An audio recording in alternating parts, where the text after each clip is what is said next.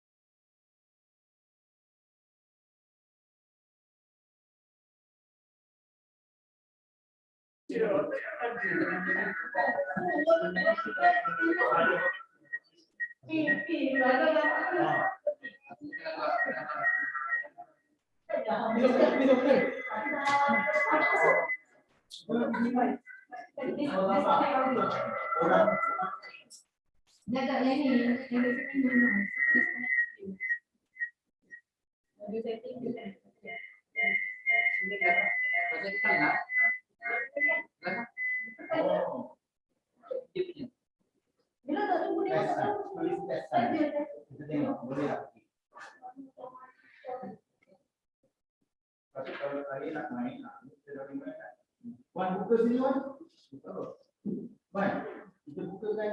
Buka apa? Buka file yang kita nak mainkan. Saya siap buka, klik video. Okey, share kan? Share. Tapi bila Wan tidak share, soalan akan keluar. Kita kena setting dia. Buka file nanti dia tu dekat desktop. Tolong mute. Ambil application. Jangan nanti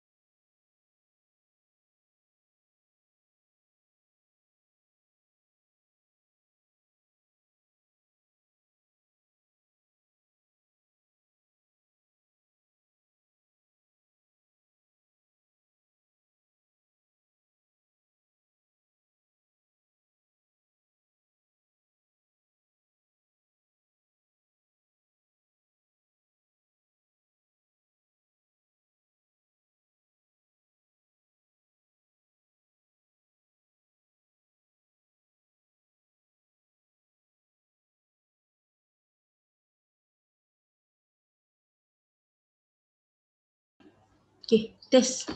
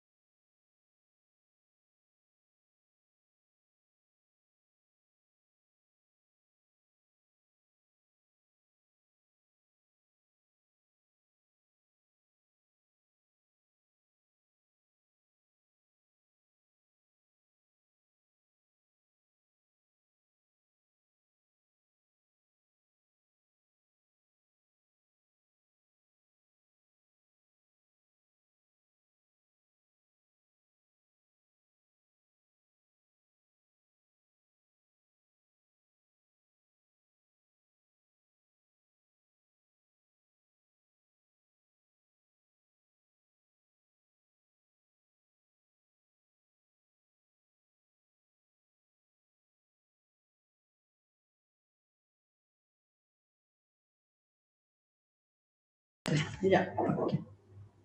Okay. Hi, good morning, everyone. Welcome to the International Webinar and Showcase on Malaysian Sustainable Projects 2021.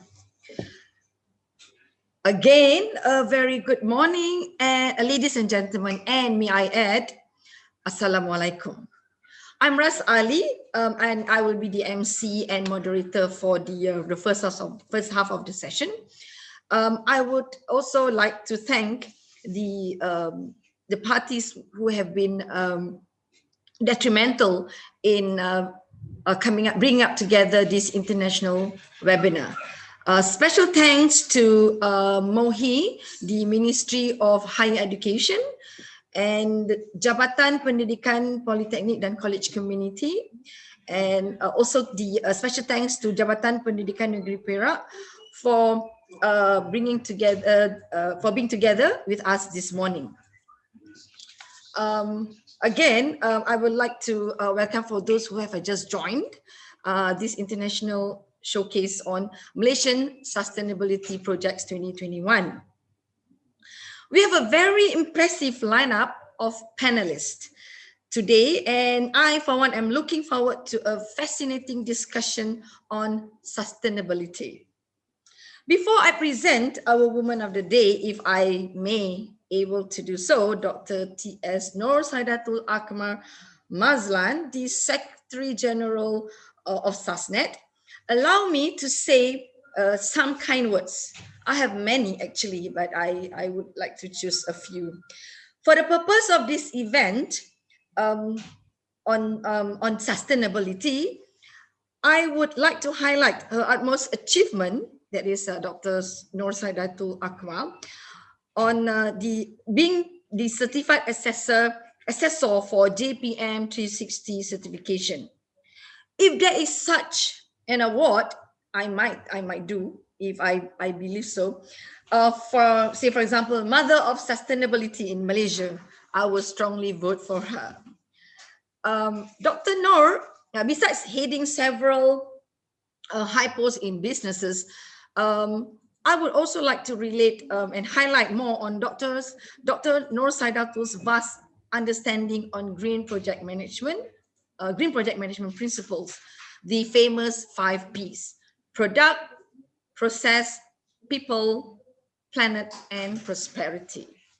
Now, those lead her to speak at many forums and conferences on green project management, especially on the implementation, developing CSR program under her founded association, Sustainable Business Network Association Malaysia, or more commonly known as SASNet. Now, let's hear, before I hear it from the from Dr. Nur, may I have the screen for our supporting organizations? These are the agencies and parties, executives, individuals who have actually worked very hard for the past few weeks into making this event what you're seeing right now. Can I have the main thing?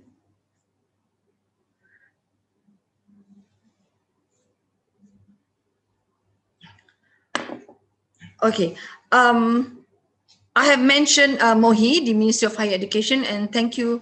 I would like to express my special thanks to MOHI, Politeknik Malaysia as well, Kementerian Pendidikan Malaysia, Jabatan Pendidikan Negeri Perak, UN Global Compact, Malaysian Society for Engineering and Technology, MySET, the National Education for Sustainability Development World Group, International Islamic University of Malaysia, GPM, the Driving Sustainable Change, ADAP, which is the Association for Digital Asset and Blockchain, Green Growth Asia.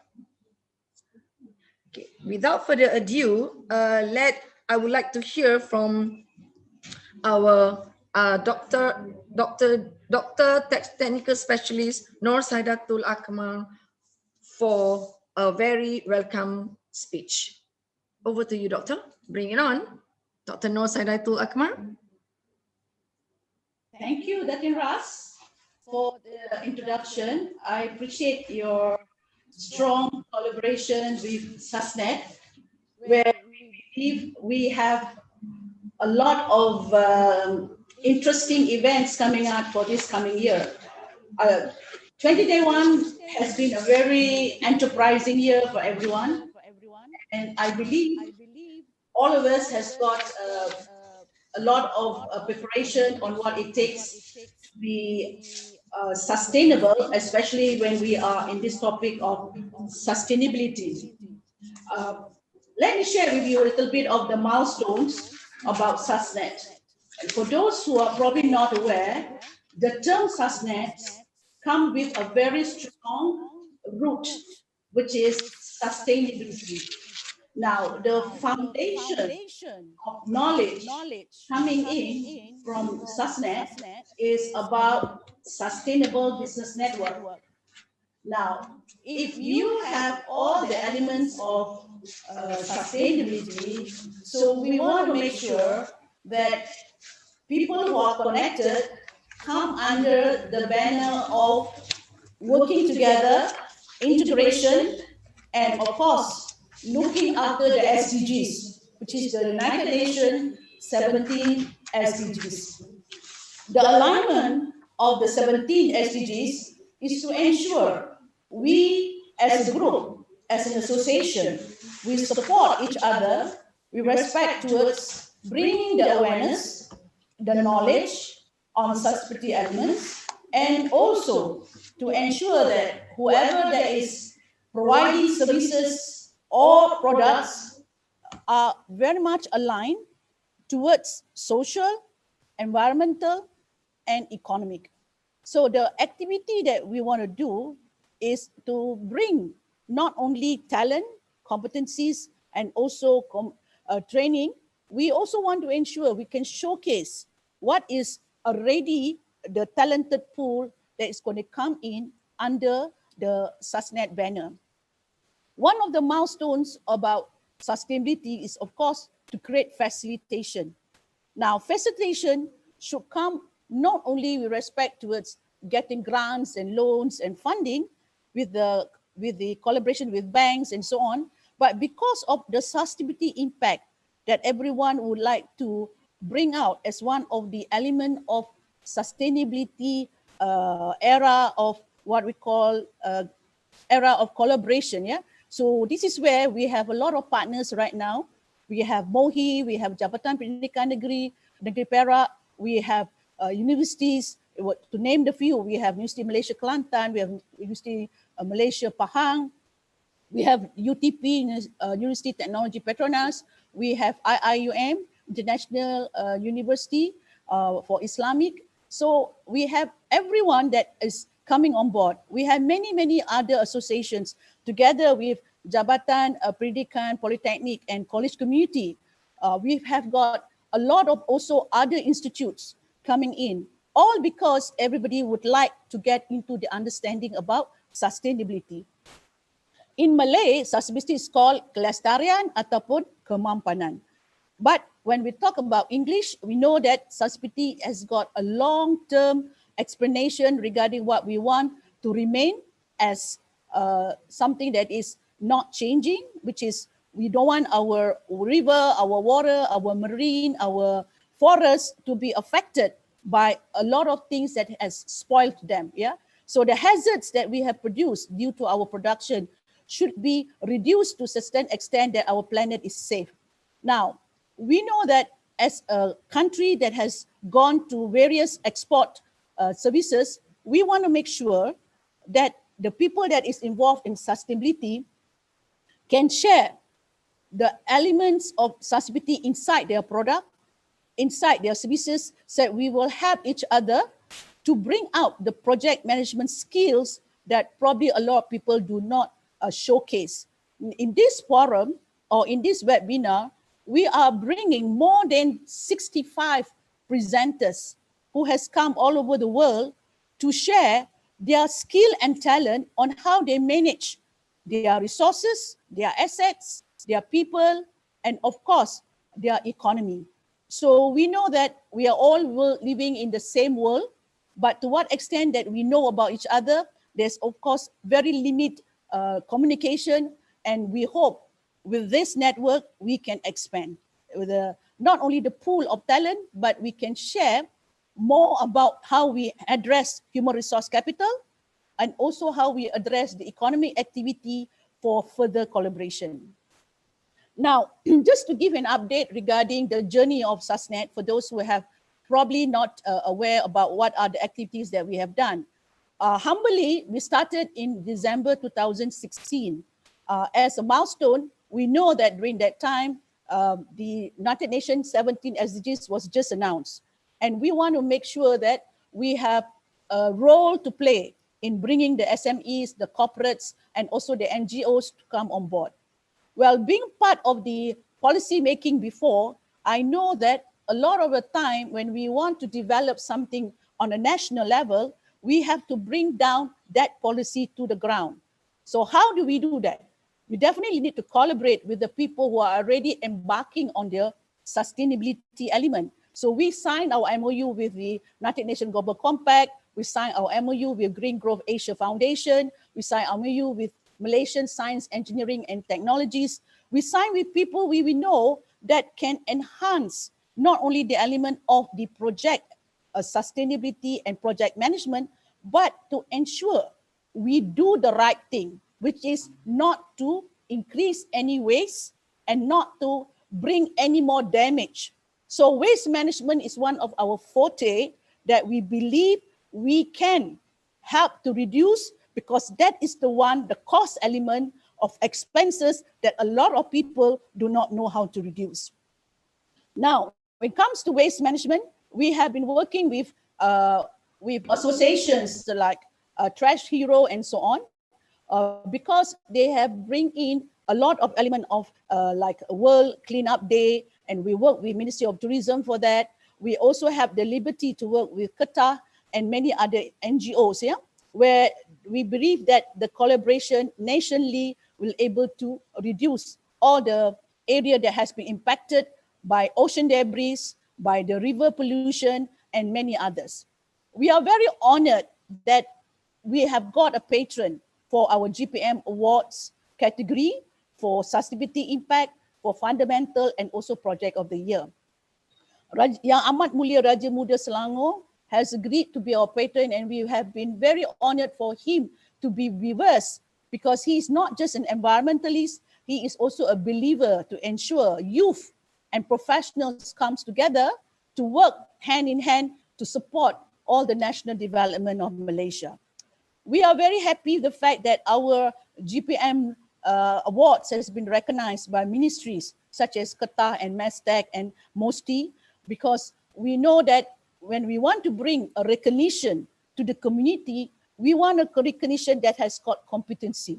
And this is one of the role that we want to do, to make sure that competency is inside the standard operating procedure of any community that wants to do a project.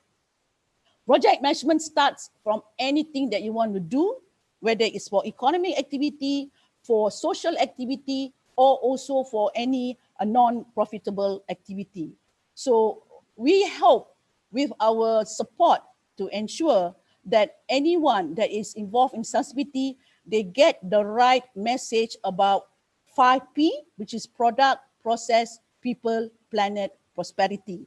Because we believe more and more the world will get better if we have the prosperity element in place, not just to go for profitability. On the other hand, in the year 2021, now that we have reached a bigger milestone, we have able to bring in the pool of talent that have got recognition in last year's 2020 GPM Recognition Award, where today is the day where we launch something very historical.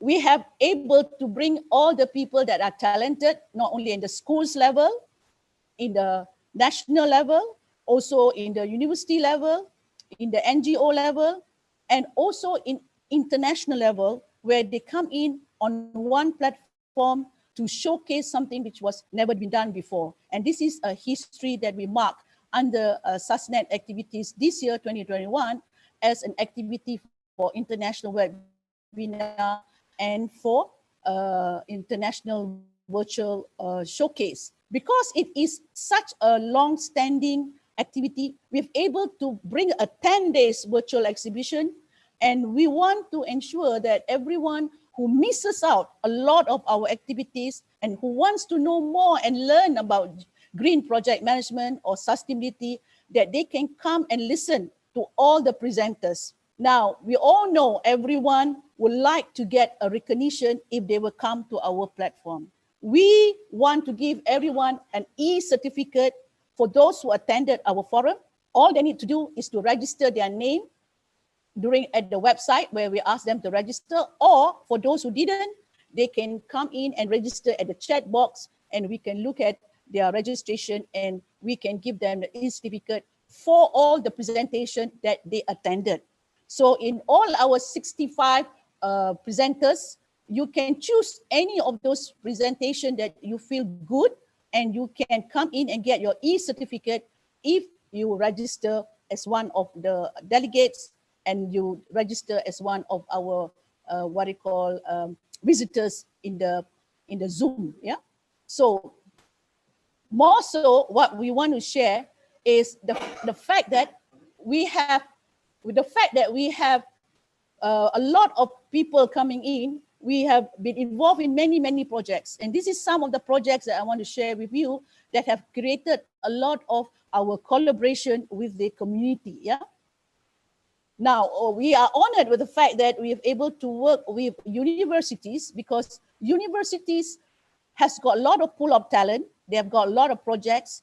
We come in to assess their projects, and for those who are qualified, we let them become part of our Sustainability Impact Recognition Awards, for them to feel good that whatever they learn in the university, they're able to showcase that in our platform. Yeah.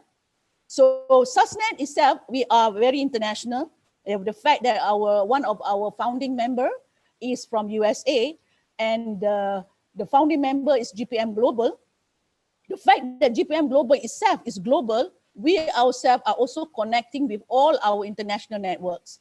So if any one of you who is a member of SUSNET, you are able to connect to many other SUSNET members who are all over the world. Yeah, it comes from Kenya, who's representing East Africa. We have Indonesia, Saudi Arabia, Kazakhstan, and Uzbekistan. We have Nigeria covering West Africa, Singapore, Jordan, India, Pakistan, Sudan, Australia and New Zealand, Bahrain, Kuwait, and Mauritius. So if you want to be part of us, we are very much in a journey of sustainability roadmap. We know that we are all in collaboration with many parties. We want to make sure that for those who are already contributor towards sustainability, we want to showcase them. We want them to get recognized. We want to show that they have got the competency and that they should be confident to showcase what they have learned, either in the schools, in their programs, in their training, or whatever. The learning science is to integrate. If you're able to integrate and you're able to align with the 17 SDGs, plus you're able to understand what it takes to protect the environment and to give more to the community, there is a lot of prosperity that you can build on, not only for your brand and reputation, but in terms of your holistic element towards contribution. Now, SUSNET being part of the collaboration of many players, we're very happy today, as announced by the MC, that we have worked with many people around the world who wants to support not only the local community, but also the international community. We are here to join hands, and we hope for all the presenters that have participated in this forum can open up their communication channel to all the visitors and the delegates. We have our B2B meeting for all the exhibitors to meet with the delegates. We have the speaker profile session. You can look at all the speaker profile and you can connect with any of the speakers. We are an open platform. If you believe in open source, we are an open source platform. Everyone can connect with anyone. because we believe in connection, we believe in sharing knowledge, because knowledge is not a commodity. Knowledge is an asset that brings in quality. So here are some of the lineups that come in from JPPKK, the Jabatan Pendidikan, Polytechnic and College Committee. They have been tremendously supportive for such an event like this.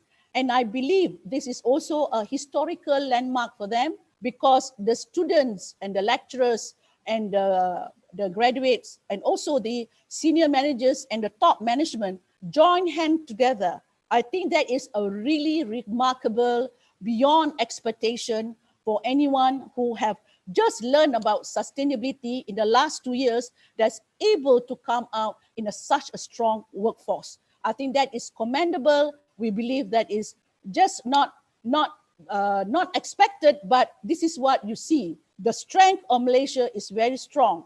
It's up to us to how to deliver it to the community.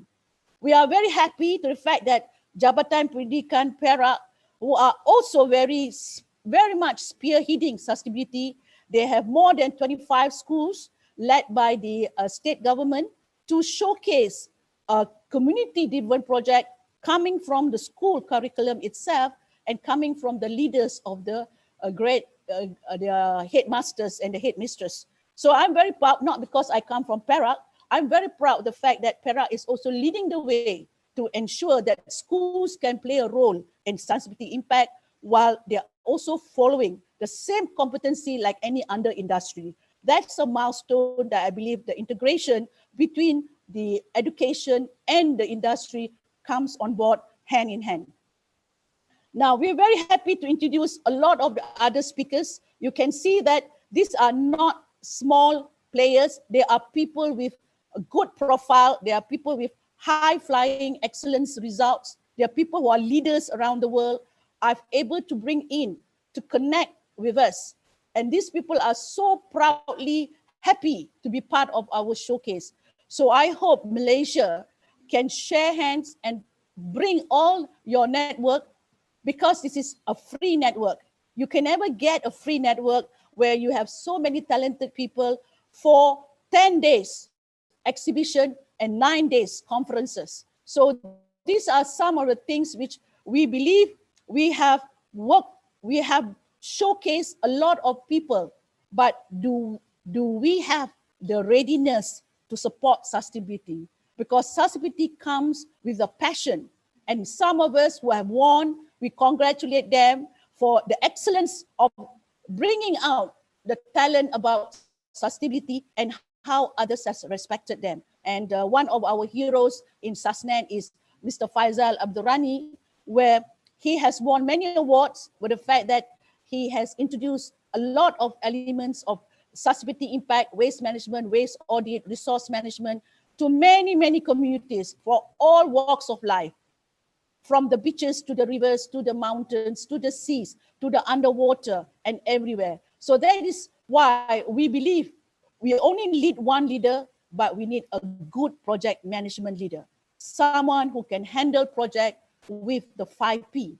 And we hope more and more people that is coming on board come in with the holistic view of supporting national development and also community development that covers not only Malaysia, not only ASEAN, but also the rest of the other parts of the world. So that, MC, I would like to thank for the opportunity that you gave to me. I would like to pass back to you as the MC for the day.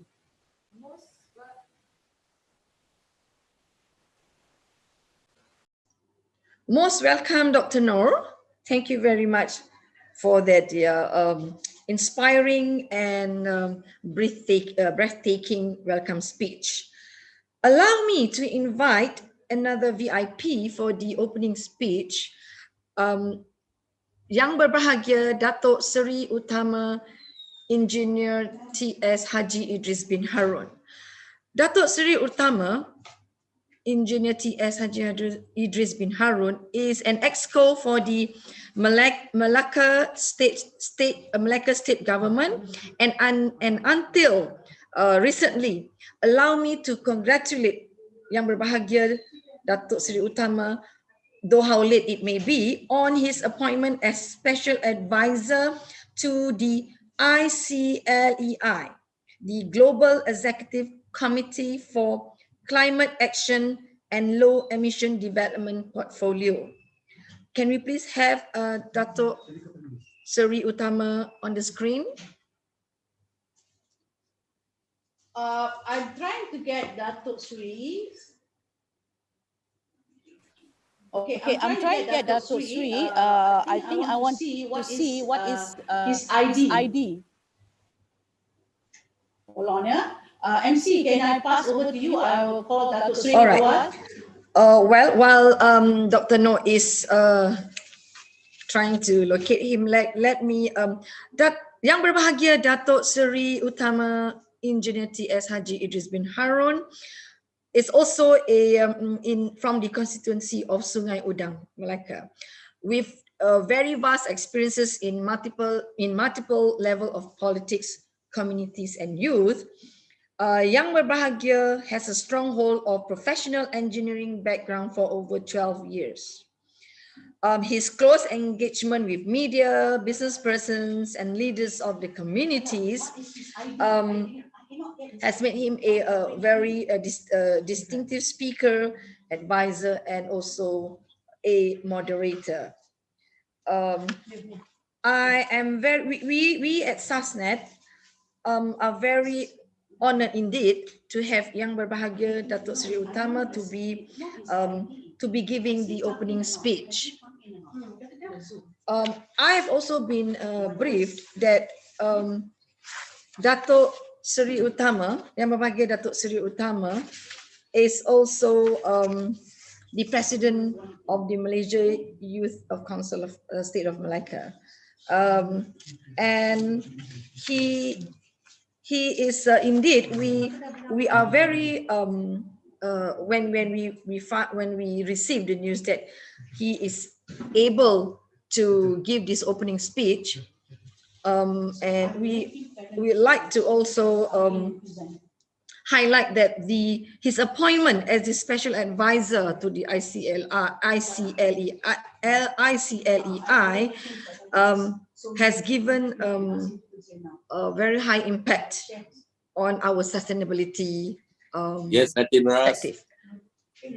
Hi Datuk, Assalamualaikum Datuk. Waalaikumsalam. I'm glad that you can be on board. Yeah.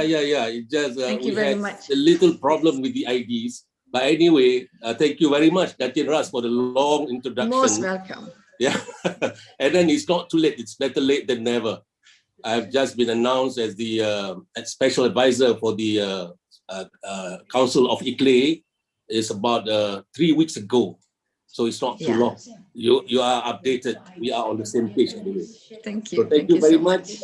I am very well inspired with the previous speaker, and we know that we have a very long and winding roads to look forward. It's about the change of the mindsets of the people of Malaysia, especially to experience a better and brighter world. Inshallah, as much as I can do with the little post that I'm having in Malacca here, I would like to first and foremost to extend my highest appreciation and utmost gratitude to the SASNET, to the Sustainable Business Network Association of Malaysia, for especially inviting me to be part and parcel of your big picture. Thank you very much, Datin Ras, and all the committee members. Secondly, I would like to also convey my thanks to none other than my good friend, Mr. Balamugoran Radhakrishnan. He is the CEO of Green Growth Asia for successfully in persuading me, or rather convince me to join this distinctive event. Ladies and gentlemen, Datin Ras, I would like to share a few of our sustainable initiatives towards climate resilience in Malacca especially. Before I dwell further, let me briefly introduce you, or you might know Malacca well, but I would like you all to be induced with the state of Malacca. As you all know that we are a unique global tourist destination, and we are being recognized as a developed state by the OECD, the Organization for the Economic Cooperation Development, in the year 2010. To be exact, it was on 20th of October in the year 2010. And we also recognized as the one of the UNESCO World Heritage Sites in the year 2008. And we are also known as the fifth, number 5 world trendiest holiday destination. It was recommended by the British Post and among the top 10 best Asia tourist destination in 2017. And this is acknowledged by the Lonely Planet along with other nations like Japan, Kazakhstan, China, India, and Sri Lanka. So I hope, Datin Raz, you are with me. Are we on the same page, Datin? Yeah, thank you very much. We are a small city. Yeah, we are small, but we are slightly bigger than Singapore. We are a small city state which covers an area just 1,650 square kilometers. And we have 3 administrative districts and 4 local authorities, and one is coming soon. Another administrative district is coming soon, about 2 or 3 years from now. Our population, slightly less than 1 million, is about 950,000 now, with the gross domestic product per capita is about USD 10,000, and our employment rate, our unemployment rate stays at 0.7%, and the poverty rate still as low as 0.1%, despite the pandemic of COVID-19. So, Datin Raz, our greenhouse gas emission for 2014 baseline stays at 4.3 million ton CO2, 62.8% contributed from industries and building, while 27.7% from transportation. And as you know that our state, located in a coastal area, is located on the west peninsula of Malaysia, and it is a subject to a sea level rise and coastal erosion as well. Tourism industry is one of our largest contributor to the state economy. And in the year 2010, we have clocked more than 17 million, and it was recorded right before the pandemic in 2019. Our visitors that has come to Malacca, the numbers of visitors that have come to Malacca has clocked to 18.5 million. So Datin Raz and friends, the numbers keep growing annually and has drawn a massive traffic congestion within the city and other issues of sustainability. And apart from tourism, Malacca has always been an attractive and preferred investment destination by all the foreign international investors.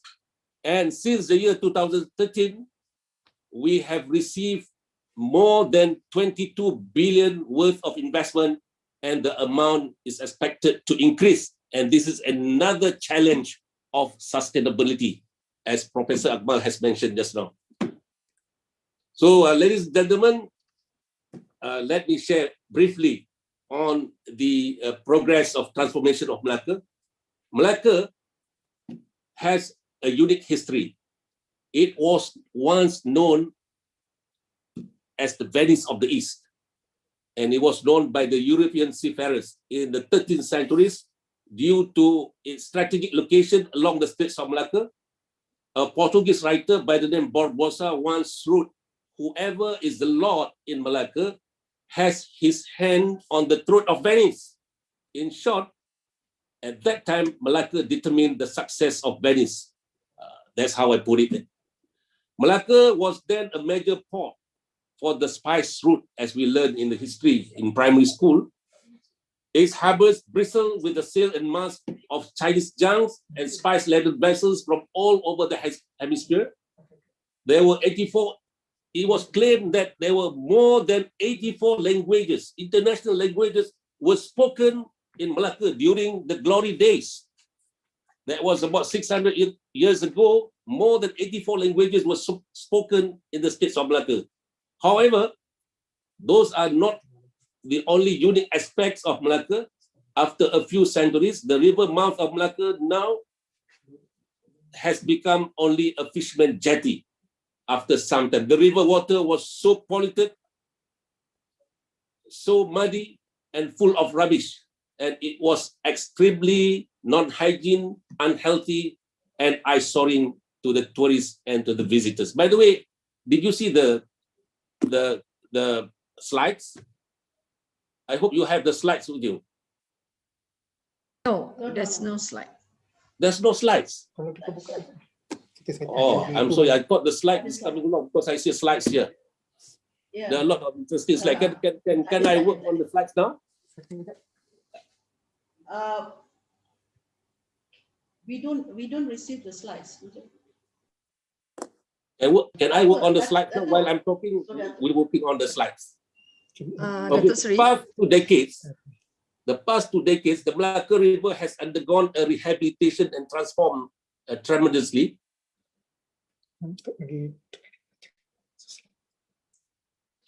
Saya pakai telefon kan, sementara saya cakap kat telefon, you work on the slides. Okay, can I do it again? The past 2 decades, the Malacca River has undergone a rehabilitation and transformed tremendously. There are now stunning landscapes and attract the attention of tourists of the river cruise boats. And we have turned the historical river to be a lucrative and one of the major tourist attractions today. We receive a staggering of 1.2 to 1.5 million tourists annually cruising along the river of Malacca. And now we have a famous tagline saying that visiting Malacca is incomplete without cruising the Malacca River. Maknanya lawat Malacca tak lengkap kalau tak lawat Sungai Malacca.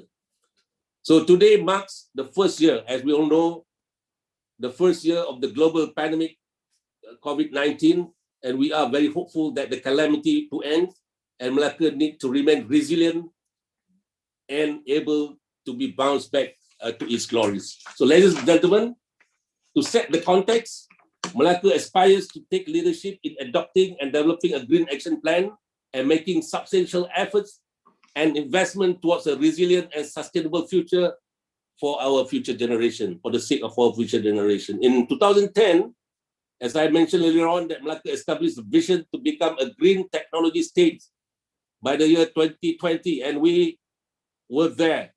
This commitment was inspired by the pledge made by the Prime Minister during the United Nations Framework for Climate Change, that is in the Conference of Party in the COP15 in Copenhagen in Denmark, 2009.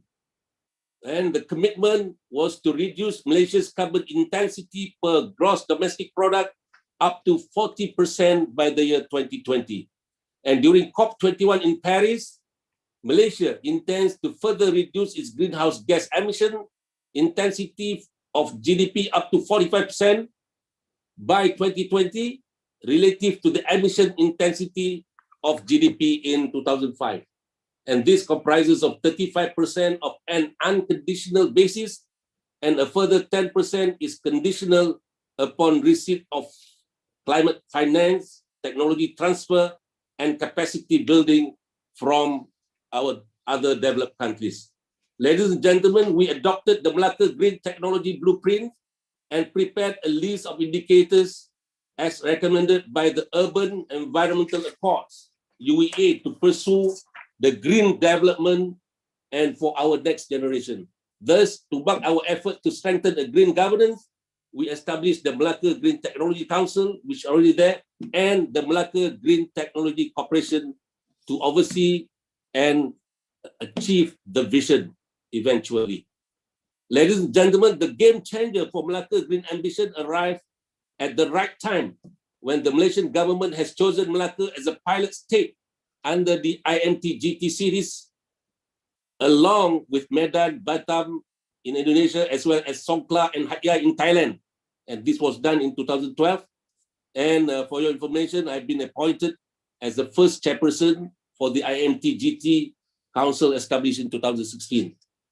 And this is another thing, the GCAP, with the collaboration of Center of INGT Sub-Regional Cooperation and Asian Development Bank, the Green City Action Plan, GCAP in short, was established in 2014.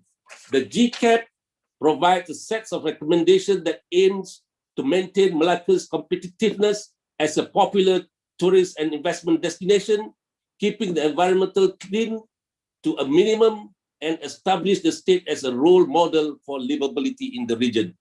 The GCAP covers 6 trust areas.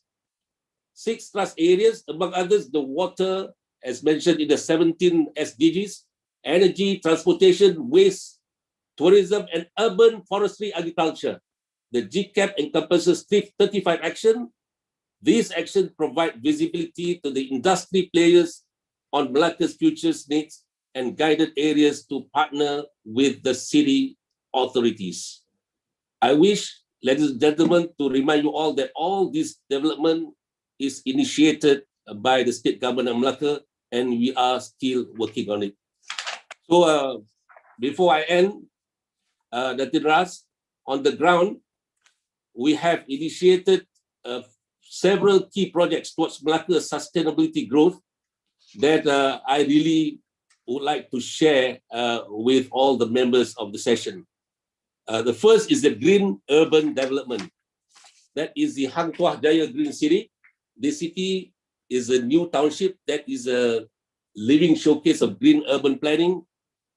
For the future, we have one project working together with other cities within ASEAN that so-called this urban forestation, and it's located in Sungai Putat, Hang Tuah Jaya.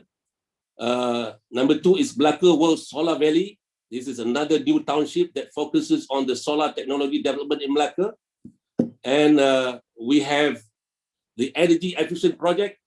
This development is working together with the Danish solution for the energy efficiency program with an aim to save energy. Oh, now you can see this.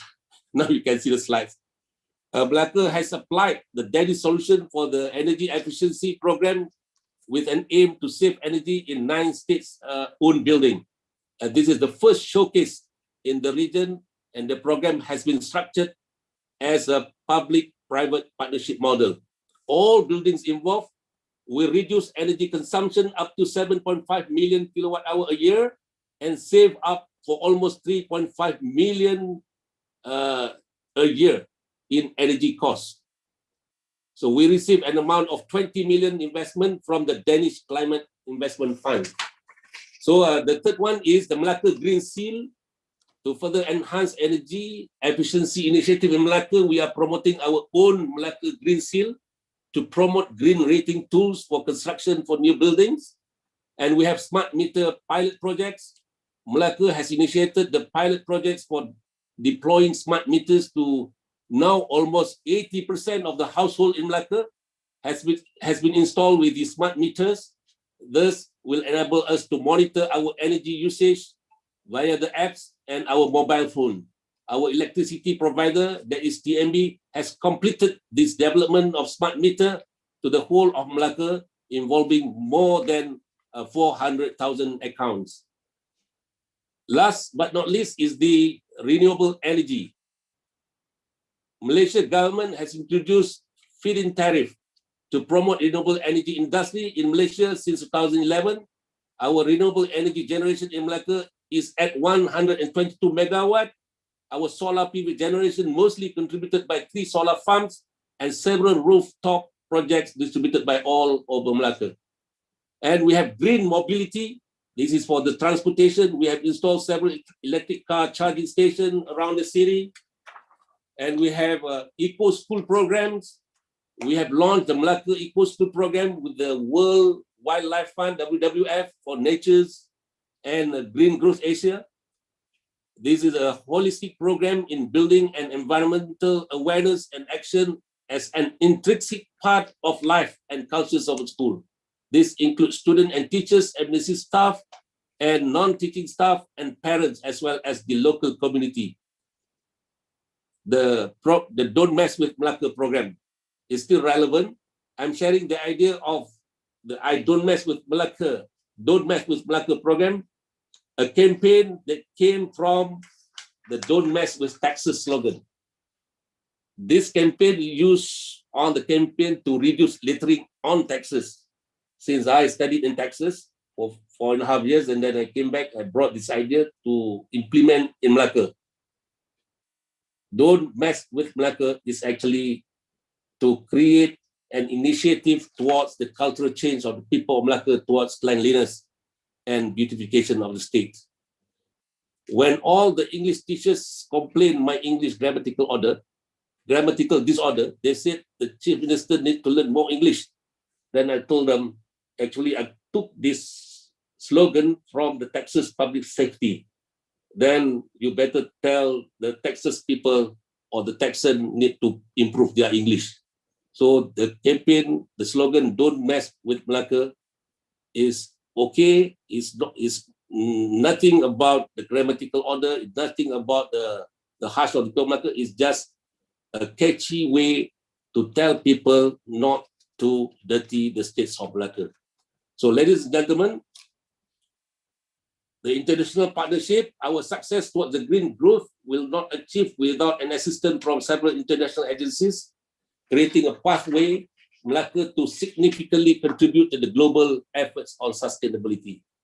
So I would like to take this opportunity to express my gratitude to ADB, the Asian Development Bank, to the Danish Energy Unit, and to all Malaysian counterparts who have collaboratively and tirelessly worked with the state government of Malacca to make sure the state is always in a sustainable mode. Ladies and gentlemen, we have also worked things out with the ICLE, which I am also the special advisor. We are glad to inform you that Malacca is also being enlisted in the 100 Resilient City program by the Rockefeller Foundation. All cities involved will act as global ambassadors for urban sustainability planning with tangible benefits at both local and global level. A chief resilient officer is hired at the state level to develop the city resilience strategy and facilitate climate mitigation and adaptation programs. Malacca has been selected by the UK Prosperity Fund, the Future Cities program involving the green transportation, Malacca Green Bus Network Implementation Plan, and Heritage Area Integrated Mobility Plan. And this project involved pilot projects of pedestrianized heritage zone, capacity building program, and social, environment, and economic impact assessment and monitoring framework. So there are so many things taking places in Malacca related to sustainability.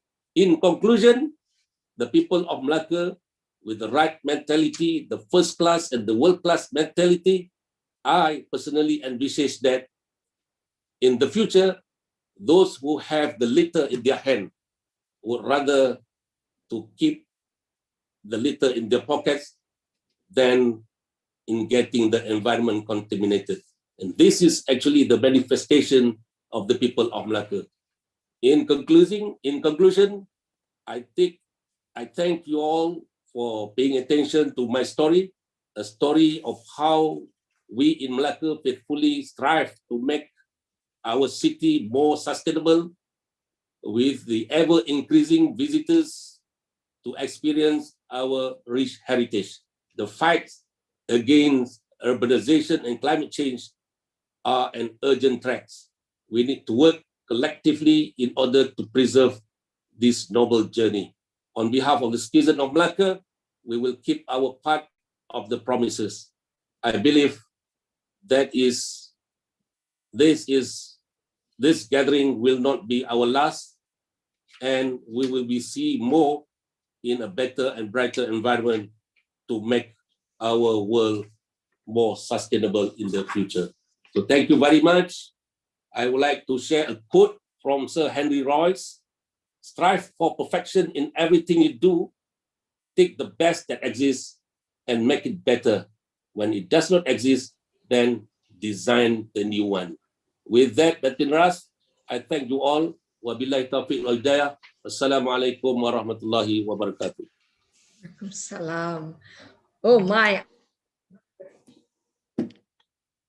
I better don't mess with you, Datuk Sri. Okay, thank you. I wouldn't want to mess with you. I don't mind messing Malacca, but not you. Okay. Anyway, thank you very much for that. Thank you very much for that interesting and impressive slides. It wasn't too late. The slides are impressive and I can't wait to actually waiting for the border to open to interstate travel to actually go to Malacca, especially the Jonker Street. Yeah. Okay, thank you again. And congratulations, Malacca, for the interesting programs. And thanks to you. Well, I will allow me to invite another individual, T.S. Zainab binti Ahmad, our next speaker for the opening speech. If she is on board, I would like to say Assalamualaikum and still a very good morning to her. T.S. Zainab Ahmad is the Director General, Department of Polytechnic and Community College Education, DPCCE, in the Ministry of Higher Education, Malaysia. She holds a degree in electronics and electrical engineering from Library University, and she is also the while DPCC is Malaysia's largest TVET provider, with 36 polytechnics and 104 community colleges nationwide. If she is here, I would like to be able to see her image on the screen. T.S. Zainab Ahmad, if I may welcome you and bring you on screen.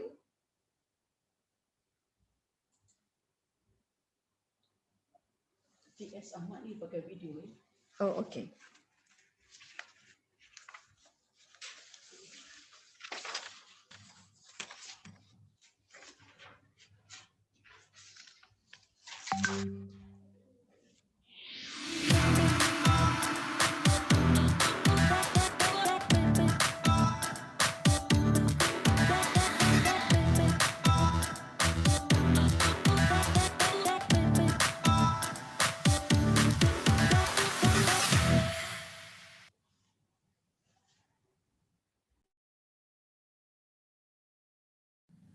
Bismillahirrahmanirrahim.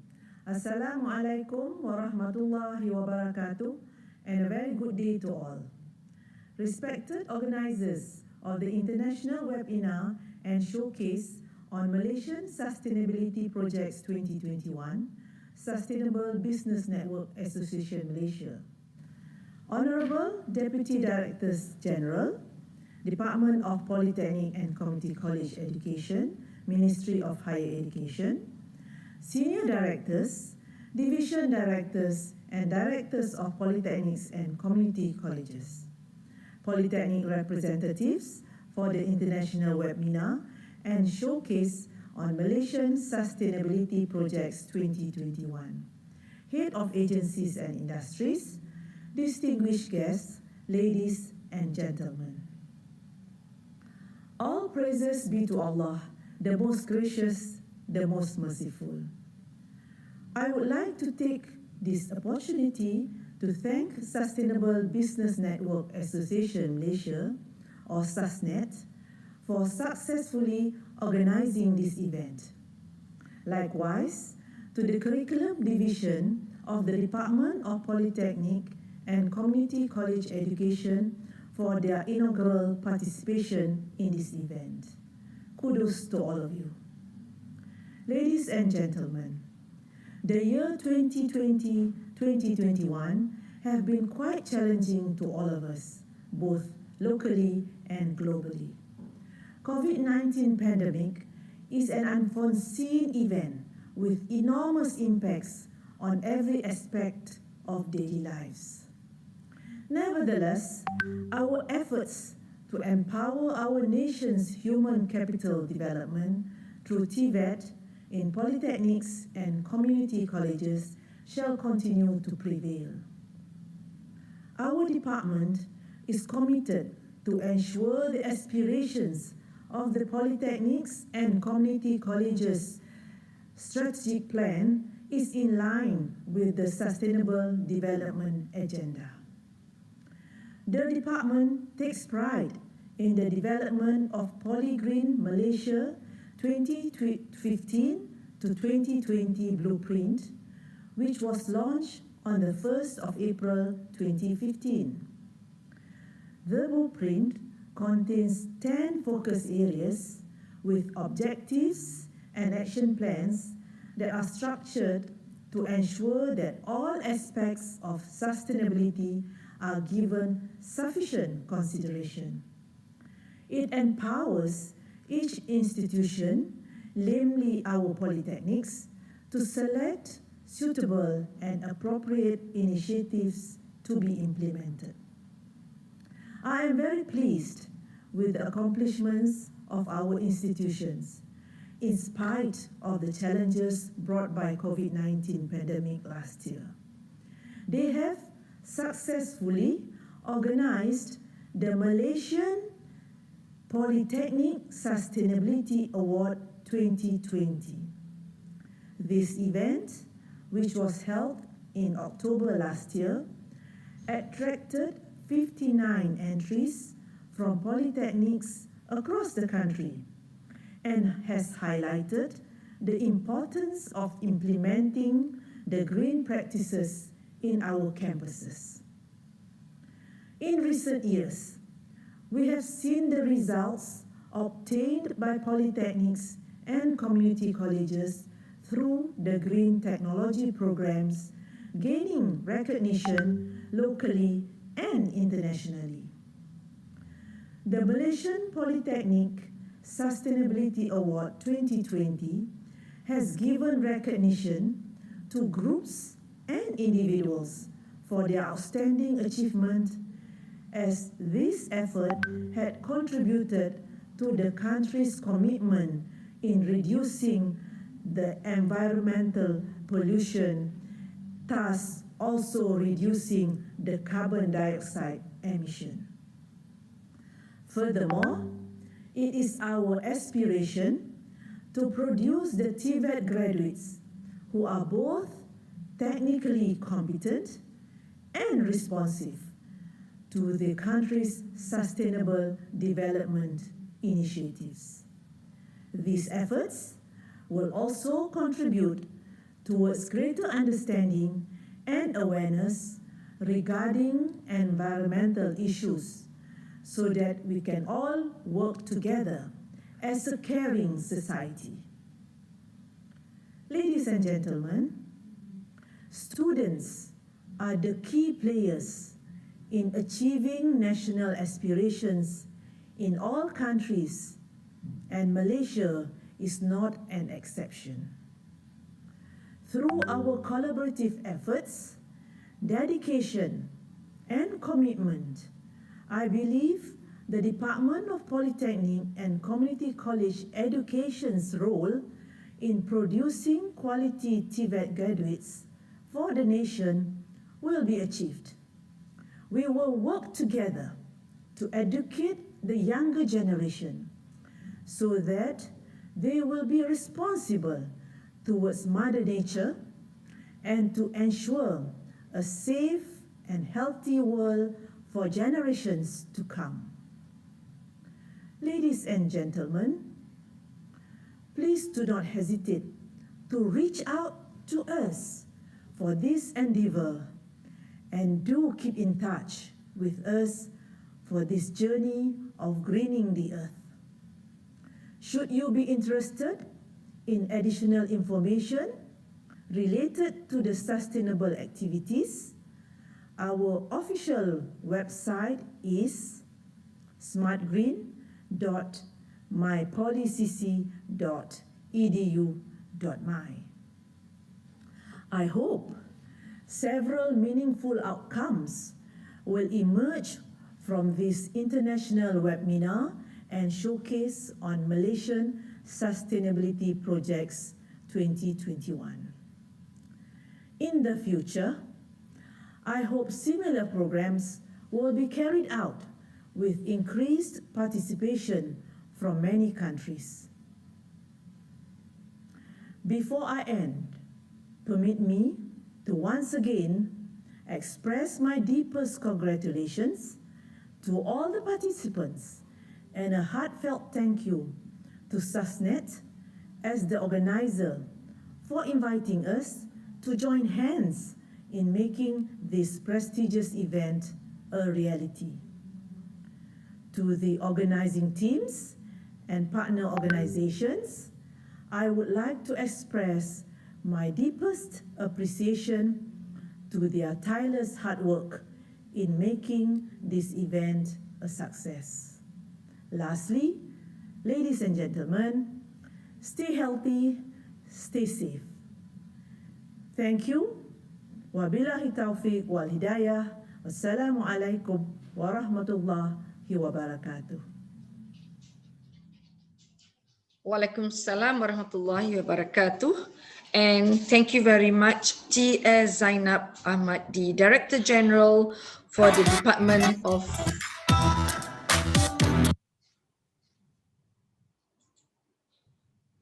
Yes. Yeah. Thanks again, T.S. Zainab Ahmad, the Director General for the Department of Polytechnic and Community College, DPCCE, Ministry of Higher Education, MOHI.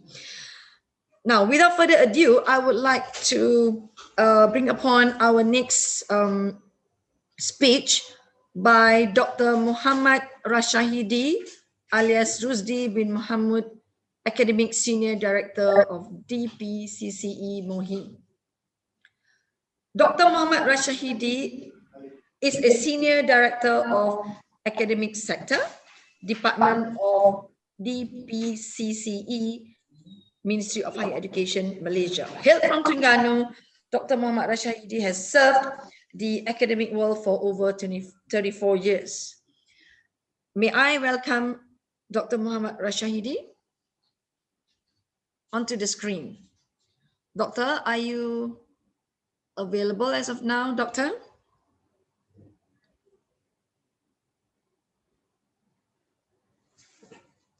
At the age of 60, Dr.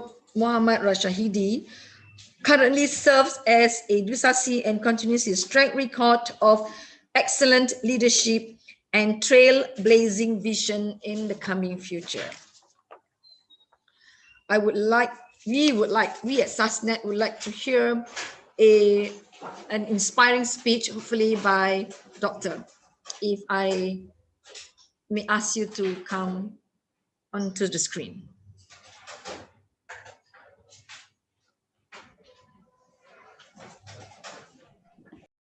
Morning. Morning. Good morning. Good morning, Doctor. We will play the video for the montage first before Dr. Rashidi gives his speech. Okay. Please bring it on. Bring it on, Thank you. Doctor. Yes, thank you very much.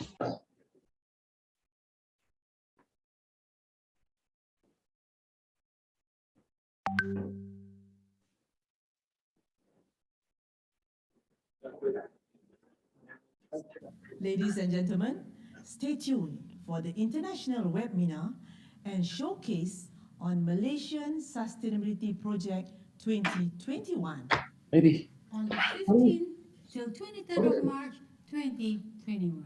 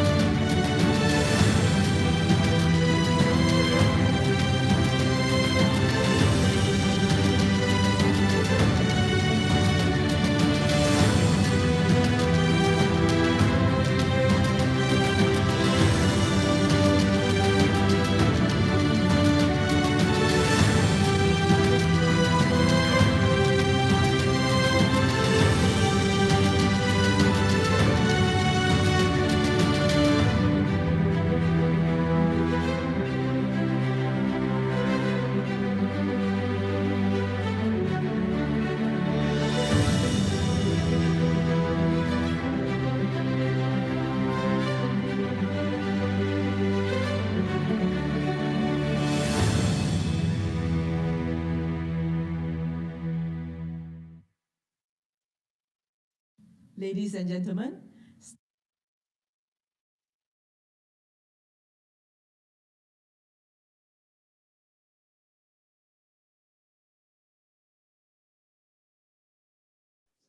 Now,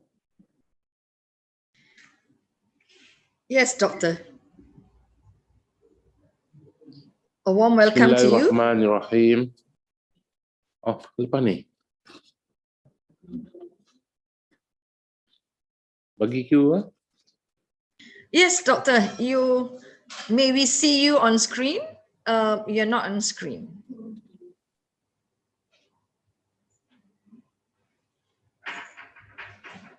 Yes, we have watched that very interesting video on screen. Now we would like to have you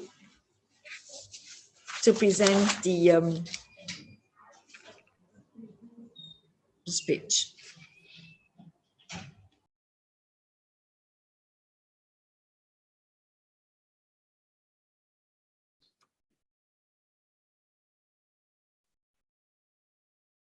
Dia punya sound tak berapa ni. It's loud and clear here. Doc, carry on.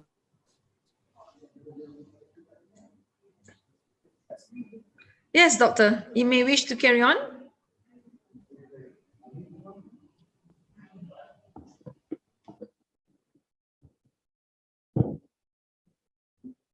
Bagi Q.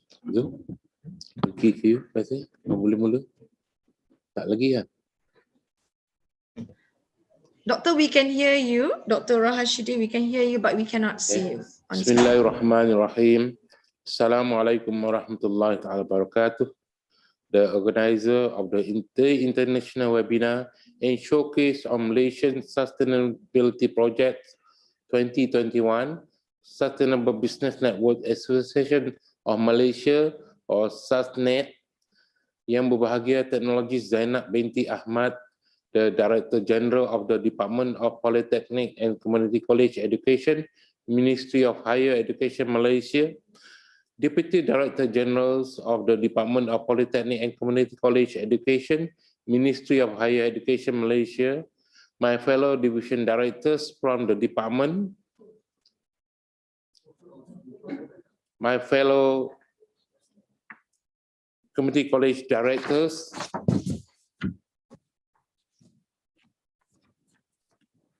representative from our 15 participating polytechnics in this year's international webinar and showcase on Malaysian Sustainability Project 2021, all heads of agencies and industrial partners. Ladies and gentlemen, good morning and good day to all of you. First of all, I would like to congratulate and express my appreciation to the Agricultural Technology Unit of our curriculum division of this department and to all of the 15 polytechnics for taking part in the international webinar and showcase on Malaysian Sustainability Project 2021. Also, I would like to thank the organizer, Sustainable Business Network Association of Malaysia or SUSNET, for giving us the chance and the opportunity to be a part of this year's internationally recognized program. It is a great experience for us to participate in this year's program as it symbolizes a very important department's agenda and commitment in adopting the culture of sustainability among our people. For your information, a total of 16 projects will be showcased in this year's event. One project is from the department itself, and the other 15 projects are from the Malaysian Polytechnics. These 15 projects are as follows. First, the Green Curriculum Project from the Department of Polytechnic and Community College Education. The second one is from Polytechnic Limau Melaka, the Special Green Project. The Go Green Landscaping Project from Polytechnic Balik Pulau, the Hybrid Environment Break or HEB project from Polytechnic Sultan Idris Shah, the Sustainable Way Recycling Used Cooking Oil project from Polytechnic Sultan Salahuddin Abdul Aziz Shah, the Controlling Electric Cutoff Using Application project from Polytechnic Goma, the application of IoT in aquaponic monitoring system project from Polytechnic Podison, the cooking gas from food waste project from Polytechnic Nilai, the high energy towards smart campus project from Polytechnic Sultan Azlan Shah, the PMJ towards carbon-free campus project from Polytechnic Mersing Johor, the intelligent certificate or ICERT project from Polytechnic Tongku Syed Sirajuddin, the kilowatt detector using IoT project from Polytechnic Ibrahim Sultan, the use of filter rainwater for wudu and fertigation project from Polytechnic Kota Baru, the sausage food from soya wastage project from Polytechnic Metro Kuantan, the development of alternative solar hybrid system project from Polytechnic Zone Syed Nasir, the Shoyumi or soybean waste dried noodle project from Polytechnic Sultan Haji Ahmad Shah. For your information, all of these projects that I just mentioned were also selected from what we call MPSA 2020 or My Polytechnic Sustainable Award Project in the year 2020 that was recently organized by our department. We organized the Malaysian Polytechnic Sustainability Project or MPSA 2020 to give recognition to polytechnics that were successful in their green practice initiative. And in recent years, many of our polytechnics and community colleges have had successes with their green technology programs. Our polytechnic and community colleges were able to gain both local and international recognition. And in fact, this is truly an achievement for us. In October last year, the Malaysian Polytechnic Sustainable Project received 59 participations. All of these participations were evaluated and judged by professional jurors that have had wide experiences in managing both local and international sustainability projects. It is our hope that the projects showcased in this year's international webinar will open up the eyes of green technology industry players as to what polytechnics and community colleges can play in their roles to help achieve a long-term sustainable development. Also, we have to ensure that this is not a one-time effort. We will continue to support this effort to ensure that all of us in the department, the polytechnic and community colleges nationwide will continuously adopt the culture of sustainability.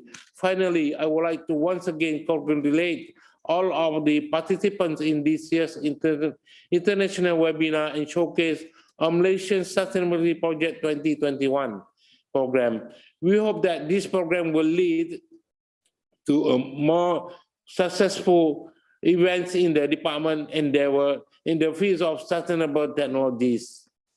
Congratulations again on your admirable efforts. Thank you.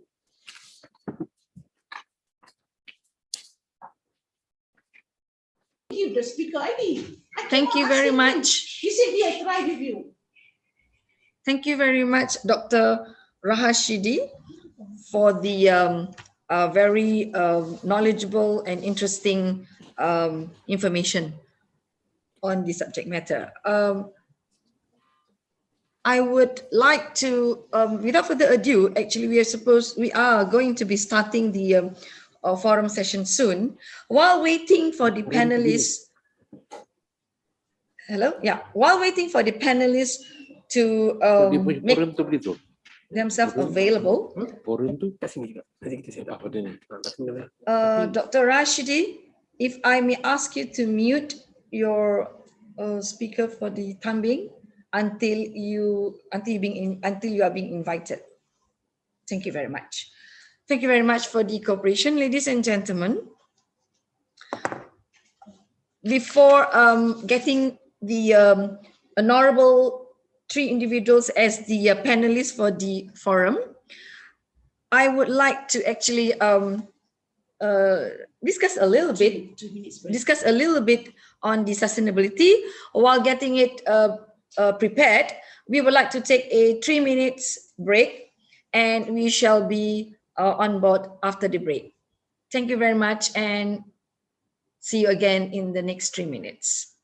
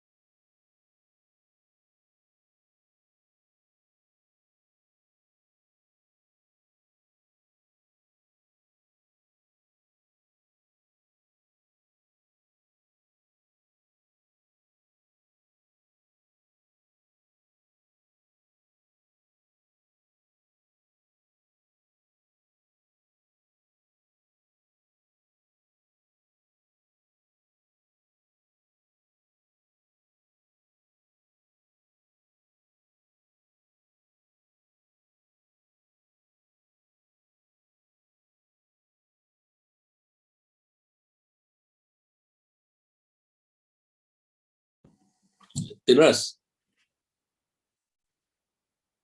Latin. Yes, I am here. Yes, we've gathered them. Yeah. We finally Idris. got them. Yep. Is it- Alhamdulillah. Idris, Yes, yes, Datuk Sri. will there be a question and answer session after this? Yes, there will be. There'll be no this after the forum. Once the panelists have spoken, we will ask them questions. Oh, okay, good. Yep. All right. Alhamdulillah, they are. Give me about like 30 seconds. We are preparing them, and we've gotten them. Alhamdulillah. Thank you.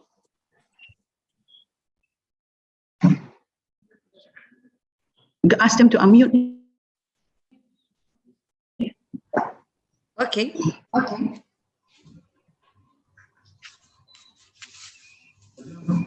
Assalamualaikum and hi everyone.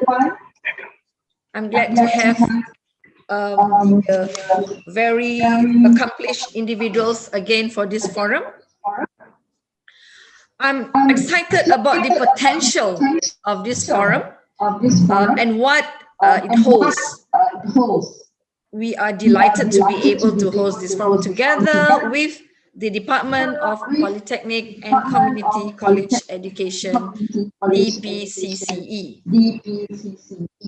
Our three panelists are from SASNET, Dr. Nur Saidatul Akmal binti Mazlan, Dr. Rashahidi from DPCCE, and T.S. Morgan from DPCCE as well.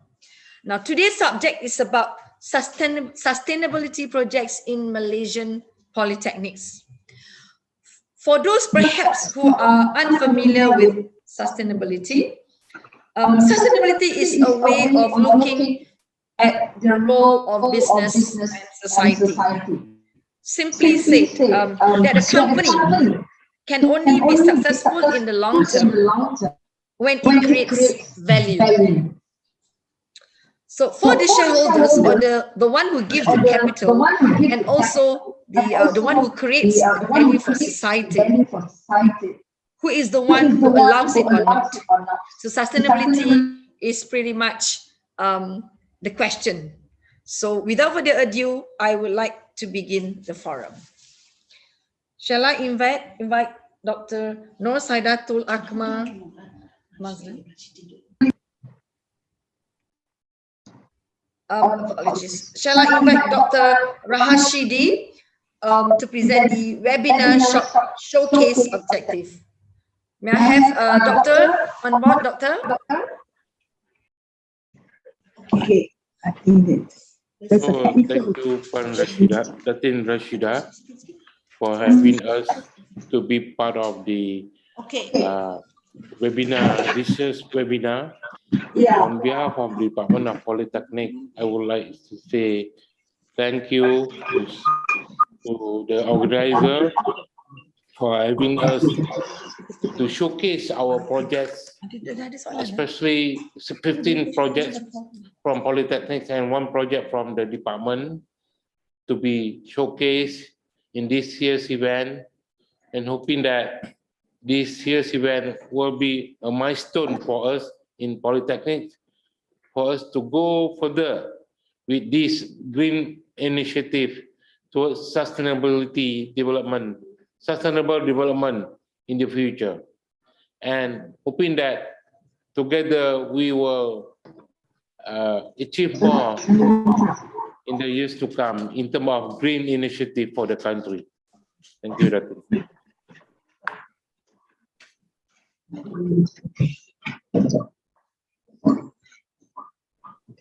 Doctor, shall I interrupt you for a while, because I would like to pose the question. To Dr. Rashidi.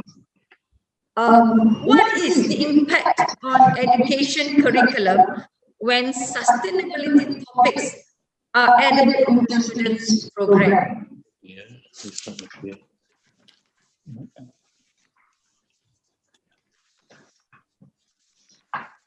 Say again, that we can't hear you. Okay. What is the impact on education curriculum when sustainability topics are added into students' program?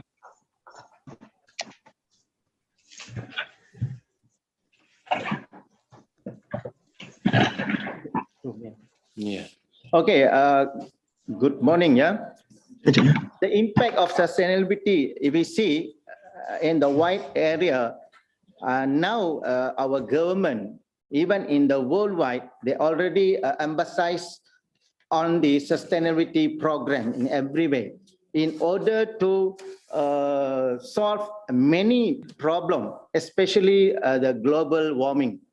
So our JPPK now, we are in the initiative to do a sustainability curriculum for all the polytechnic and to our students, so that when our students graduated, so they are able to follow at least in their daily life what are the sustainability impact. So in our curriculum, we already emphasize the sustainability elements, sustainability activity, criteria. So each one of have to follow up, and they have to practice in our daily life. So our JPPK, we call Polytechnic and Community College Department, they have come out with several activity and a blueprint in order to emphasize this sustainability program in our education. If I were to add, Datin, we aim to produce green collar workers, green collar workforce for our green economy for the future. That's the aim. This is in line with our Green TV initiative that we have embarked for the past 10 years. We are in the process of making or having our curriculum green or green curriculum fully developed into green curriculum initiative, hoping that we can achieve that. Thank you.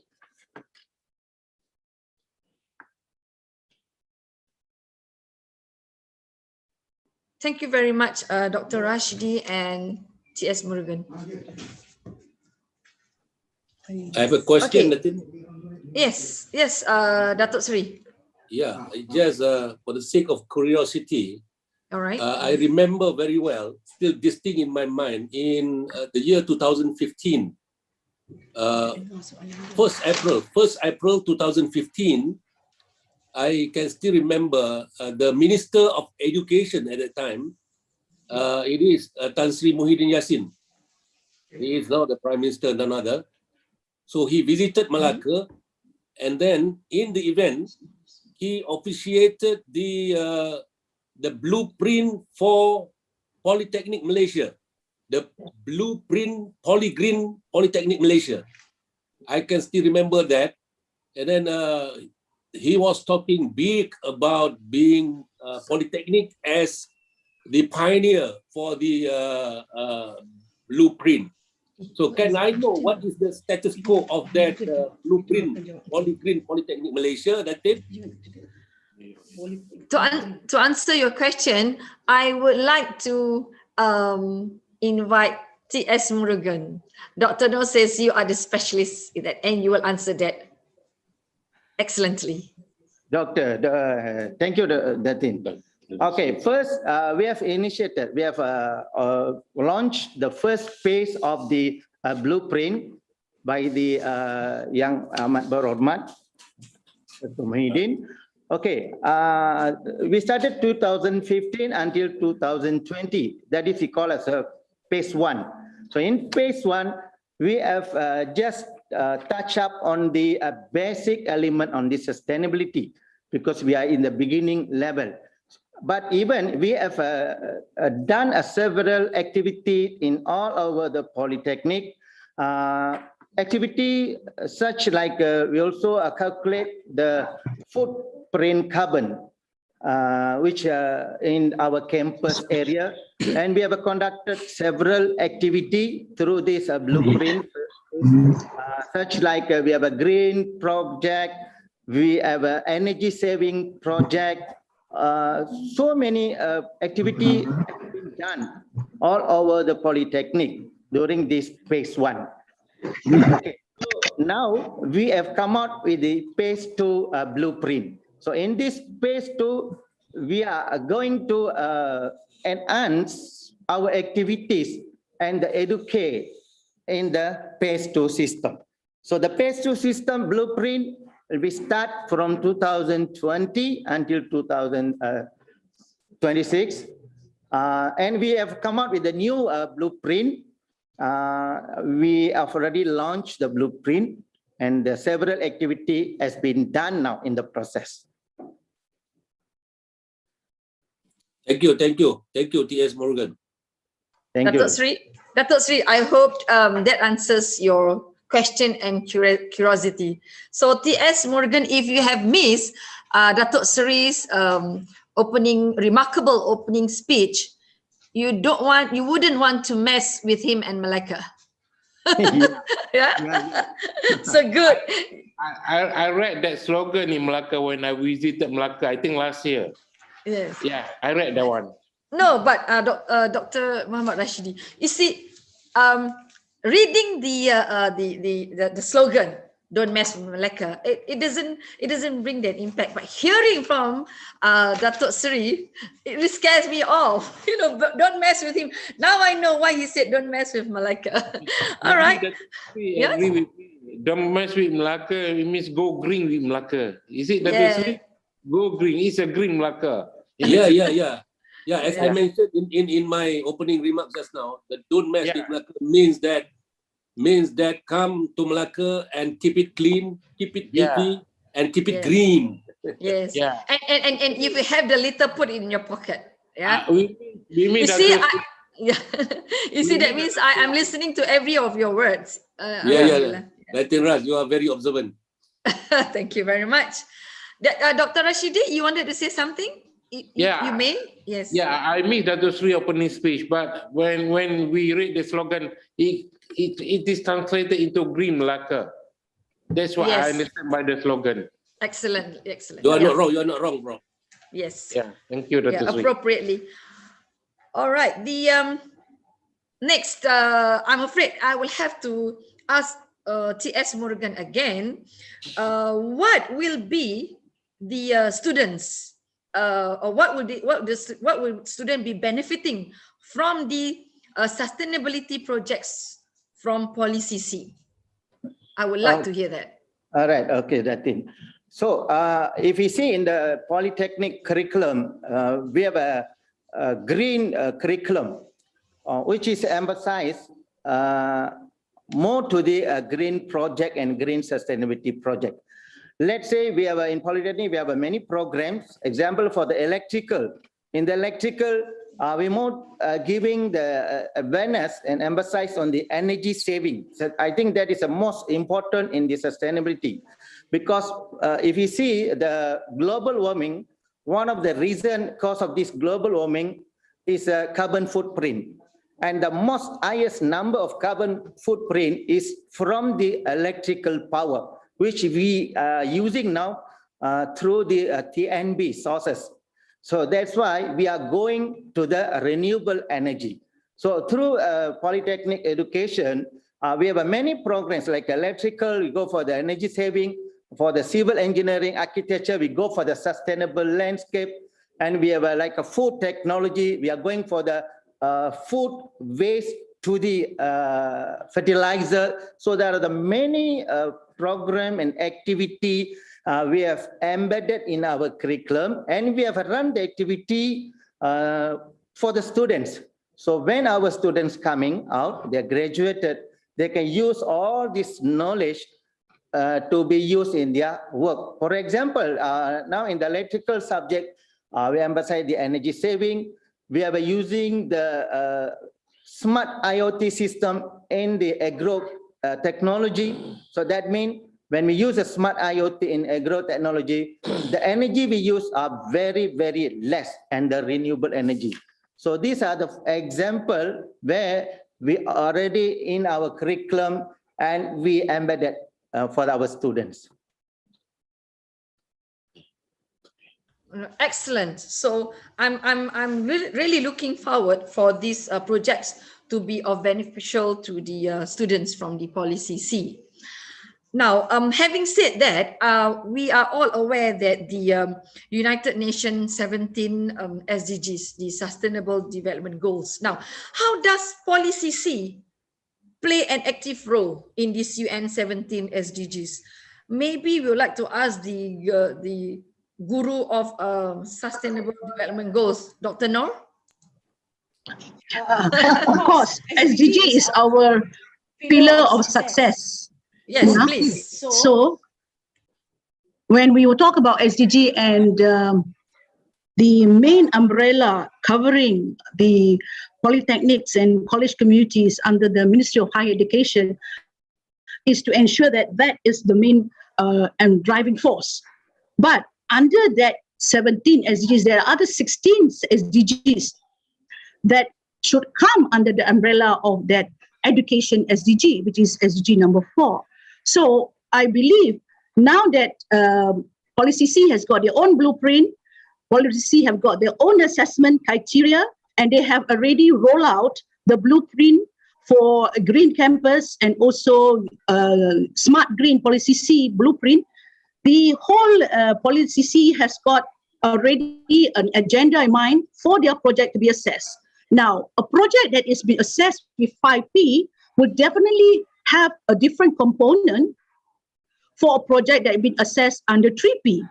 So I believe now that Policy C and the rest of their ecosystem are pushing the agenda of education as the main driving force for driving sustainability. All the other SDGs, which is zero poverty, zero hunger, good health, zero net carbon, climate change, all these will fall under the bandwidth of education. So I am very strong to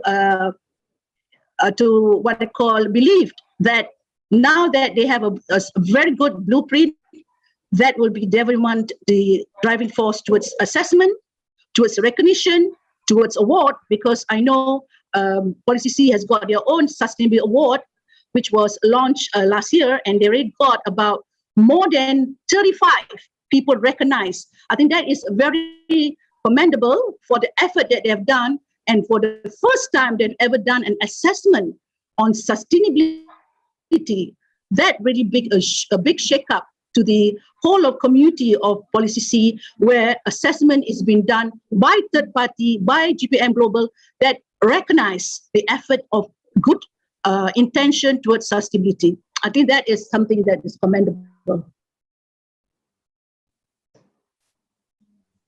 Commendable indeed, Dr. Noor. Yes, very commendable. But I'm a little bit curious. So how does this showcase that SUSNET and the Policy C help to improve the? How does this showcase help to improve Policy C role in bringing awareness to the community? Dr. Rahashidi, can you answer my curiosity on that particular awareness? Of course. First of all, we hope to give support to our nation's initiative towards sustainable development. This is one way to educate our people towards that. And indeed, yes. Yeah, this is one of the ways. Another thing is to educate our graduates on the importance of green initiative as championed by this our government, the current government or the past government, towards having sustainable growth in our development of our nation. This is one way to go about so that our resources can be sustained for a longer period of time. So when we develop our economy, we must make sure that our environment must be kept to a minimum destruction. So in a way, we have a good economic growth, but at the same time, we take care of our environment. This is one way, so that TVET, especially polytechnic and community colleges, can play its vital role in the development of our nation. Thank you. Thank you, Doctor. Ras, Yes, can I interject? yes, you The may. discussion theme, yeah, because I can see that when you mentioned about creating an awareness among Yes. the people or the society about the importance of greens towards sustainability world, Correct. I view that when we talk about awareness, at the end of the process, we will see a cultural change, as I have mentioned in my speech just now. We want to see the mindset change, and it doesn't take overnight. Indeed, yes, it cannot be. With knowledge, it Correct. has to start with the consistency in organizing programs and whatnot. And Correct. Polytechnic is our is within the structure of education of the nation. So I Correct. believe education will play a much important role. And at this juncture, the only institution in our higher academic program, which is very close to the green initiative, is just Polytechnic. So Yes. how does these Polytechnic programs or poly-CCs will drive other higher institutions like the renowned universities, so that they start to be talking, at least to be talking anything related to sustainability. So do you see any universities like, namely Malaya University, University Malaya, UKM, USM, or those high institutions are talking about sustainability? You see, this is, how do you do that? What would be the integration program between polytechnics and this university in terms of when you want to do something, some changes, you have to drive the whole system, the whole structure, not only just one polytechnic unit. Yes, integration is the word of the day. So Yeah. if I may ask Dr. Muhammad Rashidi. Wow, thank you, Dr. And thank you, Dr. Kri. That's a very hard question to answer. Okay, Challenging. but I try to answer with my best knowledge that I have. We in Polytechnic and we in the Department of Polytechnic and Community College Education, we develop our curriculum centrally.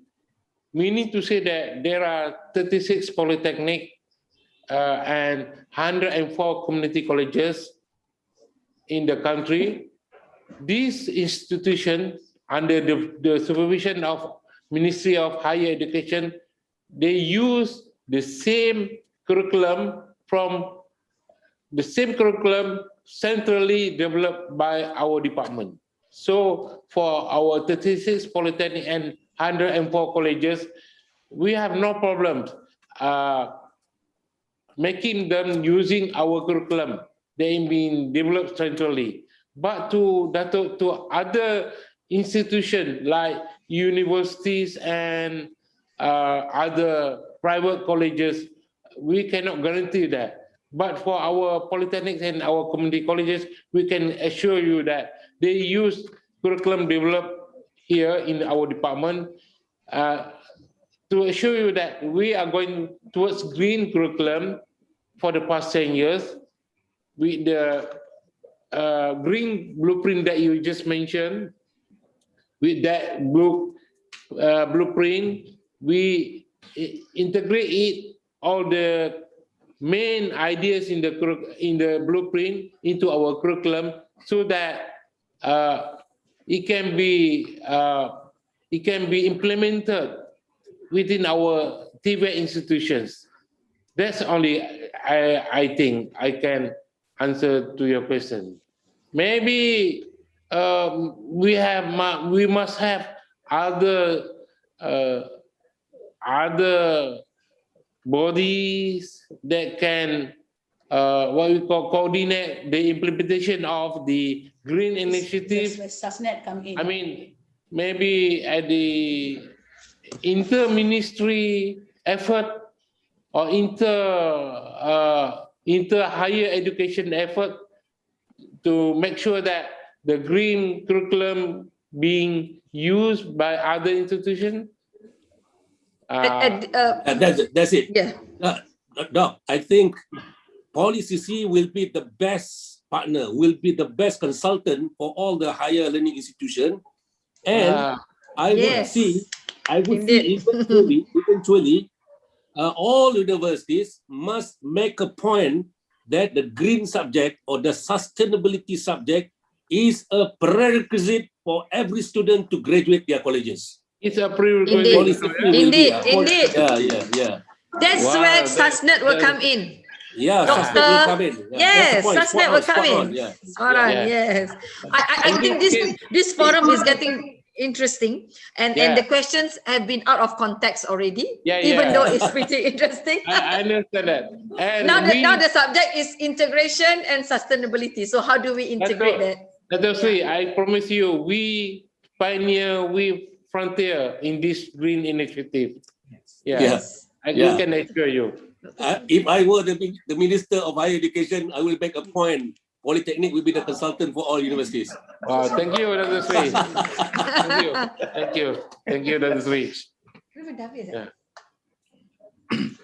Okay, I just want to let me add in. I think the fact that a lot of people know the industry is very much affected by the fact that education was not fast enough to handle sustainability education. I think the fact that PolyCC has come in and spearhead together with SASNet, we have already bring a big bridge for education sector and also other state education to come in and get assessment. Without assessment, you will not know whether you are creating the impact. So I appreciate for any institution who wants to get involved in sustainability, come forward for assessment, and we will know whether you are creating impact or you are still under the profitability zone and not in the sustainability zone. Thank you, Dr. Noor. That's a very interesting answer on the integration part. Dato Sri, yang berbagi Dato Sri Utama, I hope that answers your question on the integration. Yeah, Alhamdulillah.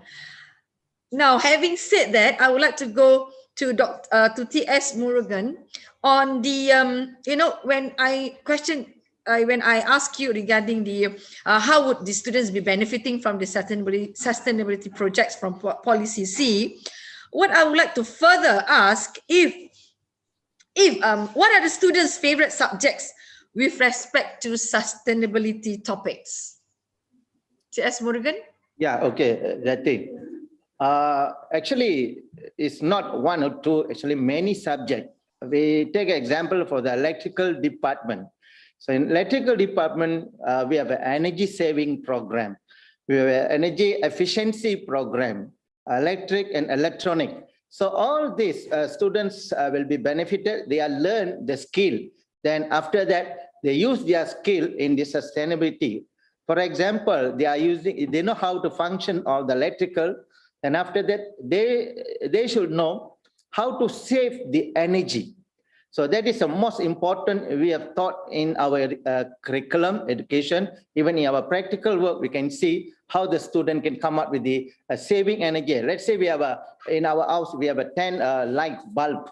So how are we going to save the energy, daily uses? So these are the topic we very much emphasize in our education. A part of that, then we also have like a sustainability program. We have a club. We call it an environmental club.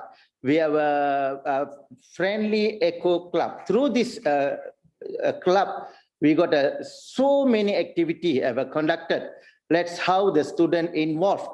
Let's say for the electrical student, they can involve in the agriculture project. So they use the skill of electronic to control the irrigation system in the agriculture. So all this we have emphasized in our education. Even our architecture, landscape student, We have taught them how to develop the eco-friendly landscape.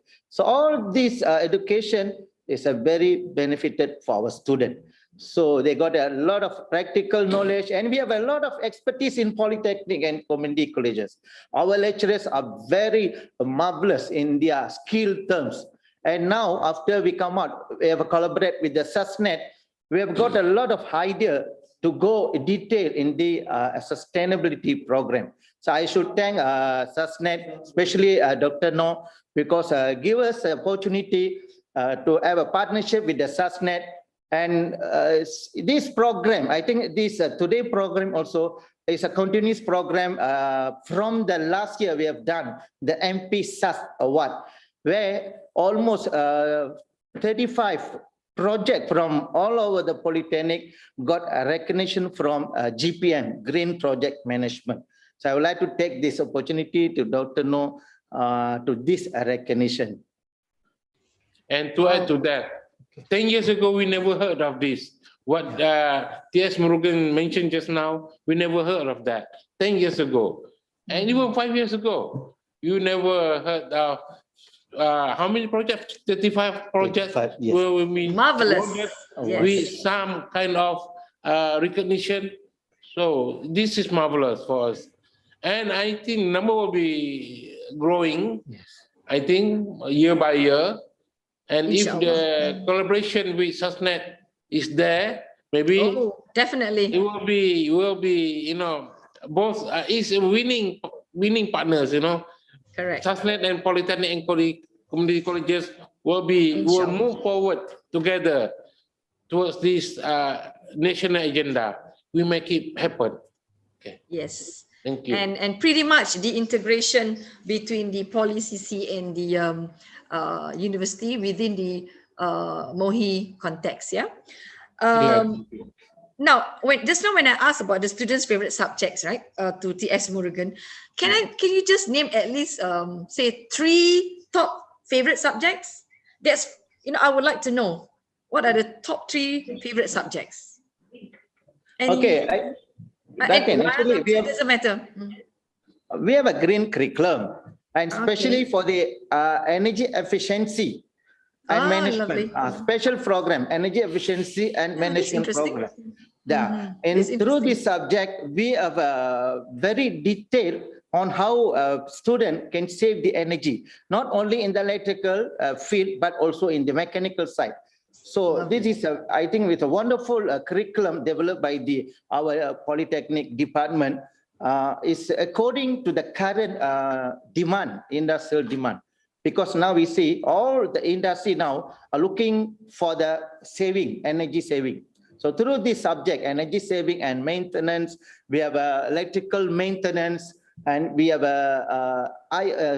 IoT, smart IoT, and we have solar, yes, fundamental of renewable energy. We have so many things in curriculum where we emphasize in this, and students are very much interested when dealing with this green technology.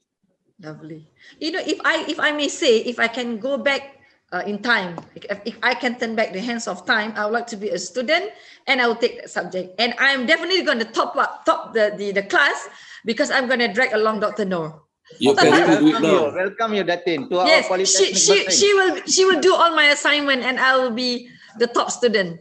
You can still do it now. Yes. Okay, on SDG 4 on education. So SDG 4 on education is one of the strong impact for our country's competitive advantage. So what is the role of SUSNET in supporting this SDG, Dr. Noor? If I may throw this question to you. So what is the role of SUSNET in supporting this SDG 4? Okay. Our role is to showcase the talent of Malaysia. Now, if we see the pool of workforce, not only just building talent on project management, but having to solve problems, global issues. And you talk about the community all over the world, we are Malaysian with global mindset. So when we have a global mindset, we can solve many other problems in other parts of the world. So what is the role of export? It's just not to produce only halal products, not just to only produce services that is on oil and gas or construction. We should also be producing a lot of innovative products coming from polytechnics, coming from universities that are solving a lot of issues which cannot be solved probably by other communities. Now, the trend to solve problem with little waste, with no impact on planet, is the sustainability way. Now, if we were to go back in our older days, where our kampong, our community are very sustainable because they bring the community within their ecosystem. Everybody help each other. Everybody support, even for festive season, for Raya, and for any kenduri kendara. Everybody support each other because there's a community development entangled in the project. Every project in the kampung or in the city is because it's supported by community. Now, sustainable project has got a community development program attached to it. Now, if somebody was just doing 3P, product, process, profit, and does not know where this product is to assist, there is an element of disengagement. Now, one of the very powerful model under sustainability is corporate social responsibility. There are 5 other ISOs that we work in under sustainability model. So if you are talking about ISO 9000, ISO 14000, ISO 26000, then 1500, 45,000, and asset management, these are all good qualities of ISO, which when we have that recognition of awards, recognition of able to adapt to compliances, international compliances, that is where we lead. And when we want to talk about being a global citizen under sustainability, we must adopt compliances of ISO. We must understand what we want to say, and we must do a sustainability report. Now, many people do not know how to do sustainability reporting. They have a lot of content, but reporting is required by United Nations Global Compact, required by GRI G4, and by our national policy to contribute the element of reducing zero net carbon. That's why we need to have low carbon city. We have to have elements to reduce, and the KPI under sustainability has to be aligned with the international KPI. So all this industry collaboration with Polytechnic, not just to enhance the green curriculum, but to showcase that Malaysia is following the international standards. And this is what we want to make sure that we keep on bringing these standards so that other people will buy from us, will work with us. Plus, because project management skill is not something that can be abandoned, because that is the art and the management science and the learning science and the element of holistic. In other words, we have soul. When we do something, we have kerohanian. We don't do it because we just want to do something for the benefit of a profit or for the benefit of short-term impact or for a short-term profit. Sustainability is for long-term impact, for generation to survive. So if the planet is not able to survive, we are going to run short with many, many things. And our national policy may not survive either.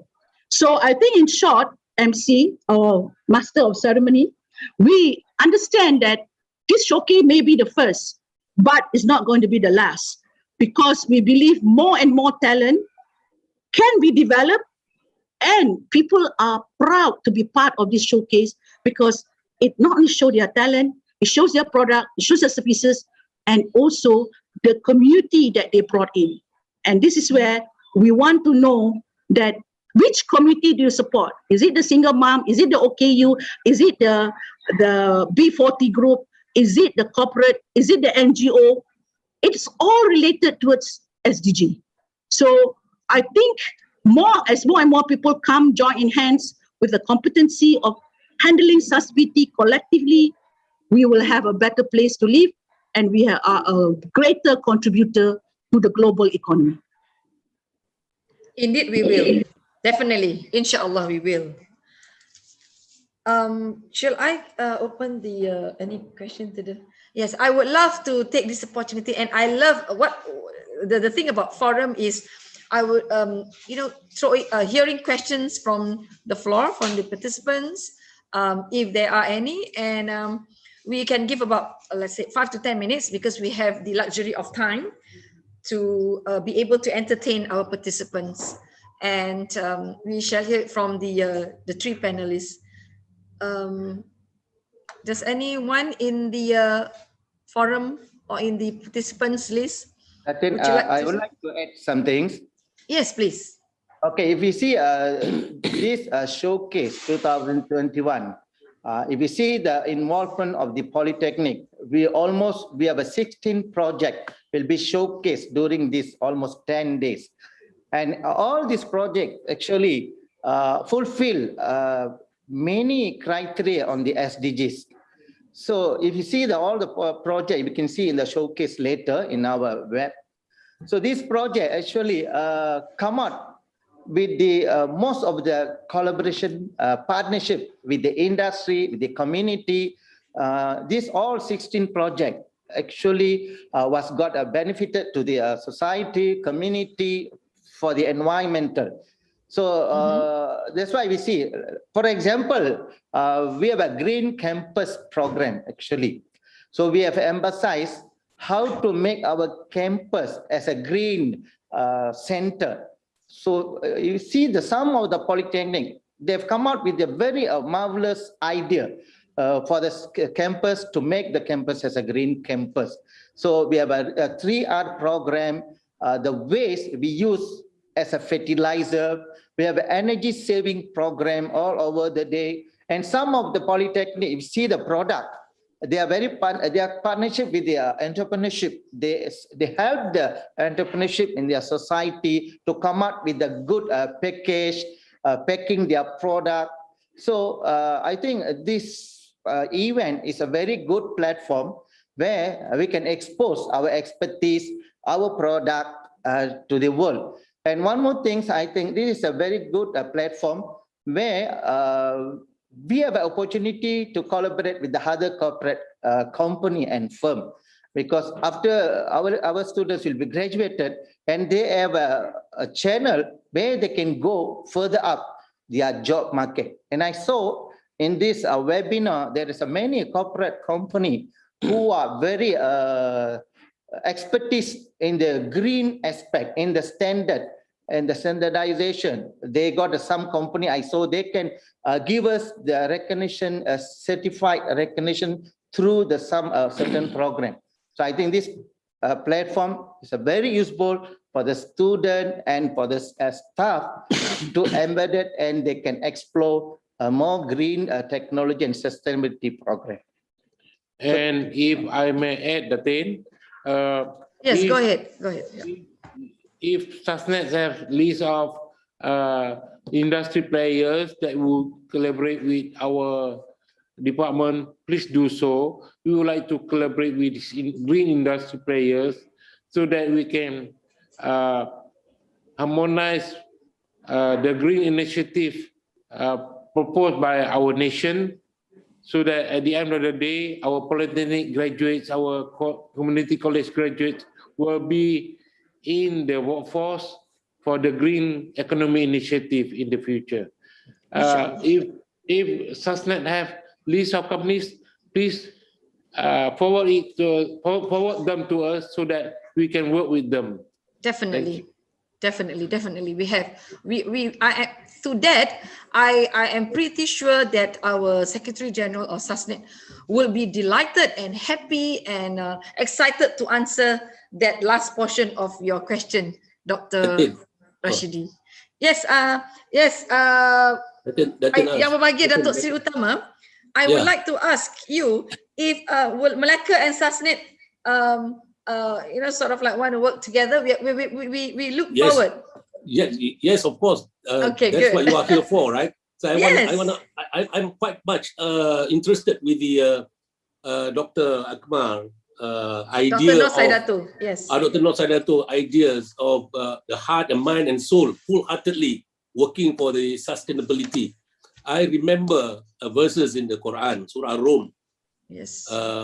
Verses, chapter Rum, verses 41, if I'm not mistaken.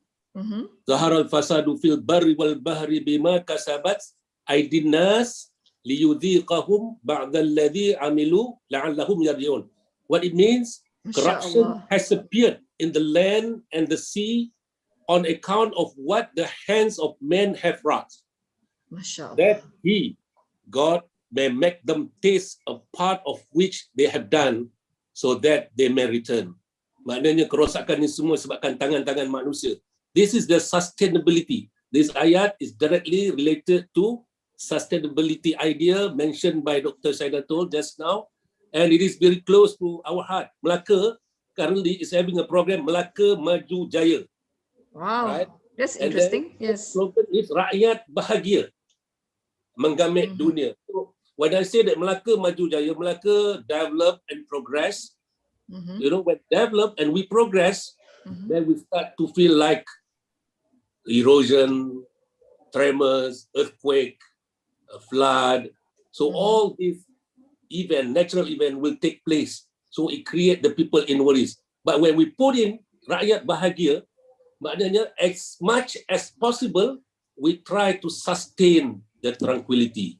We try to sustain the originality. So Dr. Saidatul, I think we are all with you. As much Inshallah. as Tabarakallah.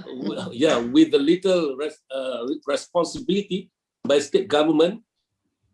Coincidentally, I am the exco in charge of the district development, rural development. Oh, congratulations again. Yes. Many congratulations. and the green technology. Oh, subhanallah. And on top of that, they add me another role, that is flood management, pengurusan banjir. Okay, so I shall say congratulations times a million. Yeah. So Dr. Saidatul, you are not wrong and I'm not wrong to be here. We are destined to be here, and I hope this is not the last, the first and the last. There will be many more meetings. Many more. Inshallah. Inshallah. Thank you. So it looks like no, doctor, you cannot talk. I would like to talk first. I'm the MC here, in case you have forgotten. Okay, because I'm so interested in getting Susnet and Malacca working together for this Susnet relevancy. Yes, Dr. I would really like to look forward on how Malacca, Susnet, and also the DPCCE can actually work together, and of course within the context of MOHI, because DPPCE comes under MOHI, and the integration together, I think, will make sustainability the subject of 2021. So now you can speak, Dr. Nur. Thank you, Ratin. Yes, I think right spot on the fact that career development in sustainability is already on demand. You see a lot of people are asking for, do you have sustainability certificate? Do you have element of knowledge on this kind of area of expertise? Now, myself being one of the human resource consultant to many industries, the fact that many people didn't get hired, it's not because they don't have the qualification. It's because they don't have the integration of what they will do in the industry that they're going to apply. Now, that element always come in the question of what would you able to do when you join my company? Now, a lot of graduates who probably have got their qualification in mechanical, in electrical, or any field, management whatsoever, they always showcase their academic excellence. Academic excellence is good. That this is where, when we want to see your project assignment, we will look at what are your core curriculum activities, what are your project assignment that you've been asked to do that is linked with industry. That is what will make someone open the door for you to work with the industry. Now, SUSNET has got more than 200 companies, and this doesn't count international companies. They are all ready to work in different level of not only community engagement, but assignment. Now, job market are very scarce right now because the industry is moving to a new development, which is called the new norm. And a sustainability has been added into the business model of many people. So now if the community does not understand what will be the business framework for a job to be applied, there is an element of gap between job and project. So if you are in a project, you will not go unemployed. But if you want to get into a job and not linking with a project, you will be unemployed. So there is an element of this attachment between project and job. Job function is different. Project expertise, it's multiplicity of discipline, learning at science, and of course, integration of knowledge on whatever you learn. So that's why our grandparents those days, they integrate a lot of knowledge, even though they don't go to school, because they know how to integrate elements of learning science, we call that, learning science. So knowledge is not a commodity. Knowledge is everyone's asset. But how you integrate that knowledge is your discipline within your needs and your development. I definitely would like to work with Datuk Sri because I think Datuk Sri is a champion, not only just a hero. You have that element of what we intake. You cited a very good surah, which a lot of people have never embedded it into a standard operating procedure. Now, why I say this, when we say product, process, people, planet, prosperity, the two elements, which is people and planet, mesti ada kerohanian. Kalau tak ada kerohanian, the missing element will be there. So when you embedded a soul element on why you want to assist certain what I call a depletion or certain area of hazard, is because you have the roh, you have soul. Now, the element of Sharia compliance has always been the element of driving the person's personality. If you want to be in an ethical manner and you want to be in a comfort zone of compliances. Now, the surah you cited indicate if you want to do something, you must be within your compliance. And when you do something, you want to ensure it gives the impact for the community to benefit. So there is always sensibility, right? So I appreciate your consensus to work with us. I think you have seen our results in working with Policy C and the rest of the other community, with the state government. We are working very well with Perak state government, with Kelantan state government, with Johor state government. So we like to work also very closely with Melaka state government so that we have a mega impact towards education and towards job creation. Right now, job creation is scarce. Now, with sustainability, there will be a boom in job creation. Only people do not know how to do it. Thank you. Inshallah. Most welcome, Dr. No. And next week, I shall be packing my bag to Malacca. So will you be available there? You're welcome. You're welcome. You're welcome. Most Alhamdulillah. welcome. You're most welcome. Yeah, okay. Interestingly, we have some questions here from the floor. We have got Prof. Mushrifa Idris. I believe she is a professor here, and has she nothing asked, to do with me. Yeah. But this is the question: have these poly students been given the sustainability exposure when they graduate? I suppose will these students be given the sustainability exposure once they graduate? Have they been given? So that's this question. And the next question is: are the lecturers of this polytechnics and schools being trained in sustainability? So are these lecturers trained? I mean, Dr. No, the lecturers, were you at one point training them? Yes, Datin. Actually, in our curriculum, we have a green compliance curriculum. So in this curriculum, actually, we make a standard to all the Polytechnic in Malaysia. And we have many activities and a program on the green compliance and sustainability. So we have emphasized this curriculum, all the Polytechnic, and our lecturers, some of them went for the training. They have all certification, even we have a professional certification in the SUSNET. So many of them already went for the training. And day by day, actually, we have given the guideline through we have a smart blueprint. So we have listed what are the activity, what are the curriculum we can embed it in our daily classes.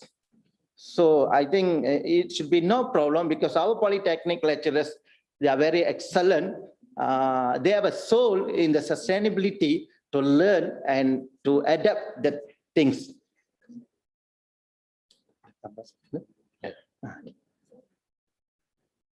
One. Since I have got like 2 minutes to go, this is, I would say, I believe this is not a question, but rather a suggestion. It is asked that it is also wise if a bit of sustainability be added to each of the course. To wait for a full curriculum will take a while to implement. Any comment on that? Continuous quality improvement initiative that is being carried out every year. I will talk to the curriculum directors in our department to ensure that the green initiative will be continuously being carried out throughout the improvement of the curriculum and adding the element of sustainability in the curriculum. Okay. Let me add in, I have been working with many universities. We have offered assessment to a lot of their project assignment. And this is where I believe the good of the food is in the taste. So when we assess project, we assess with the element that it has a complete sustainability impact. And this is where we assess on product, process, people, planet, prosperity. And because of that, we can categorize the type of project, whether they are a project that has already implemented or accepted by the community, or is just a project that is within the domain of the organization, or it is just still in the R&D state or in the idea state. So when we embedded assessment, is to qualify the person's mindset, the person's soul relationship, and to what purpose they want to do this project. And throughout our 3 years assessment with UMP, UniKL, Uniraza, UITM, UKM, IIUM, UTHM, we believe and we have seen students suddenly start to ask this question. Now I feel I have the reason to study what I've been asked to do for. Because without assessment on project, they do not know whether they have the mindset of solving any problem. So I believe those elements of sustainability impact assessment is part of our contribution to universities and to campuses and to colleges and schools, is because when they get recognized by a third party like us, who are a qualified accreditation body, they get to understand that they match with industry standard. It's just not in the curriculum, but in the mindset of the project. So that will give them a good motivation and a good understanding that they are in the right track. Yeah, I agree with Dr. No, Datin. Yes. When assessing the project, we should add the element of EIA, environmental impact assessment, so that the element of sustainability of the project can be counted. Thank you. Lovely. Okay. I hope that pretty much answered the question from Professor Dato Sri Dr. Mushrifah from Pusat Pemuliharaan Tasik Chini UKM. I hope that pretty much answered that. And if there are no further questions, the court shall adjourn. No, just kidding. Okay. No, I mean, Dr. Noor or any Dr. Dato Seri Utama, would you Yes, like to have Datin. any Yes, Datin. I would encourage SASNET especially, other than polytechnics or community colleges, we should go beyond that to the primary school, for instance. Like our children, this is where it begins. When we talk about eco-school program, we work, collaborate with the WWF, and now SASNET should come in. And you see how many schools around the world, and they can maintain the student discipline within the school boundary. But immediately after the school fence, you will see a lot of litters and rubbish everywhere around the corner. So these two difference in culture, in mindset especially. So SASNET possibly now for you to enter the Ministry of Education and start to work on initiative on the school, on the primary and elementary school programs. So I wish you all the best, and I wish thank you very much. You all in next week perhaps, as soon as possible, inshallah. Thank you. Thank you, Doc. Okay. A zillion thanks to all panelists. It's been a pleasure being with all of you today. Thank you. It's such an honor to be able to be among such accomplished individuals like Yang Berhormat Datuk Seri Utama, Tan Sri Haji Idris bin Harun, and Datuk Muhammad Rashahidi from DPCCE, TS Murugan from DPCCE, and of course our Honorable Dr. Noor Saidatul Akmal, SASNET Secretary General. Thank you. And I shall see you again, inshallah. Thank you. Bye.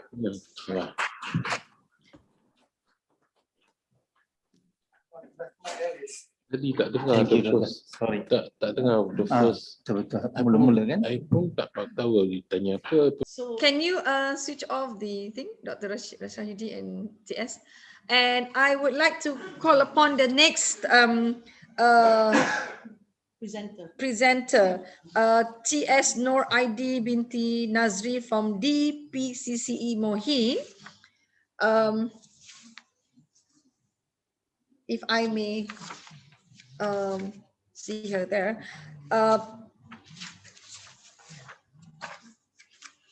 She is TS Noor ID binti Nazri is from DPCCE. Yep. She's the next presenter.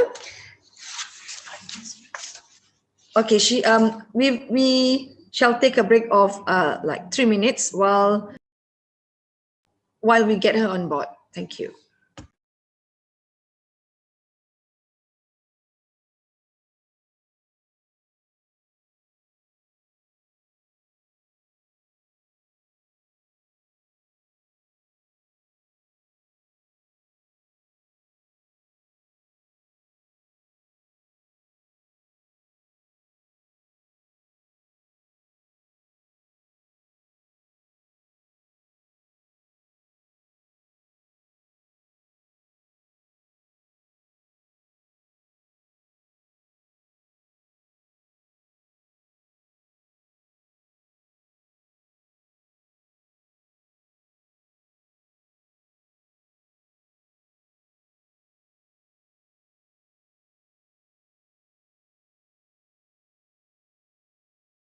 Go ahead.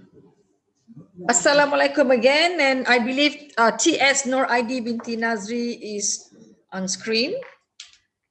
A very good afternoon, Tuan. Are you there? Yeah. Alhamdulillah.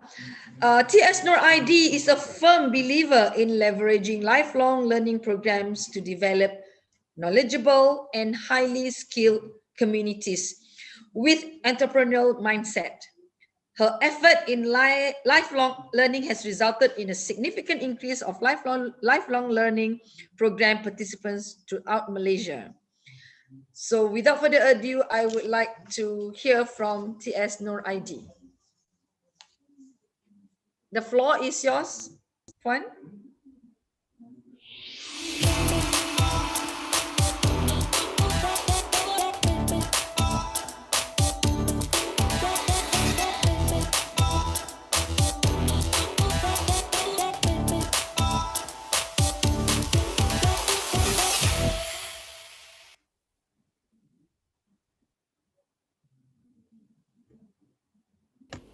Bismillahirrahmanirrahim.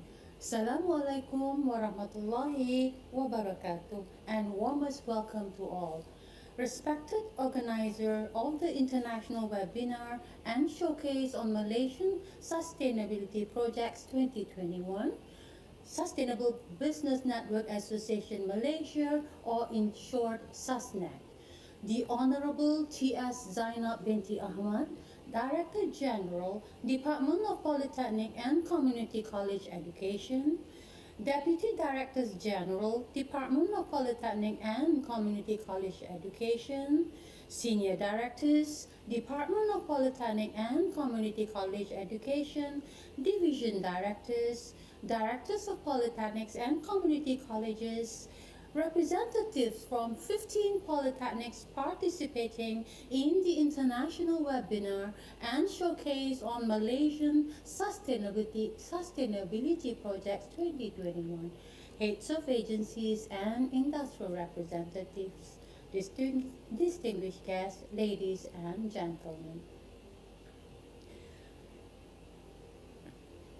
Alhamdulillah, I would like to express my deepest appreciation to the organizer, Sustainable Business Network Association Malaysia, SUSNET, for inviting the Department of Polytechnic College Community Education, in short DPCCE, to participate in this international webinar and showcase on Malaysian Sustainability Projects 2021. First and foremost, congratulations and well done on the hard work of the Agricultural Technology Unit, UTP, in the Curriculum Division, Department of Polytechnic and Community College Education, in working together with 15 Malaysian polytechnics towards participating for the first time ever in this international webinar and showcase on Malaysian Sustainability Projects 2021. Involvement in such programs is among the important initiatives in upholding a sustainable culture from an early stage, as well as showing a high level of commitment of the PCCE on its efforts to produce sustainable Malaysia global citizens. As the leader in the Technical and Vocational Education and Training, or TVET, in Malaysia, Polytechnics and Community College under the purview of DPCCE are TVET institutions directly involved in supporting and implementing of the TVET Education for Sustainable Development ESD initiatives in line with the national aspirations. The International Center for Technical and Vocational Education and Training of the United Nations Educational, Scientific and Cultural Organization, or UNESCO UNIVOC, has also emphasized the role of TVET for sustainable development through various programs, publications, and even declarations such as United Nations Decades of Education for Sustainable Development, DESD. Ladies and gentlemen, the integration of green knowledge, skills, and practices in the curriculum is an approach towards education based on Sustainable Development Goal, SDGs, which is to educate students with emphasis on the concept of sustainable living. Therefore, DPCCE, as a major contributor to TVET graduates in Malaysia, plays a very important role to ensure the formation of human capital that adheres to national agenda. Through the application of green practices in the curriculum, it will be able to provide an educational foundation towards awareness of environmental destruction and damage due to human irresponsible attitudes, as well as will be able to instill a sense of love for nature and help address the causes of environmental destruction caused by the unethical modernization progress. And in addition, through this planned and comprehensive method, it is also hoped to produce graduates who are knowledgeable, skilled, equipped with attitudes and values that can form a generation that is very concerned towards environmental sustainability. Towards this, initiatives have been taken through a green curriculum approach for diploma and certificate programs offered in polytechnics and community colleges. The implementation of outcome-based education, or in short OBE, in the polytechnics and community colleges education system indirectly facilitates the process of green technology adaptation and sustainable development into the curriculum. Continuous quality improvement of the curriculum has been carried out to strengthen students' mastery in the field of green technology and sustainable development. Ladies and gentlemen, the development of the green curriculum is very much in line with the strategic thrust of DPCCE, which is stated in core number 1, quality TVET graduates, and core number 4, leading the education system through TVET 4.0. The green curriculum was implemented during the June 2019 session involving 53 diploma programs in the polytechnics. I truly hope this international webinar and showcase on Malaysian Sustainability Projects 2021 will be a catalyst for DPCCE to further develop quality human capital, which is the key factor in producing sustainable institutions and future TVET graduates, global and highly skilled citizens in line with the Sustainability Development Goals, or SDGs, as well as the Polytechnic and Community College Strategic Plan 2018-2025. I truly hope that such program as this will be continued in the future for the benefit of humankind in general. Congratulations and kudos again to all participants, and heartfelt thank you to SASNET as the organizer for inviting us to participate in one of the CSR programs in assisting DPCCE's employees. Assalamualaikum warahmatullahi taala wabarakatuh, and have a blessed day. Waalaikumsalam warahmatullahi wabarakatuh. Yes, indeed, it is a blessed day today, having all the accomplished individuals on board. We shall take a break.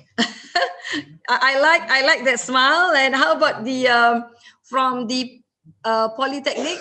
Are you here still? Right. Okay. We shall take a break. And we will be back at 1:45, and stay tuned for the next speech by S. Jai Shankar Matrit. And this will be very interesting because we will be having, yes? Excuse me, Yes. that day. Yes. Actually, our presentation from TS Nur ID actually not completed. Just now, only the opening. Okay, I'm sorry. Saya Okay. baik. Continue with the presentation now. Sorry, very sorry. Because we have two different file. We're going to Okay, share. then. Lovely. I was wondering why everything completes. I mean, ends so fast. All right. Shall I? Can we continue? Yeah, sure, Please. sure. Sorry, Yes. sorry. Thank No you, thank you. problem. All right.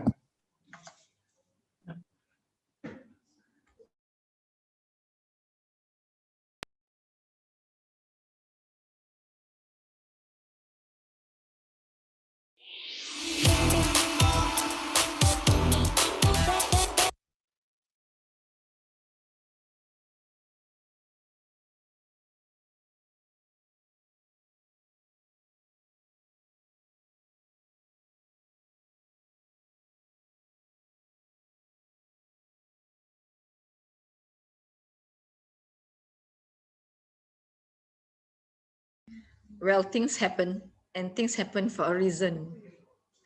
So inshallah, the next presentation shall start soon.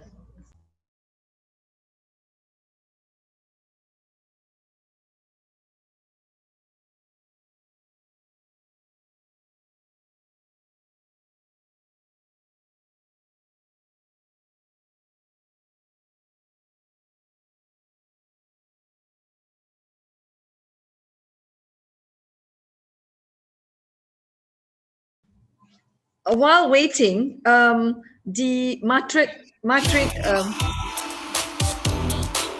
we ready?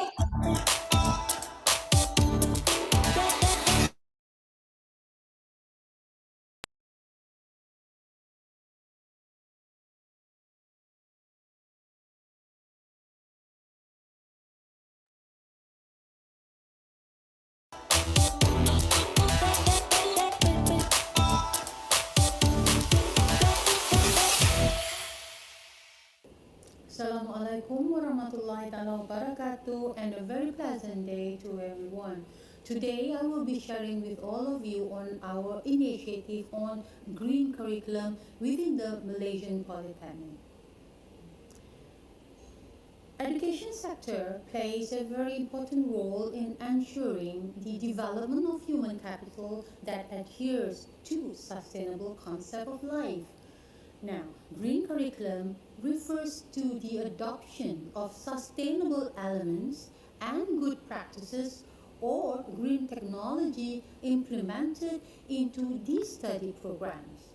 Application of green practices in the curriculum is to provide an educational basis towards the implementation of green practices and to address the causes of environmental destruction caused by irresponsible process of progress and modernization. Finally, by addressing sustainable issues within the curriculum, it is hoped that graduates will be equipped with the required knowledge, skills, attitudes, and values that can form a society that is very much concerned about the sustainability of the environment. The question then arises, why green curriculum? Number one, it is based on our national commitment. Number two, it is based on the guideline developed by UNIVOC Greening of the TVET. And finally, it is our institution commitment towards sustainable development. Now, with respect to our national commitment, Malaysia's goal for 2020 is to achieve reduction in intensity of carbon dioxide gas emissions by 40% from the 2005 level. Towards this, the nation is committed to abide to the Paris Agreement, which is to maintain a global average temperature increase of below 2 degrees Celsius. Number two, to take steps in blocking temperature increases of up to 1.5 degrees Celsius. And finally, to achieve a net zero carbon emissions in the finals of this century.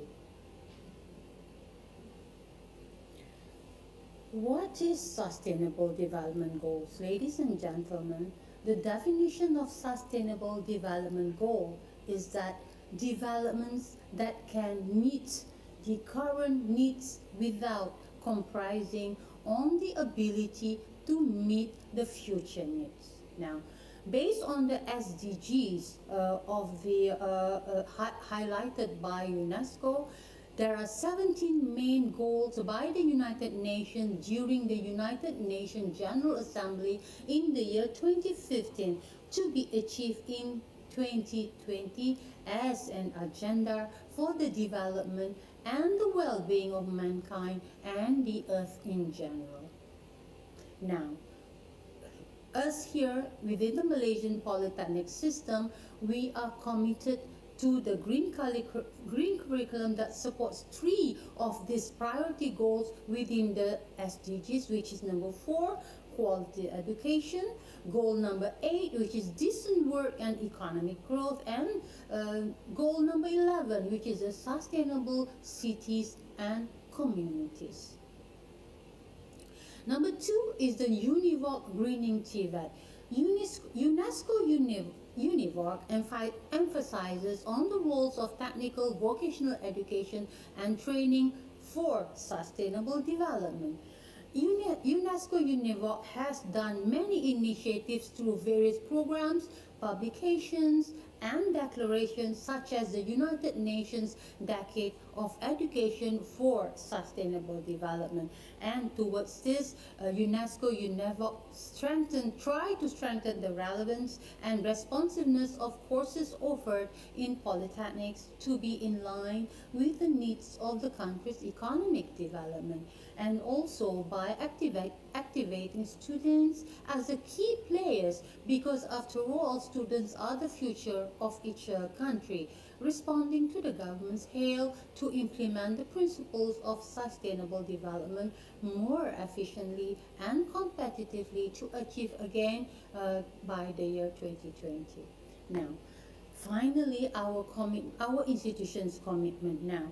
The Department of Polytechnic and College Community Education has developed our own blueprint. At that point of time is the Blueprint Polygreen 2015-2020 with 15 main trust area, ranging from the trust number 1, change management and communication, to trust number 10, which is the green procurement. It is very well underlined within the blueprint. Now, in terms of the area for green curriculum, it is under the area of focus 1, action plan number 5, which is to embed green elements across our curriculum and also to increase the percentage of green elements in the curriculum. Now, within the method of greening the curriculum, with reference to our blueprint, there are 2 methods that we outline. Method number 1 is by offering of green technology compliance course, or in short GTC, or method number 2, which is to embed 20 to 30% of green elements within the course learning outcome. Now, with reference to method number 1, which is offering of green technology compliant courses, the green technology compliant course developed to introduce students to the basics of green technology or green practices and green compliance towards the ultimate goal of sustainable living. Students will be exposed to a variety of appropriate technologies to achieve goals towards sustainability, innovation, and viability. Now, for this, the Green Technology Compliant course has been mapped with the NCS ZAC 050-2015 Green Compliant from the Department of Skills Development, which is under the Ministry of Human Resources. And for this, the students will enable this will enable those students taking this course to obtain value-added certification of the National Skills Standard, SKK, Green Compliance from the Department of Skills Development, Ministry of Human Resources. 27 diploma programs and academic departments in the polytechnics has already implemented the green technology courses.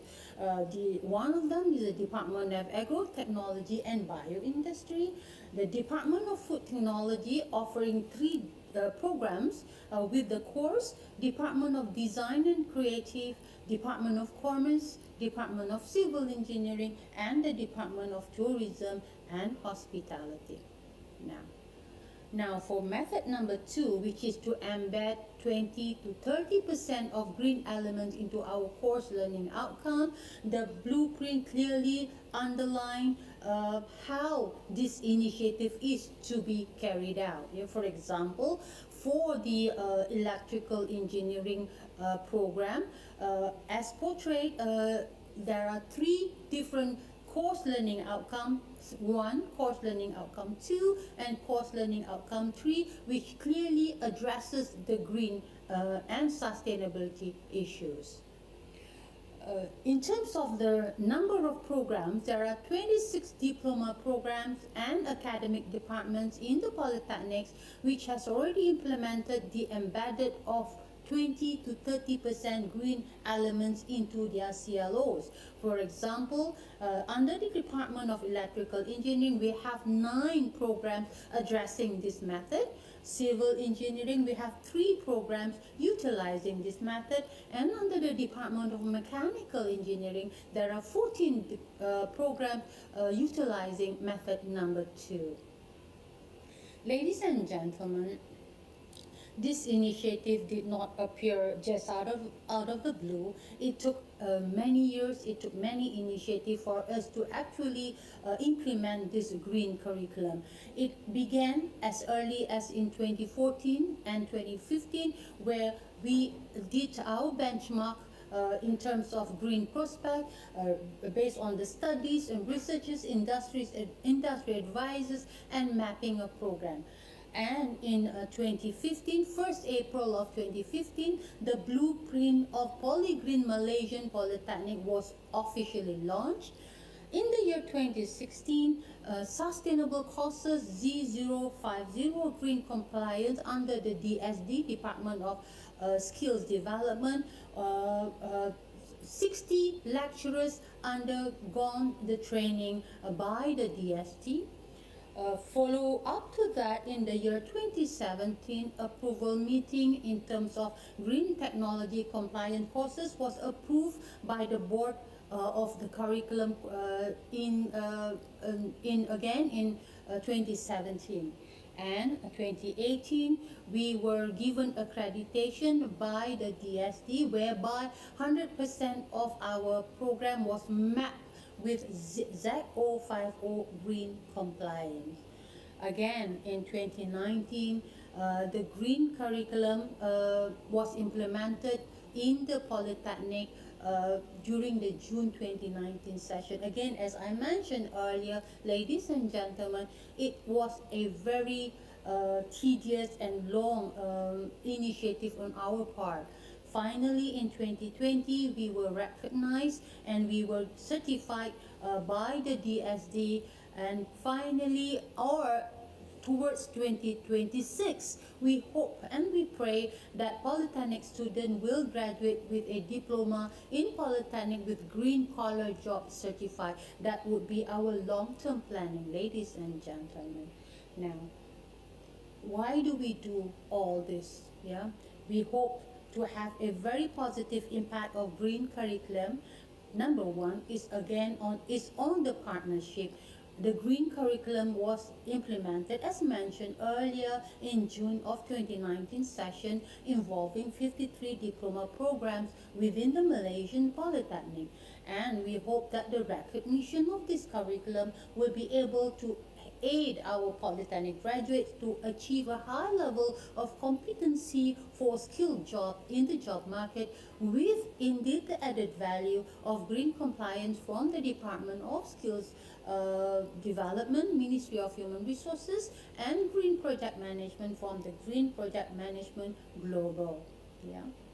Secondly, we hope that a positive impact on the planet. Number 1, we hope we are in our initiative assist the country in preserving and conserving the environment through sustainable projects, activities, development, which will also help to create a healthy lifestyle and sustainable communities, and of course to increase the production and use of environmentally friendly products through 5S practices: energy saving, proper waste disposal, increasing indirect profitability, as well as the environment will be protected.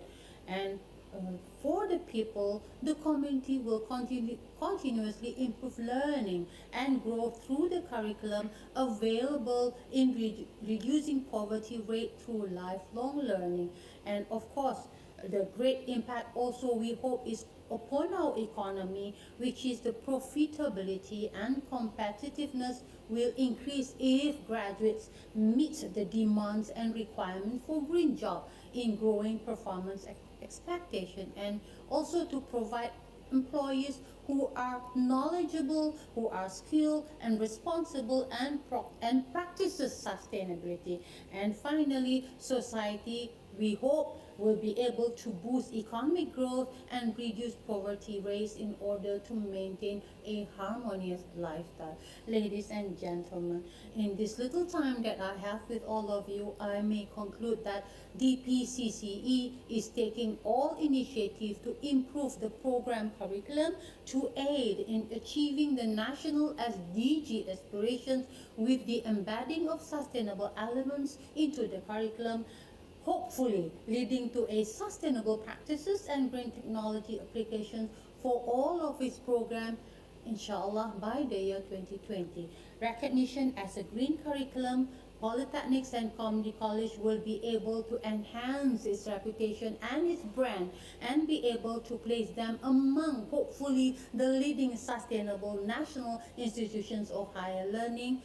Of course, for the students, they are the key players to achieve national aspirations through areas of trust and technology, and to hopefully to produce quality graduates, entrepreneur enable, highly marketable and competitive graduates. And finally, DPCCE aspires to produce qualitative graduates fulfilling the job market, fulfilling the needs of industry, and to be competitive and sustainable. With that, ladies and gentlemen, I thank you from the bottom of my heart. Assalamualaikum warahmatullahi ta'ala wabarakatuh, and a very good day to everyone.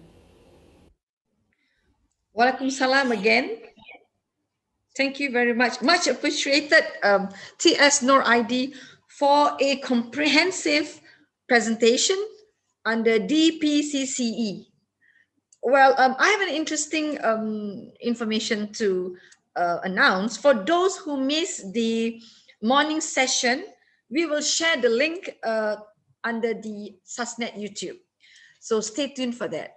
However, at 2 p.m., in the next 30 seconds, we should be taking a break, and we will be back at 1:45 for an opening speech and presentation by S. Jai Shankar from Madrid, Director and Sustainability Lead, Madrid. Now, this is something which we should not, this presentation should not be missed, and I hope everyone stay tuned. Come back at 1:45 or 1:55, and by 2 o'clock we will see S. Jai Shankar, Mr. S. Jai Shankar from Madrid on the screen. Stay tuned and be back at 1:45. Masalama.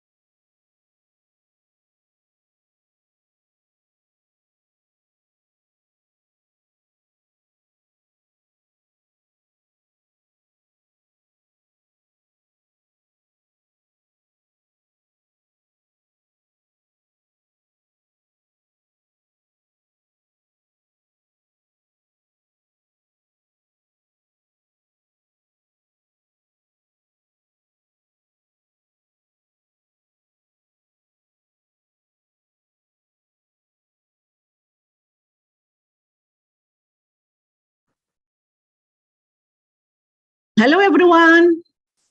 Assalamualaikum. Good afternoon. Is everybody okay? Now they're having lunch. I think we are back to another session, which is going to be very, very more interesting because we have very great number of speakers that we have lined up. And not to forget that we're going to have Mr. S.J. Shankar, we're going to have Dr. Joel Carboni, we're going to have Engineer Hisham Yahya, we're going to have also from Kenya, from also Mr. Kodiaga, Israel Kodiaga. We're going to have also from Indonesia, Ms. Franca Soria, and also not to forget, we also have got from Australia, Mr. Michael Falk. So, and also one more from Bahrain is Mr. Krishna Faraj. So this is going to be a very good list of what I call programs that we have embarked ourselves. So I believe that all of you have got your good session this morning. And now we're going to enjoy another good afternoon session because this session will also bring us to another platform that we're going to bring more values regarding what it takes to be sustainable and how does the Malaysian government handle sustainability for us to be part of that journey, not only for the purpose of export and also for the purpose of international collaboration, but also in terms of how we grow our homegrown talent to be a contributor to a strategy and also to the United Nations Sustainable Development Goals. So I know that the first speaker for this afternoon is Mr. S.J. Shankar. I would like to introduce him. Mr. S.J. Shankar is a director of oil and gas, chemical, energy, and lead for sustainability, right? That's a very great honor, yeah? That's a very great job and a great honor to have him on board, Mr. S.J. Shankar. And he's, as a little bit of a profile I want to read about him, he is very much a KLite, a first-class economics degree from University of Malaya. That's where I came in also. So we are very much an alumni. And MBA in e-commerce from Edith Coburn University, Australia. So wow, very much a man with it, sustainability on e-commerce. In his 20 years of career, he has been part of 2 trade promotion agencies, namely the Malaysian Timber Council, the MTC, and MarTrade. Of course, there has got a lot of room for a lot of activities. Yeah, I think these 2 trade promotion councils has got a lot of depth, and also due to the fact that I think you are also involved in the media publications, especially New Straits Times and Malaysian Business Magazine. I'm sure you have such a communication expert inside you that can definitely bring a lot of news to the world. I believe you had also involved in the Institute of Strategic and Institutional Studies Malaysia, and you also been seconded as a chief editor. Or that is a very interesting one, where you are commissioned by the Malaysian cabinet to assess the impact of Malaysian privatization program. I think sustainability in the early days, where we talk about bringing the 5 Ps, product, process, people, planet, prosperity, where you want the community to benefit more and to have understanding about what the government can do as a national policy to distribute wealth and impact. I think you're one of those people that probably understudy the privatization program. Yeah? So I'm sure in MarTrade you have been involved in many trade promotion program. Yeah, and I've seen that you have been involved in the Midas office in Bangkok. You're also one of the co-founder in the Malaysian Myanmar Business Council, Indochina Malaysia Chamber of Commerce. Wow, so you in ASEAN itself, I believe you have already got your whole network of intellectual, especially in terms of the bilateral trades and so on. More to say, you have also been a trade commissioner in Frankfurt and also involved in the German-Malaysian Roundtable and part and parcel of Malaysian doing the Malaysian Insights magazine as one of the publication on the bringing bilateral trade between trade and investments. And of course, now that you are also involved in the sustainability development goals, you as a promoter, I'm sure you have got a big task. And I think this is where there's a room for us to not only look and support the platform that you're going to create, but also as part of Martrade's inaugural sustainability readiness on the conference that is to come, I think you have already embarking yourself to another journey, which is the Sustainable Business Network journey, where we come in as SUSNet to support a lot of the other networks or the ecosystem that we're going to bring in as part of the role that you're doing in creating this lead in sustainability. So, SJ, I know that you are very much comfortable there, and I can see that you're already more excited to pass the mic to you. So, over to you then. Thank you very much. Good afternoon. Thank you very much, Doctor. It's always a pleasure, and it's wonderful to hear you. It was quite a lengthy introduction. Thank you very much for that. I really appreciate it. In regards to the presentation, I trust I have about 30 minutes. As you mentioned, what I'll try to do is that I will try to sort of address the issue on a couple of levels, because I was made to understand the audience are also a wide variety of people. You have an international group of people, and then you also have our own Malaysian companies who are involved in different aspects of sustainability. And as such, I'll try to hopefully be able to address the interests of all these different variety of audience. With that, again, salam sejahtera, good afternoon, Doctor, as well as my friends, both from Malaysia as well as from foreign countries who have been kind enough to sit through and probably have a quick lunch to continue with this conference. With that, I'd like to now maybe start the session. First and foremost, I'd like to do a quick introduction on Martrade, just to give you a context where I come from and the kind of work that Martrade does. Primarily, after which I will look at why sustainability from the context of companies, and then maybe look at some of the more ground level work that can be done in terms of operationalize that strategic intent to on a roadmap level and a game plan level, and so on. Yeah, a bit of Martrade, if not for anything, if you need to remember from this particular range of slides, is just think about Martrade, because this first level of interaction is for us to start the journey together, so that hopefully after this, the communication will continue. And essentially for you to understand in that context that Martrade does 4 different things, but the one that we are mostly known for is we do export promotion and we do investments as well. We facilitate Malaysian investment overseas. So anything that goes out of the country, Martrade sort of look into. There are a couple of platforms that we use to do that. I'm not going to go through so much of details of it. That one we can sort of communicate with each other later on if there is interest.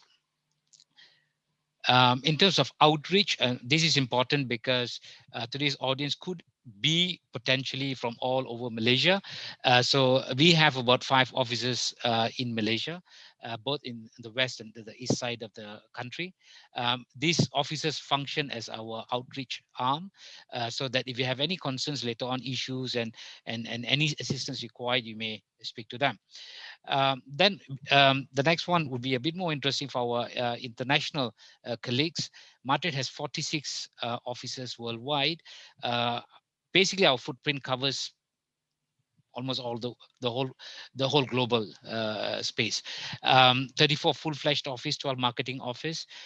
This is imperative because I think if there are opportunities for us after today's session, either we can communicate with each other or you can reach out to any of these offices worldwide that Martrade has, and we can then explore the opportunities from there on. Now, let's go to the meat of the whole topic today, why sustainability? Now, there has been a lot of whys given in the past from different contexts, but the why that we like to emphasize on is from an export perspective. But before that, maybe a bit of overview of something that Malaysia, the government has done. as you all know, introduction SDGs, I think just a bit too much in an SDG conference. I'm going to go to the next one here just to give you a context of our commitment. The Malaysian government committed to the Agenda 2030, and it has not kept quiet since that commitment done in 2015. They've done a lot of different things. For example, under the fifth year Malaysian plan, the 11th Malaysian plan, under the phase one, we have actually started prioritizing SDG.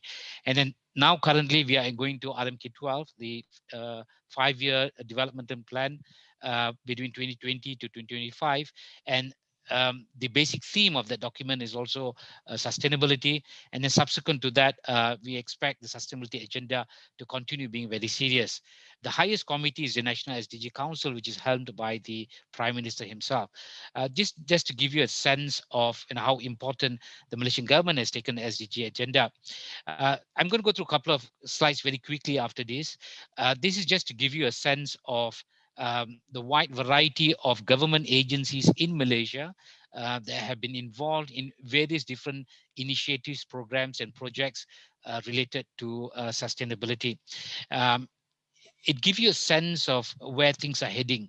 Essentially, the Malaysian government, the machinery itself has started moving using various ministries and agencies to push through the SDG agenda. This information can be obtained from a Malaysian Sustainable Finance Initiative. I can also share those information if need be. So being that, I'm going to quickly go through these couple of slides. Just with the idea that this was just to give you an idea, right? So the couple of changes have taken place on various levels, on regulatory aspects, on awareness, funding, programs, risk management, business models, and so on. In fact, today's engagement that Madrid has in this program in itself is an extension of what the Malaysian government is trying to do in relation to pushing the SDG agenda forward. A bit of details, for example, if you look at it, a lot of banks have gotten involved, public listed companies have gotten involved.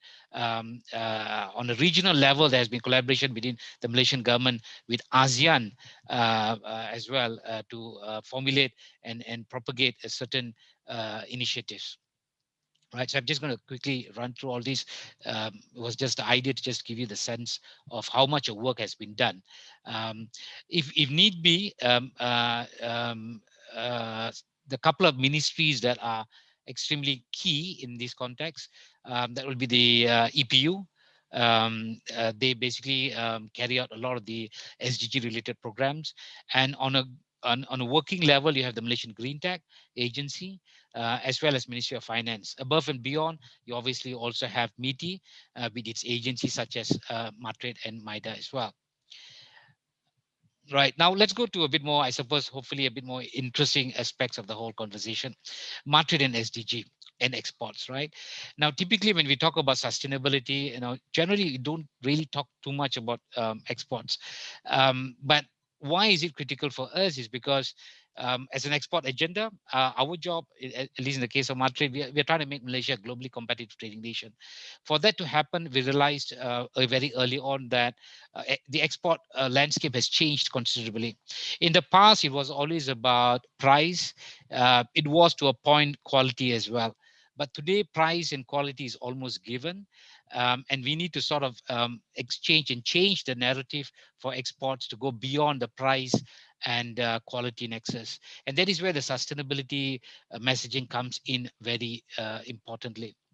What it will potentially make is that if you're able to address the sustainability agenda correctly within the export component, it will help us in terms of getting market access. Now, this is not only for the country. Yeah, if you're an exporter today, not only for Malaysia, right? If you're an exporter anywhere in the world, even as a service provider, a lot of you all are service providers offering project management related services for the sustainable part. This is what it will do eventually. I can repurpose the whole slides accordingly. What it'll give you market access. Why market access? Because today sustainability has become one of the important agenda when somebody makes a decision to buy or even to invest. right? So in the short term, at least, what we're hoping for is that if there are Malaysian exporters or any exporters for that matter, if they started embracing sustainability, it will give you market access, especially in developed economies. So if you're exporting, if you're looking to export to developed economies, such as the US or Europe and so on, having sustainable footprint within your organization would be a start. It's a great start, and it's a sustainable start. Secondly, in the longer term, I mentioned here as the Malaysia's brand, but in effect, it could be your brand, right? A company that has started going into sustainability space would be able to leverage on that fact and grow their brand. And when you grow the brand, as all of us know, what will happen is that you are able to then start charging premium. People recognize your brand and you charge premium. But today, to build brand, in the past it was a lot of media play, right? So you started spending a lot of money into PR and AMP work, and try to build that touch points with your customers in the context of price and great customer service. But today, price and great customer service and quality, all those stuffs are almost have become common denominators. These are given, right? The ground has changed. So today, if you want to set yourself apart in the export space, trying to just go about talking about these sort of variables is not good enough. You must be able to go and say, you know what, guys, I am sustainable in how I operate. So that is where the brand will improve. And then obviously, when you start going to the sustainability space, you need to start innovating. So the company, then your own operations will start becoming more innovative. Martin, on our level, we support eight SDGs. I wish not to go into details of it, but just to give you a sense that, out of the 17, at least 8 are directly affected, directly impacted, and can have direct implication to the export agenda. And Martin is very focused on these things. Now, if you look at the 8, it's very interesting, right? No poverty. How does that affect exports? Because when you start generating exports, the national GNP at least grows. Malaysia is a very open economy, and export will remain a very critical part of our GNP growth moving forward. So it remains, but export for the sake of export doesn't help. It is supposed to help alleviate poverty and so on. Gender equality, affordable and clean energy, decent work, economic growth, and so on. What's important is that for us to not stop looking at this as cost. And that's where it becomes very interesting. These are details. Again, I'm going to jump very quickly away from it. I have 60 slides, so I have no interest to go through every slide in detail. But this just to give you a flavor of what's out there, right? Now, strategic intent. What we are trying to do, and this is a journey that all of us are going to do this together. Especially if you're a Malaysian exporter out there, you could be an exporter who is a private entity. You could also be a government agency, right? You could be an MNC. You could be an a GLC. As long as you're in Malaysia, you are Martrit's customer. Now, this is what we are trying to do, right? We're trying to enhance industry. We're trying to prepare the exporters to understand, appreciate, prepare, and leverage on sustainable practices. There's a logic to us. We know why it needs to be done. We have 46 offices worldwide, and there's this information loop that is coming to us. And the message is very clear. Basically, all the key principal buyers worldwide is transforming themselves. They are looking for suppliers who are able to be green in their approach, right? So the greening of the global supply chain is one of the big trends that's happening today.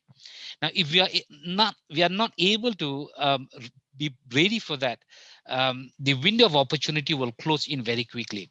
There's still ample opportunity for everybody to move into that space now. And that is why Martrit is excited. That's why we are collaborating all different partners. But this has to take place now. And if you notice earlier, I showed a lot of slides what the government has done. They've given a lot of funds, available, both from the private and government and so on, right? So we can leverage on it. The second part will be where it gets very interesting. So what happens after you embrace and you started leveraging on these sustainable practices? That is where Martin is supposed to get into play. We're supposed to work with you to grow your exports. Notice the word that being used today is high impact exports, because we are unable to compete, and we shouldn't be competing on low impact, right? Products that will give you maybe a profit margin of 3 to 5%. Those are not the kind of products exports that we are looking at. We are looking at exports that will be able to give you maybe 20, 30% of sort of margin. And that is entirely possible, because if you move up the value chain and you're addressing the concerns of the buyers and investors in the space of sustainability, then it makes sense for us to go into that. Right? And that's why we're looking at. On a tactical level, again, I'm giving an example on a Malaysia level, but this is easily doable on a company level. Yeah, this is just a thought process. If you're an exporter typically, right, this could be the three things that you might want to look at when you're going to the sustainability space, right? First, you got to look into thought leadership. Within your vertical, you need to start reinventing your company so that you assume that thought leadership within your vertical, right? For you to do that, you must be able to go and get information. If you're not educated in terms of what SDG means in regards to business and exports, you need to do this. There's many ways of doing it. There's enough, I suppose, information out there, as well as there are enough consultants and service providers who will be able to do that. But a CEO or a COO of a company would need to take these up. They need to know that they need to have thought leadership within their industry on matters related to sustainability. After that, once you've got enough information, you have to establish a framework of thought and action, right? So you've got a strategic intent, you establish a framework of thought and action, and then you start start rolling out programs and projects related to sustainability. It could be something that is extremely entry level, like CSR. CSR is extremely entry level, right? Or it could be very high level where you're reinventing yourself. For example, you could be a furniture company, right? That you're selling a product, you're selling a furniture. But once you go into sustainability, you're no more a furniture company. You could be a service provider. You could go into the export of a service related to manufacturing of furniture, right? Because you're tying up your whole supply chain to the supply chain of the buyer. And you're looking at the green roadmap at the back end and as well as the front end. So eventually the principal buyer will look at you, not just somebody who's providing him with a furniture, but somebody who is connecting him with his customer through you, right? Because you have that end-to-end narrative. And eventually what will happen, of course, it'll build your brand. And brand building is very important for sustainable practices. I will come to that why, but it is an integral part, because it is through brand building that eventually you will get your premium pricing, right? Third, obviously, you need to go exports. Malaysia as a market is small. Malaysia as a market for sustainable products and services is relatively still small as well. But the global market has opened up, a lot of developed markets. So you need to have a game plan for exports if you've started taking up the sustainability roadmap, right? So that could be an interesting part. These are a couple of focus levels. I'm not going to go too much in detail with it, but if you're an organization and you're going to the sustainability bit, you might want to look at all these focus levels. You might want to look at your industry and stakeholders, right? How can you collaborate with them? How can you work with them? You might want to work and find out what kind of technology that can help you to make the transformation. You got to look at your talent, your internal talent. Do you have the talent to make the transformation? If you don't, and that is where I suppose trainers like Dr. Nosaido, they come in, right? Because you don't have an internal capacity to do this. You got to then go and engage the right people. The right people is a key word, right? You got to get the right people. Make sure that your internal team has the capacity to be able to execute such projects. Then you have to go into standards and certifications. This is critical because standards and certifications are basically an indirect means for you to inform your buyers, your investors, that you have done what is required. So from standard certifications is key. Finance and export levels, right? On an organizational level, you may look into policies, your internal policies, and purchasing. I'm looking at purchasing as one of the core pillars simply because if you don't change the way you purchase, it will not have a collective impact onto the industry. If every company who's into the sustainable part started changing their purchasing policies as well, that would give an impact across the board, right? Because if you expect a buyer to buy your sustainable products at a premium price, it's just rightful that you need to relook at your purchasing and you also purchase premium products, sustainable products to support the whole industry. And then your people, as mentioned earlier, and storytelling. If you've done something well, capitalize on it, right? Work on it so that your brand is grown. This is on a stakeholder level. I'm not going to go too much into it, but essentially, if you want to go into the sustainability space, you might want to look at from a project perspective as well as a content perspective. Project wise, you might want to do industry engagement. You want to, roll out ESG related ground level programs, collaborations, and so on. On a content level, once you've done all that, you got to generate content, and then you got to find a way to express yourself, either in a public media or on an internal media. But whatever it is, there has to be a communication process that takes place after you take a part into the sustainability projects. Industry level, we're going to jump on this because there's a lot of work to be done. But just to give you very high level information on what needs to be done. Game 10 on a 3-feet level. Now, this is what Madrid has done. And this is where maybe, the exporters who are looking into going in might want to come on board. We have something called sustainability action values for exporters. This is our pitch to the exporters, saying that, guys, you got to start looking into sustainability as a strategic tool to export. And Madrid is ready to help. The next thing, the next big program that we have to promote SAFE is the National Export Day. Please, you might want to pencil that in. It is happening from 15 to 16 July this year, where we will talk a lot about sustainability, which underlies the importance that Madrid is giving for sustainability. This is the program that we did earlier, and this is what we will do during the National Export Day as well. Now, these are some of the topics that we are focusing on. And now, this is not exhaustive. You may want to focus on different kinds of topic internally for your organization, but these give you a sense of the kind of thought process that Madrid has and the Malaysian government has in terms of growing exports for sustainable related products and services. We're looking at tools and techniques. Right? We're looking at issues such as forced labor.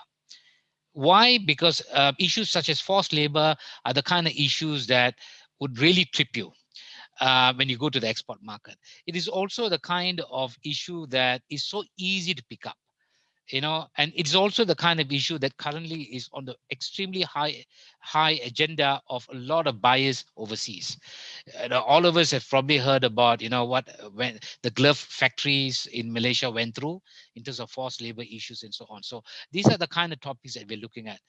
I like to emphasize on this because you may have done a lot of good stuff in a lot of other areas, but a simple thing as a forced labor issue could make you look quite bad out there. And once you have been sort of identified with that sort of negative issues, it will be hard for you to get back the goodwill of the buyers and rebuild your brand, right? Sustainability across government agencies, this is something that we are looking across, especially in terms of procurement. We are trying to encourage Malaysian government agencies to look into supporting the Malaysian companies who have gone into sustainability, R&D innovation, as well as value of registration of IP rights. So you've done something well, you need to be protected. Right. Some of the collaborators, this is not exhaustive, but again, we just want to give you a sense that we are open for collaboration. Madrid is open for collaboration, and this is a message we want to say to not only the local audience, but also to our international friends. Right, Madrid is extremely open. We are looking for partners. We want to see how it can be done, and we want to be able to do it in a proper way, in a way that is meaningful for all parties concerned. Right? Because sustainability is so wide, so complex, so complicated, that I think having great partners, good partners will help us to move up and make a real dent and real change into the agenda. A bit of transformation. I'm going to go into how we sort of looking into it. Supply chain transformation needs to take place on all fronts. This is critical, but at the same time, there's a caveat here. No company is able to do it end to end. And I don't think so it's wise for you all to jump in and try to do it end to end and as quickly as possible. This is a journey. If you're trying to do it end to end and trying to do it quickly, it's going to put too much of pressure onto your processes, and this is going to have give you a lot of problems in moving forward, right? So do it practically, but do it consistently. Next, a lot of big companies are going to take the lead. They're going to be the leader. They're the one who has the resources to go and make a dent as far as sustainability practices are concerned. But the game changers will be the SMEs, right? So while the big boys will be hogging the limelight and saying we have done this and done that, but the real game changer will happen when the SMEs started going into it. If you look at Malaysia, for example, 80+% of our companies, sorry, 90+% of our companies are SMEs. Their contribution to the exports are extremely small. Now, the only way the exports can grow is if they start looking at sustainability. If they start using that, then they will get their premium prices. They'll be able to access, premium buyers and move up the value chain. So for us, that is a messaging for the SMEs: embrace sustainability. The transformation, even among industries, will happen at different pace for different industries. We suspect some of the industries such as agriculture, logistics, chemicals, healthcare, E&E, and aerospace could potentially start quicker, simply because the request or the demand that has been expressed at the higher end of the value chain by the buyers and decision makers from developed economies has started in these sectors. But that doesn't mean the other sectors are not relevant. If you take lifestyle, for example, there's a lot of talk on fashion should be sustainable, should be green, and so on. So this is just an indicative, but ultimately every industry globally will go and embrace the sustainability agenda. And view as an exporter, if you're not ready, it could be detrimental to the survivability of your company moving forward. Now, this is basically a conclusion. I know my 30 minutes is up, but this is what we want to say. The question, is change taking place? Yes, it is. Believe me, your competitors are making those changes. If you're not ready, your competitors have started. We know a lot of companies have started doing it, the big boys especially, right? So simply because a lot of Malaysian companies especially, they know the end game is exports. You can't do domestic so much, right? You got to export. When you go in the export market, guess what? Everybody's asking for it. So the big boys, they know. Is there traction from the buyers, consumers, investors? You bet there is. There's so much attraction that is scary nowadays, right? Even if you talk to banks, the banks are saying, I will not do. There are a couple of banks. Commerce Bank of Germany have come out and said, look, I'm not going to do trade financing if I'm not convinced that there is, the supply chain is not green, is green. So PE firms, Navis Capital, sorry, I shouldn't be naming it, but basically there are PV firms who are, even when you do a merger and acquisition, guess what? They are looking for that. So, even if you're looking to do a M&A, if you're not green, or you have not done anything, guess what? You're not desirable anymore. You're not desirable to your buyer. You're not desirable to investors. You're not desirable to consumers, right? So it is happening. Yes, it is, but it's slow. To remain relevant, this is what he's saying, right? You can't compete on price and quality, right? Anybody who says this, wow, my price is great, my quality is great, guess what? It's not good enough. What you got to say is what? Your storyline would have to be, my price and quality is given, I can compete great, but now guess what? I treat my people right, I treat my planet right, and I undertake my projects in the context of what Sasnat is doing. I'm undertaking my projects with a green footprint. This is the kind of messaging that has to go out when you're carrying out projects and you're delivering a product, right? And it's got to be honest. You cannot greenwash. There's a lot of sometimes possibilities for greenwashing among companies. This is not something that you should consider. All right, for those who are not, probably don't know, greenwashing is basically, you go out and say you're doing green, right? But you're not, right? So you got to develop an honest, high impact storytelling, and you got to stick to it, and you got to be honest about it, right? Because your brand is affected. Do it right, your brand premium goes up. Do it wrong, I hate to think what will happen, right? Embrace sustainability. Look around you. If you're a chemical company, for example, don't dump chemical onto the river, right? So you got to relook at it. But obviously, you might not be able to afford everything. So that is where that thought process, the strategic intent, and you got to prioritize what resonates with your buyer, with your stakeholders, and make those adjustments accordingly. It's a journey. You don't have to do it all quickly and wholesome, but you definitely need to be aware. The first level is just awareness, right? um, Embrace sustainability. I think I've gone through this, and that's it. I think I've pretty much covered what I wanted to say. Hopefully, I was able to address some of the broad questions that you probably had in regards to the Malaysian government's role in embracing sustainability. Right, so there's a lot been happening. We have a parliamentary work group, for example, which has started pilot projects in at least about 30 places in Malaysia, and so on. From a context of Matrate and export, we are out there. Matrate will be there to assist you. In terms of collaboration, we are ready to collaborate. There are a lot of institutions in this group today that I noticed. Talk to us. Sustainability is so wide that don't I suppose don't shy away thinking, okay, this might not be relevant to Matrate. We are open. We'll look at it. As I pointed out just now, we have two components. One is the export component. The other one is the back-end component, the development component. So we can work maybe at the development level, right? We have a team to look into development, right? With that, Doctor, I think, and dear friends, and from both Malaysia and internationally, with that, I would like to say thank you very much for your attention, and Wait, have Mr. a great session. Shankar. Yeah, wait. I think a lot of people will probably want to ask a few questions. We can Oh, sure. open up the floor, and anybody who asks the questions, write it down so that we can read the questions together. But I think from the point of view being Matrate, because you are very important people right now for us to really have hope of how we want to revive the economy and to a certain extent, be great again. So on the service sector, I'm sure there's a lot of programs that we can do together, the SASNet and Matrate, to ensure that the assessment for the quality of the products that we want to export, it's within the bandwidth or within the framework of sustainability.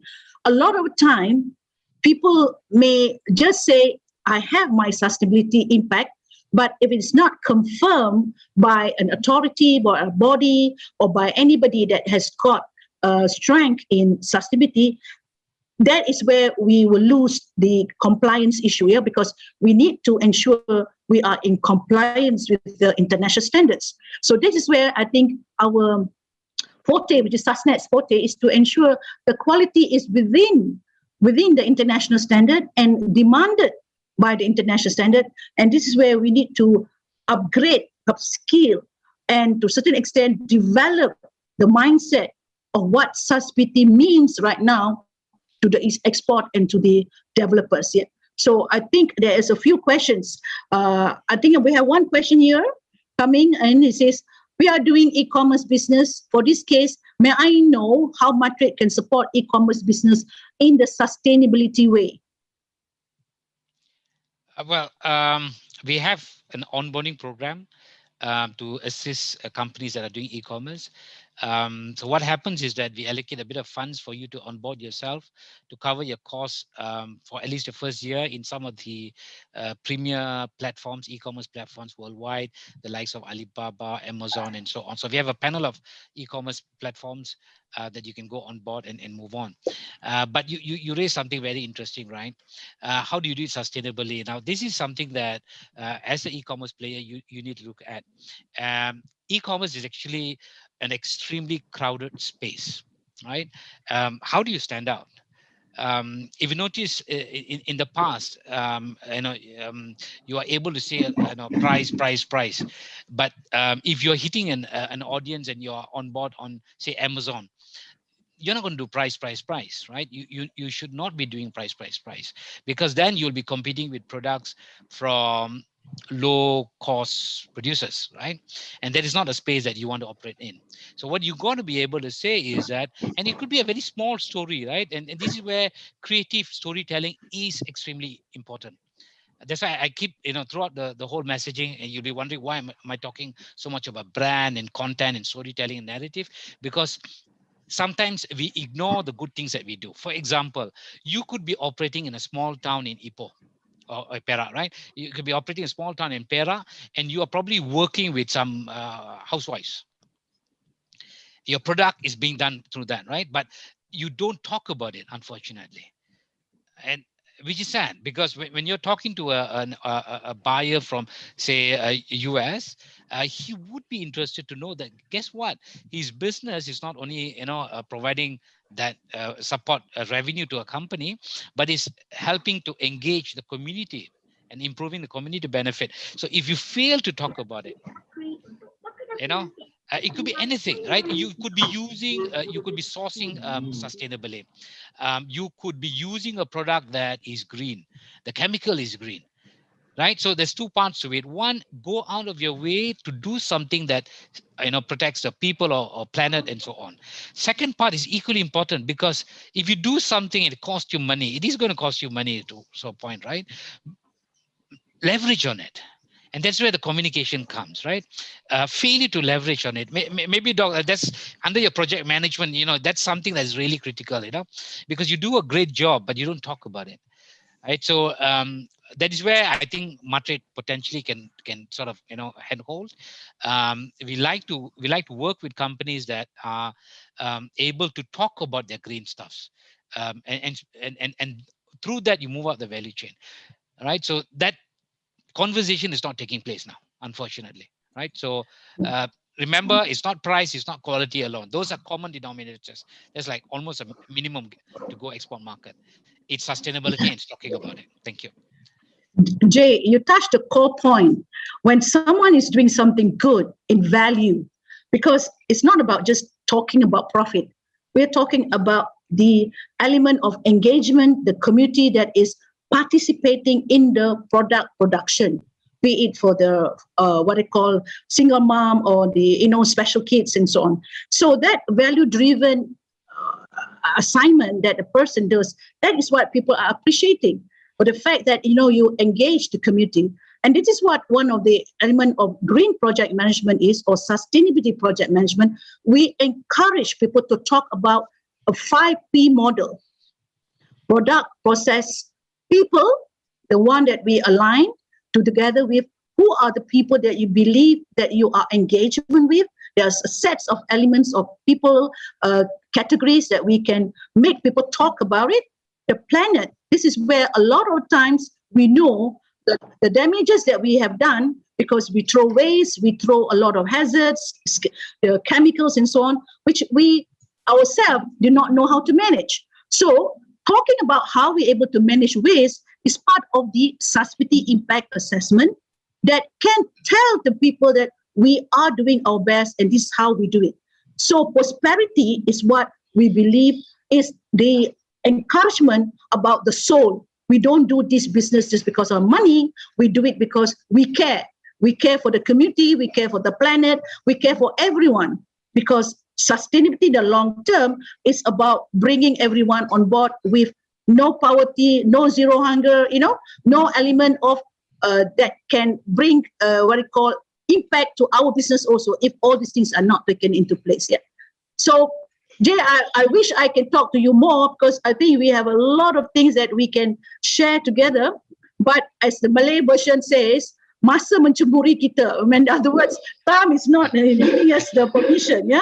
So I appreciate your support for this event. It has been very meaningful to us, because Matrix being a leading agency in export, this is what we want to get along with. We want the alignment. We want to ensure we support the people so that they do the right things for you, and you can help promote them in the right way. So this is where we have the integration of our efforts. And once again, I thank you. I thank you for all the good things that you've done. A lot of people are asking me for your slides. So I believe later on I will get it from your team to give me the slides so that I can share with the other people. Ribuan terima kasih, Doctor. Thank you very much. It's been my pleasure sharing whatever little we could. Thank you. Looking forward for further collaboration. Thank you, Mr. J. Thank you. Okay, without further ado, I have now the next speaker, which is Dr. Joel Carboni himself. Yeah. So Dr. Joel Carboni, as you say, is the founder of Green Project Management, the founder of Sustainability Project Management, I had the liberty to meet up with him personally in 2014. Now, what made me tick to bring sustainability element into training, into human resource capital, into project management is because a lot of the things that he mentioned to me before was things that was missing in our, not only in our curriculum, but missing in our entrepreneurial development. So myself, who has been involved in entrepreneurial development from the very, very early days of my governmental role, we have been talking about financial management, communication skills. We talk about what we call elements of marketing, elements of every element that you can think of to make an entrepreneurial success. But one of the things which we forgot or we probably do not know, the art of bringing projects or elements to come together for us to start a business, and that business comes from a project. So when he says the step approach towards a successful business is when you have a successful project. So I am very much honored with the fact that ever since I met up with him, I have been working with him for Malaysia and for the other parts of the world. And probably from this year, we're going to go into ASEAN way, where later on we want to bring the green project management to all the other countries within ASEAN, where we are part of the international trade with the active participation of trade within the ASEAN community. So for those who have probably not read his profile, who Dr. Joel Carboni is, I'll just give a little bit of a reading.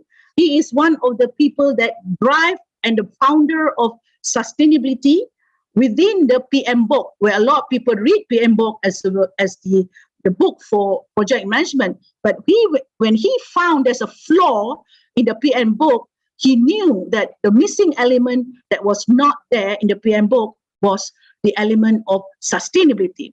So when he confronted the editor of the PM book and said, show me in the book, where is it that talks about sustainability? He knew that he has hit the jackpot.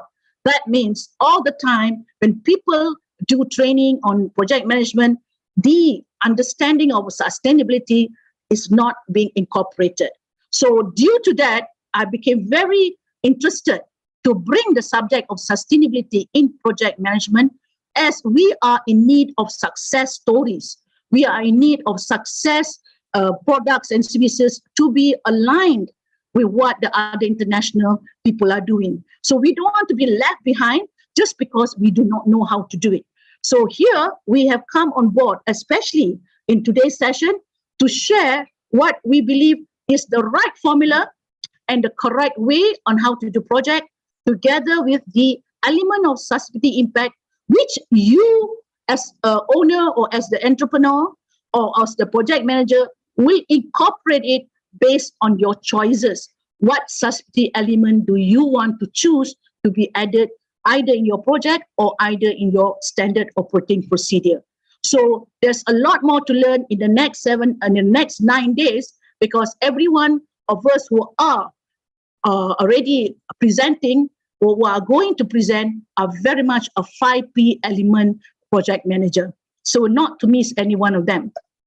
So without further ado, I will play the slides of Dr. Joel Carboni, because he is in US, all right? So when he is in US, he will not able to be playing the video or be live on live, yeah? So I would like to play his slides, yeah, on terms of the elements of his version of what he wants to share with us today, yeah? So let me show the slides, the video of Dr. Joel Carboni.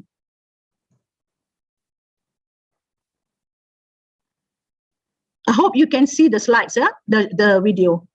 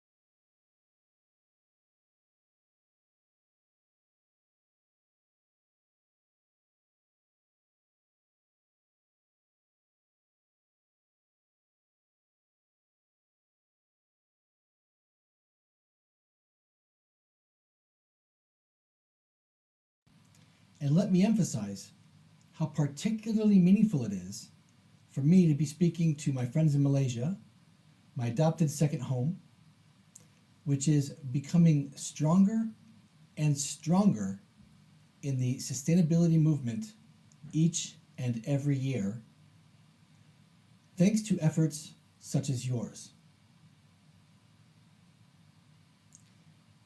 It is critical to emphasize the importance of shared values and principles as a basis for sustainable project management. I'm often asked why we created a niche in project management that focuses on sustainability. The answer is quite simple. Projects at their core are change. Whether it is a new skyscraper, changing the look of a city skyline, two corporations merging into one, developing a new farm, the redesign of a car, or an app on a phone, project management is the common thread. To me, are the protagonists to change. To be more specific, a sustainable project manager manages a project by employing a collection of diverse but integrated competencies to deliver on the objectives that are detailed in someone's business case. They do this by using and tailoring the appropriate methods, tools, and techniques for leading the project team and engaging stakeholders. They do this to progress the project while still safeguarding society, the environment, and human rights. Sustainable project managers contribute to organizational goals while navigating complex cultures and dynamics to create benefits that support short and long-term business strategies, while simultaneously addressing our planetary constraints. Now, as such, sustainable project managers have a very important role to play as advocates, advisors, and architects of a better world. We believe that the impact of the project should also be taken into account with an emphasis on benefit realization. And while I'm sure you all agree, we don't actually practice project management that way globally. And we most certainly do not weigh the impacts of our projects as much as we do benefits, which is dollars. But we should, because we must address global challenges. Let me be very clear. We all fully know what the challenges we face are, because we created them. Here are a few of these uphill challenges that we have to take on right away. First, we live in a world where acute poverty and destitution coexist with extreme wealth. We live in a world where 1 in 8 among us lives in extreme poverty, and 2 in 5 are without access to adequate sanitation. Third, we live in a world where the rates of maternal and child mortality are unacceptably high, and millions of our children are out of school, and not just because of a pandemic. We live in a world where many women and girls are still deprived from equal opportunities, and we live in a world where the capacity of our oceans to provide their vital services and the survival of a planet's biodiversity are at great risk. We're also seeing heightened tensions as humanitarian crises, violent interlinked and multiplying conflicts, and unprecedented scales of movements of people are forced to flee their homes. Needless to say, the task in front of us is urgent, and this requires a change in our value systems. The very way we look at and do business must change. Desires, in the form of human wants, have been the driving force behind all we experience in the developed world. We have more screens, more cars, more devices, more gadgets, more of everything than we've ever had. Humanity has made nature and life itself a means to our own end. I know this sounds dire, but we know where we want to get to, and we know how to measure our progress in getting there. Now, thanks to the GPM P5 standard for sustainability and project management, and the tools and practices that we introduced to Malaysia in 2015, which is now available for free download off of our website in Malay at www.greenprojectmanagement.org/P5. We have the tools for you. The great thing is that we're all interconnected, and it takes only a ripple effect from some great examples to go viral and create a groundswell of change that can save all of humanity. Let's face it,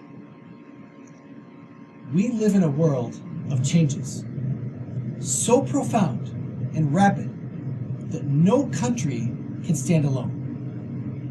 The world's interlinked threats and challenges require everyone to share responsibility and contribute to a common vision. That is why our movement speaks to many common concerns of countries at all levels of development. Whether youth, unemployment, brain drain, and widening inequalities, increasing natural disasters, and threats from climate change that include industrial pollution, degradation of terrestrial ecosystems, loss of biodiversity, or weakness in social coherence, management of the state, and violence we are experiencing is all interconnected. And this is at an unprecedented level. Now, not just in the way that our communication and our business and our value chains and our financial systems are built, but also in the way that negative externalities can no longer be contained by national or regional borders.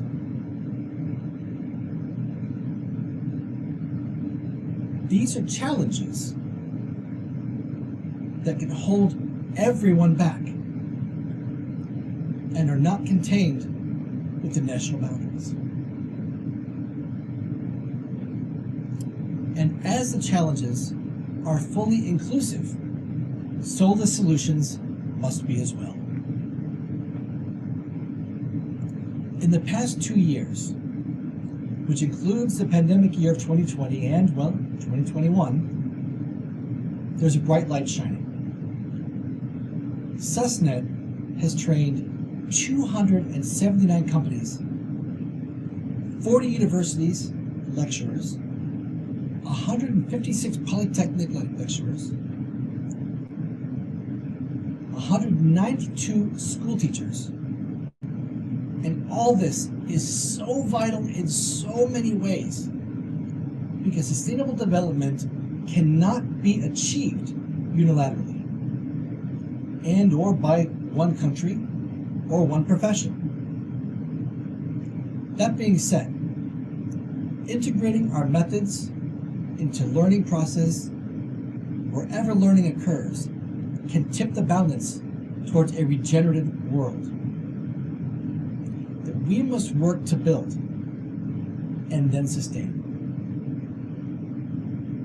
By Susten's example, and what's happening in Malaysia, if we adopt regenerative practices using the P5 as a foundation, we can mitigate the effects of climate change, regenerate distressed bioregions, address hunger, poverty, and inequality, and set a course for a better future.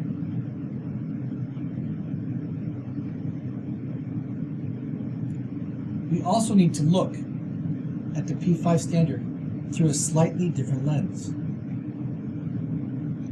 We need to use it as a value creation tool, not just an impact analysis.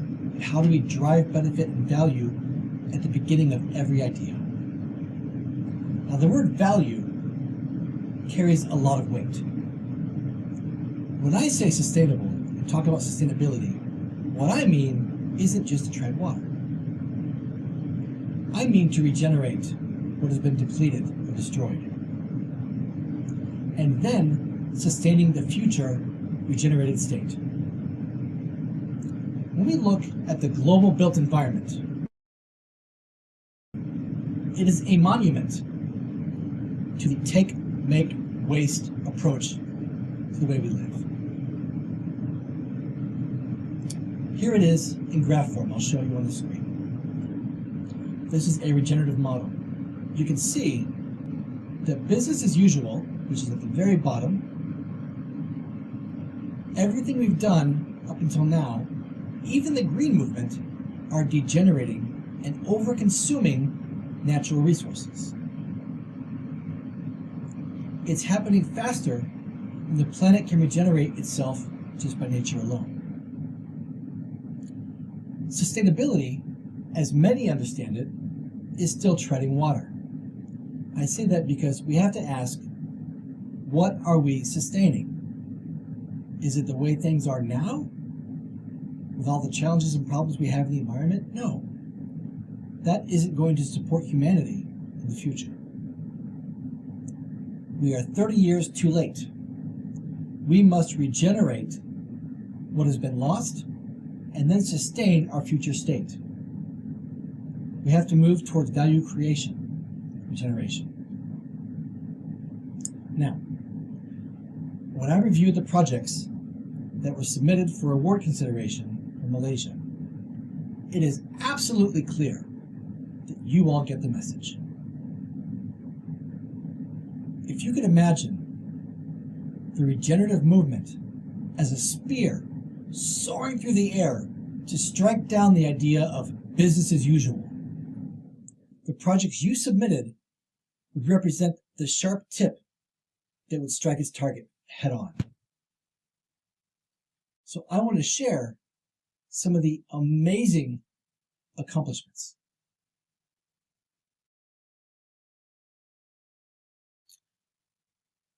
The GPM Awards, specifically in Malaysia, had 3 primary categories: industry, polytechnics, school and STEM. Industry produced 37 projects for awards. Polytechnics produced 50 projects for awards. School and STEM produced among them 50 from school and 45 STEM related. This totals a whopping 182 projects, the largest concentration of sustainable projects using the P5 standard from any single country in the world by far. This is simply amazing. I wish I had the time to congratulate each and every one of you personally and to showcase all of your projects because they're amazing. But I'm confined by time and, of course, this online forum, so please allow me to close with this. As a global community, we face an array of challenges. Our response boils down to the fundamental challenge of making decisions in how we do what we do. I say this all the time, but I cannot underscore how important it is. We must do the right things the right way for the right reasons. And the example that you all have shown is setting up a beacon for the world. And I applaud each and every one of you. I'd like to thank you for allowing me to speak, and even more so for allowing me to see your amazing work. Till I see you all again in Malaysia, once the travel bans are lifted, terima kasih.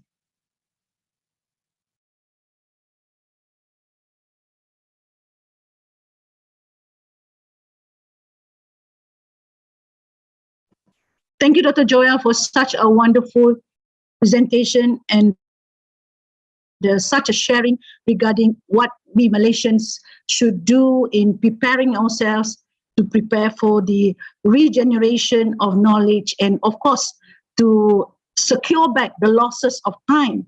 If we are 30 years behind time, so we need to catch up, to catch up in a manner that we will not lose more time and we do not lose more impact that we should already gather. So I think that message comes across with very strong undertaking that we all need to improve and in the right way, do the right things. And of course, sustainability is a new thing. Continuous development program need to be embarked wherever we are, and we have to keep sharing the knowledge so that everybody benefits altogether. Thank you for that, Dr. Joel. So our next speaker is Engineer T.S. Nur Hisham Yahya. He has very much 35 years of experience working in the energy and oil and gas industry.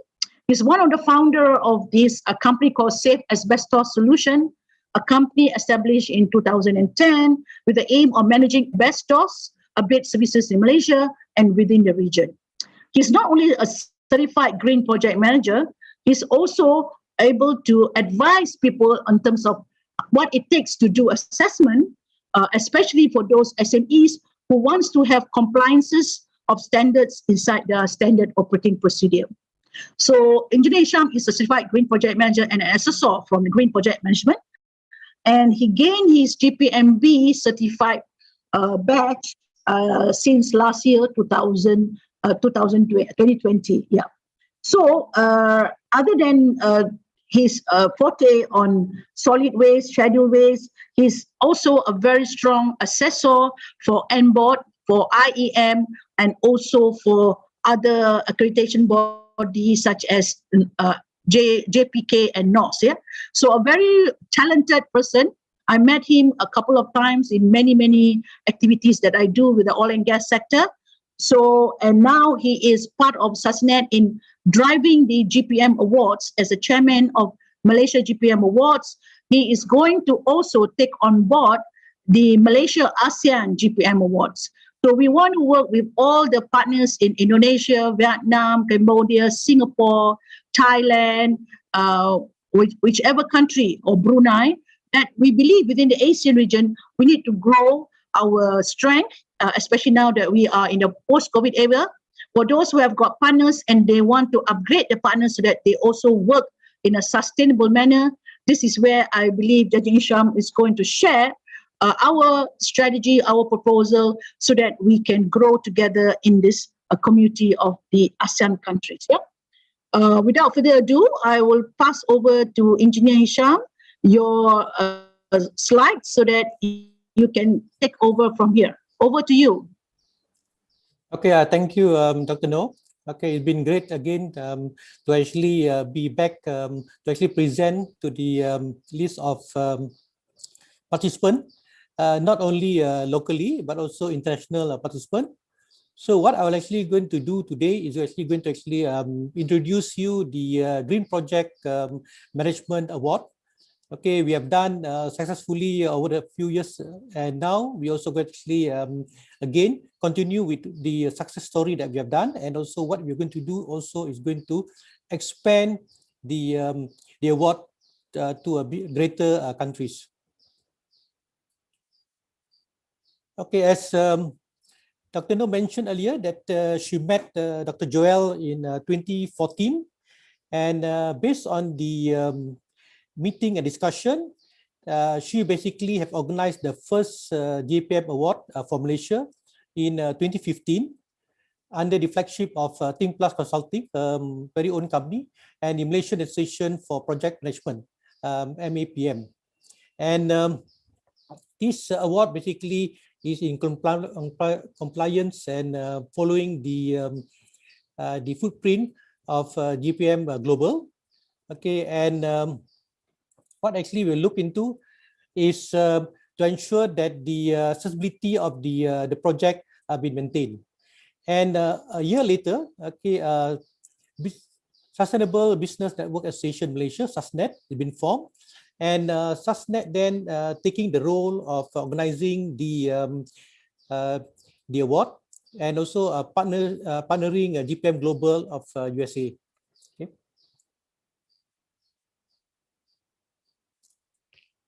There's 3 awards been introduced. Okay, basically. Engineer Shah, yeah. sorry, do you have your slides? Because we did not see any slides. Yes, I'm basically I'm yeah, no, Belum, I'm basically sharing my slide. I'm sure you tak have not nampak, seen it. tak nampak. No, tak nampak your slide. Oh, okay, sorry. Let me stop sharing and reshare again. All right. Okay. Okay. Sorry about it. I thought you are seeing my slide. Okay. Okay. 1 minute. Let me.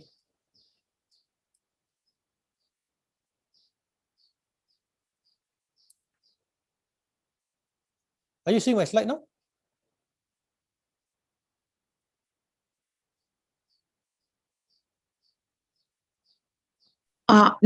Not yet.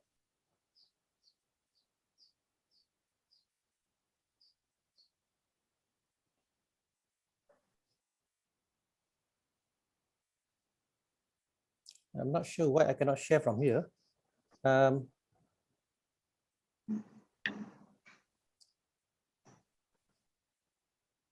Kalau you tak boleh share, I will try to share from the slides that I've given to you. So you can carry on talking and I will take the slides on. Okay? Okay, sure. All right. Okay. You proceed. Okay, can you share the slides? I'm looking for slides now. So you carry on doing your presentation while I search for the slides and I will put it up. Okay? Okay, sure. I'll do. All right. Okay, basically, so coming back to the what I mentioned is that in 2016, okay, SUSNET been formed, and SUSNET take the role to actually organize the award, okay, from 2016 onwards, and there are 3 categories which GPM Global on the GPM Accessibility Award that has been put forward. Okay, number 1 actually on the Project of the Year, which exemplify the impact of accessibility element in holistic ecosystem. And number 2, basically on the Accessibility Leadership Award. Okay, and this basically is the slide on, Dr. No? Okay, on the Accessibility Leadership Award. And thirdly, actually, is on the Fundamental Award. Okay. And what to mention is that on the Malaysian GPM Award recipient, it's also able to actually participate on the Global GPM Award. As been mentioned by Dr. Joel just now, we have for last year, we have about 180 recipient of the award, and also participation from in the industry, polytechnic, as well as from school. And some of the award basically will be carried forward to the GPM Global Award for this year. And we also have the Sustainability Award advisors to this. We have the patron, okay, from the Raja Muda of Selangor, Tengku Amir Shah. We also have the president of SASNET, Mr. Jamaluddin Hussein. And we have very supportive Secretary General, Dr. T.S. No. And I'm basically the chairman for the award last year as well as this year. The panel of judges, basically what we have is that most of the judges are the competent as well as certified GPM B, or they are basically also the registered consultant and assessor for GPM. And this is where we are actually assessing the award based on the P5 framework, has been mentioned earlier by Dr. No as well as by some other presenters, that we're looking into the people impact, we look into the planet impact, we look into the prosperity impact as well as the product and process impacts. Again, this year, we are also looking into having the Sustainability Award for Project of the Year, Sustainability as well, leadership as well as fundamental.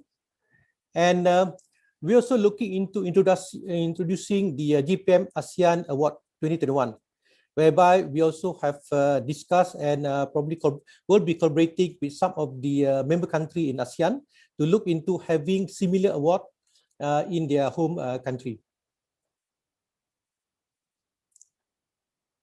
SASNET network basically having outreach in many countries. We also have actually outreach in Kenya, East Africa, Indonesia, Saudi Arabia, Kazakhstan, Uzbekistan, Nigeria, Singapore, Jordan, India, Pakistan, Iran, Australia, New Zealand, as well as Bahrain, Kuwait, and Mauritius. So these are the award we can also introduce, as well as participants from this country are also actually able to actually participate effectively, looking into how can you actually showcase your projects. Okay, moving on the next page. Continue, next page. Next page. Next page. Next page.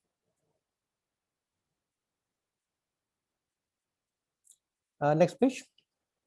Next page. And next page.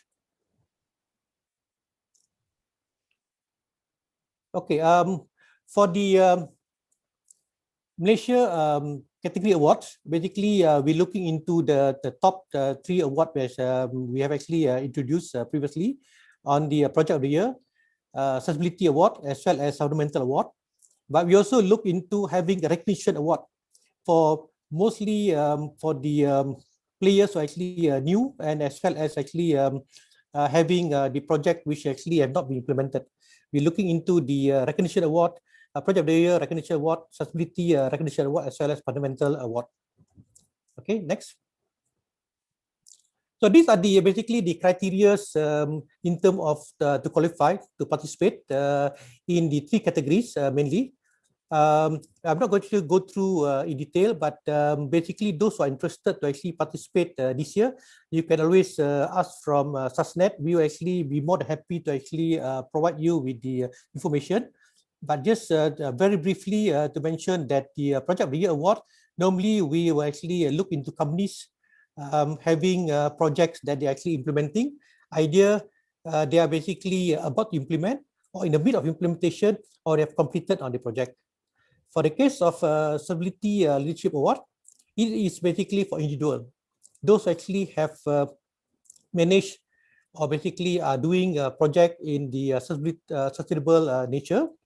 Okay, and for the case of Fundamental Award, we are looking into individual or company who are basically looking into some of the projects where we are not able to actually award the Project of the Year, neither the Sustainability Award Leadership. We actually will look into consideration on providing the Fundamental Awards.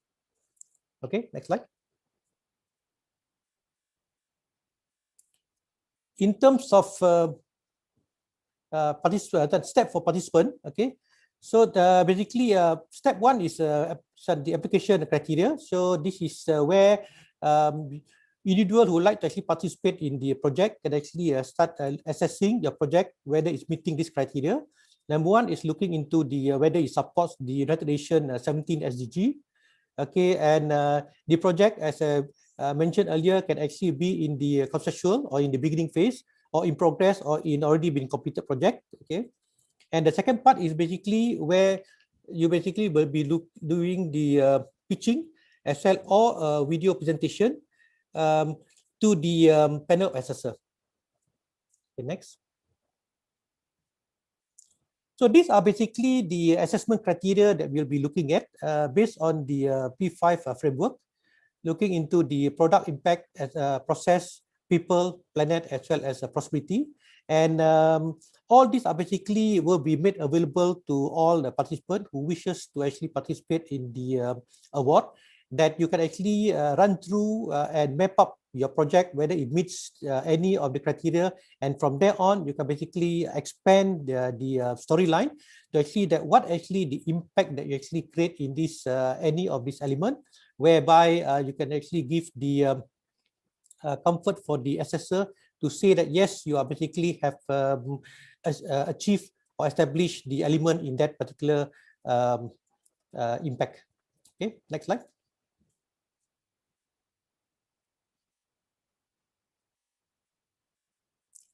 So this basically is the application process. Okay, the first step is submission project based on the criteria that I've highlighted just now. What are the criteria that you like to actually look at, and you prepare some project paper and do submission to us, and then we basically will organize a workshop to actually educate or basically to inform all the participants that what are the gist of the impact that we are looking at, and how do we actually provide the assessment, and which angle that you can actually provide your project paper. And thirdly, we also then look into the assessment part. Previous slide, Dr. No? Previous slide. Okay, thirdly, we look into the assessment part, whereby we actually your project will be assessed. And finally, once your project been assessed, we have actually shortlisted your project. We'll then allow you to do presentation and pitching. Okay. Next slide.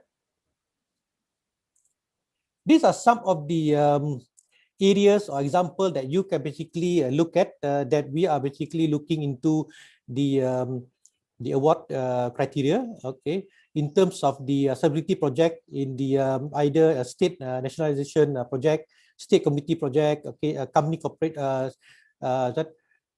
social responsibility, and so on and so forth. Okay, so these are the area that we can actually look at. If you actually have any of your project falls under this sustainability project, you can basically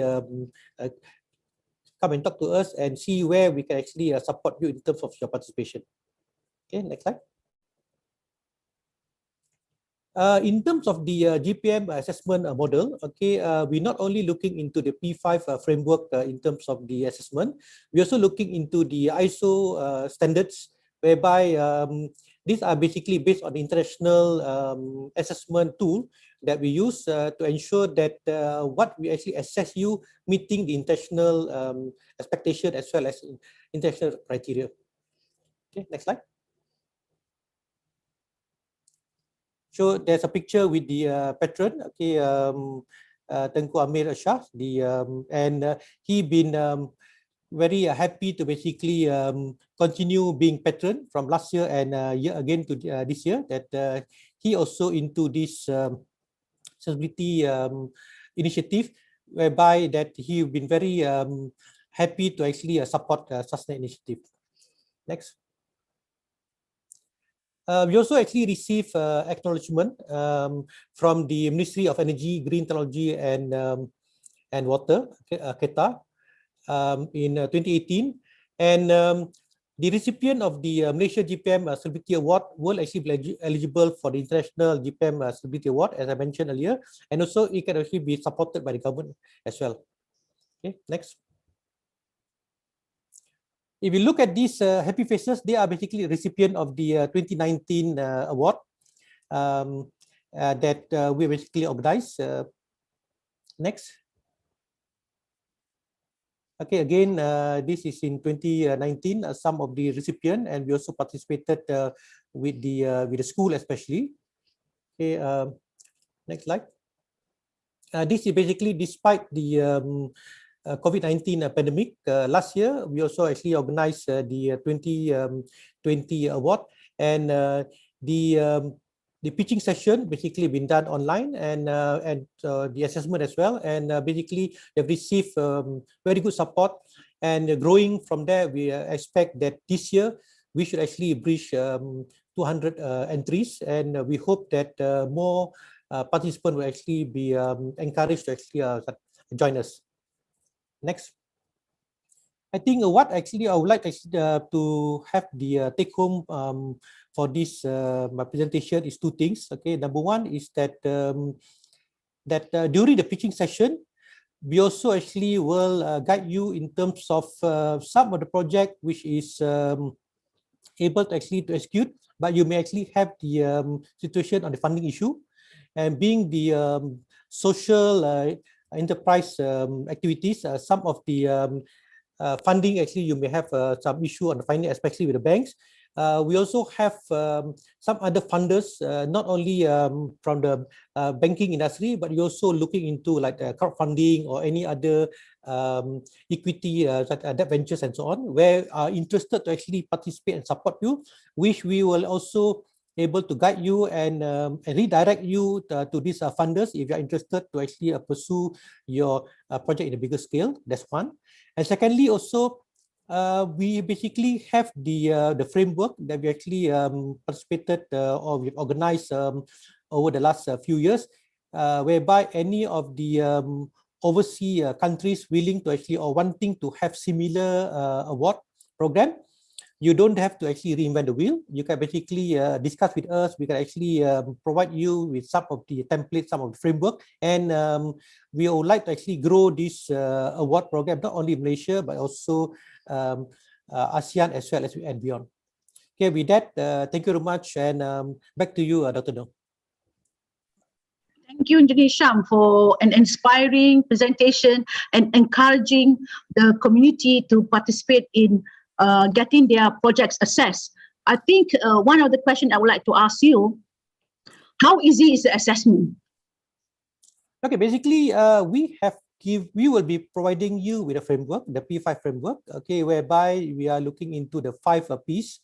And over there we have the various elements, okay, and you can actually look into the your project proper, whether it touches on any element, and we would like you to actually then expand the storyline on the element. And based on that, we actually will access you, as we mentioned that we will actually strictly follow the P5 assessment tool. And if you actually following the guideline of the P5 basically guideline, okay, we should actually be quite easy actually for you to actually prepare your project paper.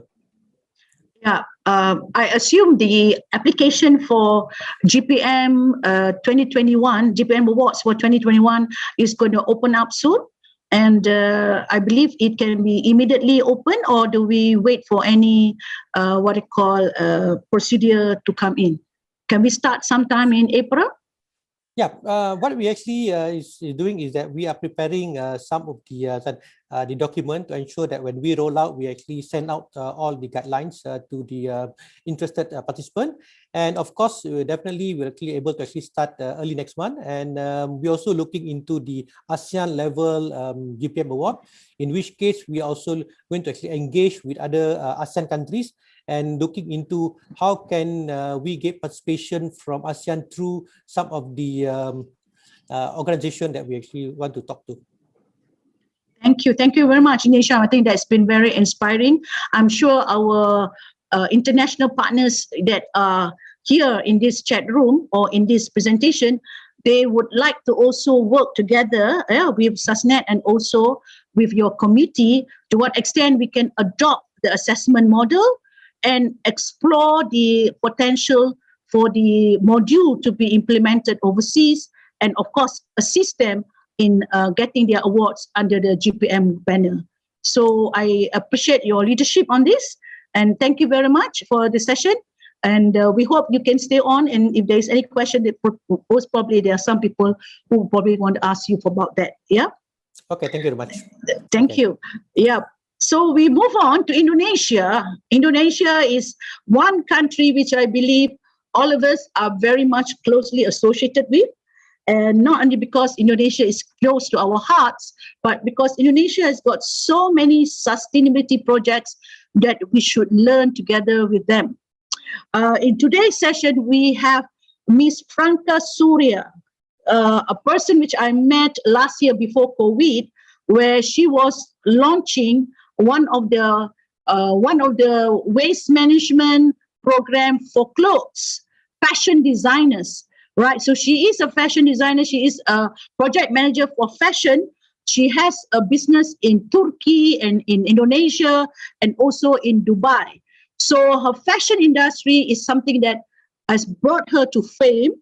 And many of the times, I think Franca has always been one of the leaders in the fashion industry on how she brings the ways and the effort of women, the woman empowerment to get into business, especially those SMEs who have no jobs and whatsoever, where she integrate all of them into participating in the fashion industry and create a global economy for Indonesia. So I think we got a lot to learn from Franca. So I hope, Franca, you are ready to do your presentation. Hello. Thank you. Assalamualaikum. Yes. Waalaikumsalam warahmatullah. Thank Over you to very you. much. Yes. Okay. Thank you very much for the opportunity. I'm very honored to be here, to be invited. I am from the fashion industry, but I am what people sometimes call me more like fashion activist. So I try to also put some values in fashion through my activities. So people know me mostly because of modest fashion. I organize events in 5 countries already since 2016: Istanbul, London, Dubai, Jakarta, Amsterdam, and then I have a company here. It's called Markamari. We also have partner in Malaysia. Datin Ras is my partner actually, and then we now beside the glitz and glam of fashion, now we trying to kind of introduce more values in fashion, and one of them is actually sustainability. I have my presentation, if you don't mind. Should I share it or from you, Doctor? Franca, it's better that you share it, right? Okay, let me do it. Okay, I think in sustainable world, there's a lot of departments that needs to fix their thing. From my department is fashion, and then I am very much recommended to make sustainable fashion more like easy to understand. Okay, so I try to introduce sustainable fashion to be easily adapted for the brands and designers and also the customers itself through my activities. So as we know, fashion contributes to pollution a lot. It's beautiful, it's amazing, trends come and going, but it's really one of the #1 polluter in the world because all the things, either from expensive fashion to the fast fashion, every time they keep on creating new collection, even though the old collection is not finished. So more and more and more again, creating new collection, but at the same time, it's also harming the earth. Okay, most of the garments are made from polyester, 60% of it. So why polyester is so cheap? And then people really try to compete with the price, so it's make one of the garment that always used by the brands. So now it's getting more and more, and then it's really harming the earth. We know already low paid garments, why the brands is paying very low. Of course, they want to sell it cheaper. So what happened is, the condition of the garment workers is not nice, and then a lot of child workers as well. It's happening around the world, I can say. So much garments produced annually, and so many waste that people, the fashion industry already waste around the world. So what we should do, actually, I am very much pro on introducing the concept easier, so young people can see and say, oh, sustainable fashion is not something that very difficult to do. So we need to make it very easy to understand. So this is what I am doing through my activities. So the easiest one right now that a lot of brands started to do is minimize waste, like from the leftovers from the clothes, they try to make the scrunchies or the what is that, the pouch or something, or the pocket. They don't want to use another textile, they use the leftovers for the fabric. They try their best to do this, it's the easiest one. So try to minimize the waste, that's one thing. And produce responsibly, like from the leftover from the fabric, you can create also beautiful collection, so you don't need to always cut the new fabric. There's a lot of techniques that you can do. And upcycle is one of the thing. Upcycles right now, for as you know, pandemic already hurt a lot of brands. Fashion is one of the industry that getting hit so bad, so many collection is not selling. So rather than making new collection, we told them to try to upcycle their old collection to make a new collection, repurpose it. Like if there is a jacket cannot sell, try to change it, put a patch, or try to add something on it, and then you can relaunch it as it is new. So not always we need to be pressed by the fashion industry that's saying you need to always the new one, even though the old one is not selling. Doesn't mean, some brands always try to force themselves to do the new collection, but actually there is a waste that is actually what we call it dead stock, that they cannot sell, so it become a waste. So me, especially with Marka Mari, my company over here, we mentor a lot of brands from our projects. We work together with national banks, with the Ministry of Tourism and Creative Industry, and also we do a lot of like a free mentorship as well, to kind of to tell them, hey, it's very easy to do sustainable fashion. You can start from seeing your own warehouse and see what you can do with it. This is now started to be famous. Thrifting, pre-love sale, swap, pass or rent, give your clothes longer life, take care of your clothes. It's very important because sometimes people do compulsive buying, a lot of flash sale and everything, people stocking their the clothes, but actually in the end they don't wear it. So we always suggest people to swap it, pass or rent, or or you buy pre-love sale, more like that. So it's very important. It's no longer something that we need to be embarrassed on. This is actually the thing that make you people will think you are aware of what happened right now. Fashion is really actually harming the environment, so you need to take your part. So this is also responsible packaging. So, in Indonesia and Malaysia, I see packaging is everything. I see how they do waste with the boxes and everything with the plastic.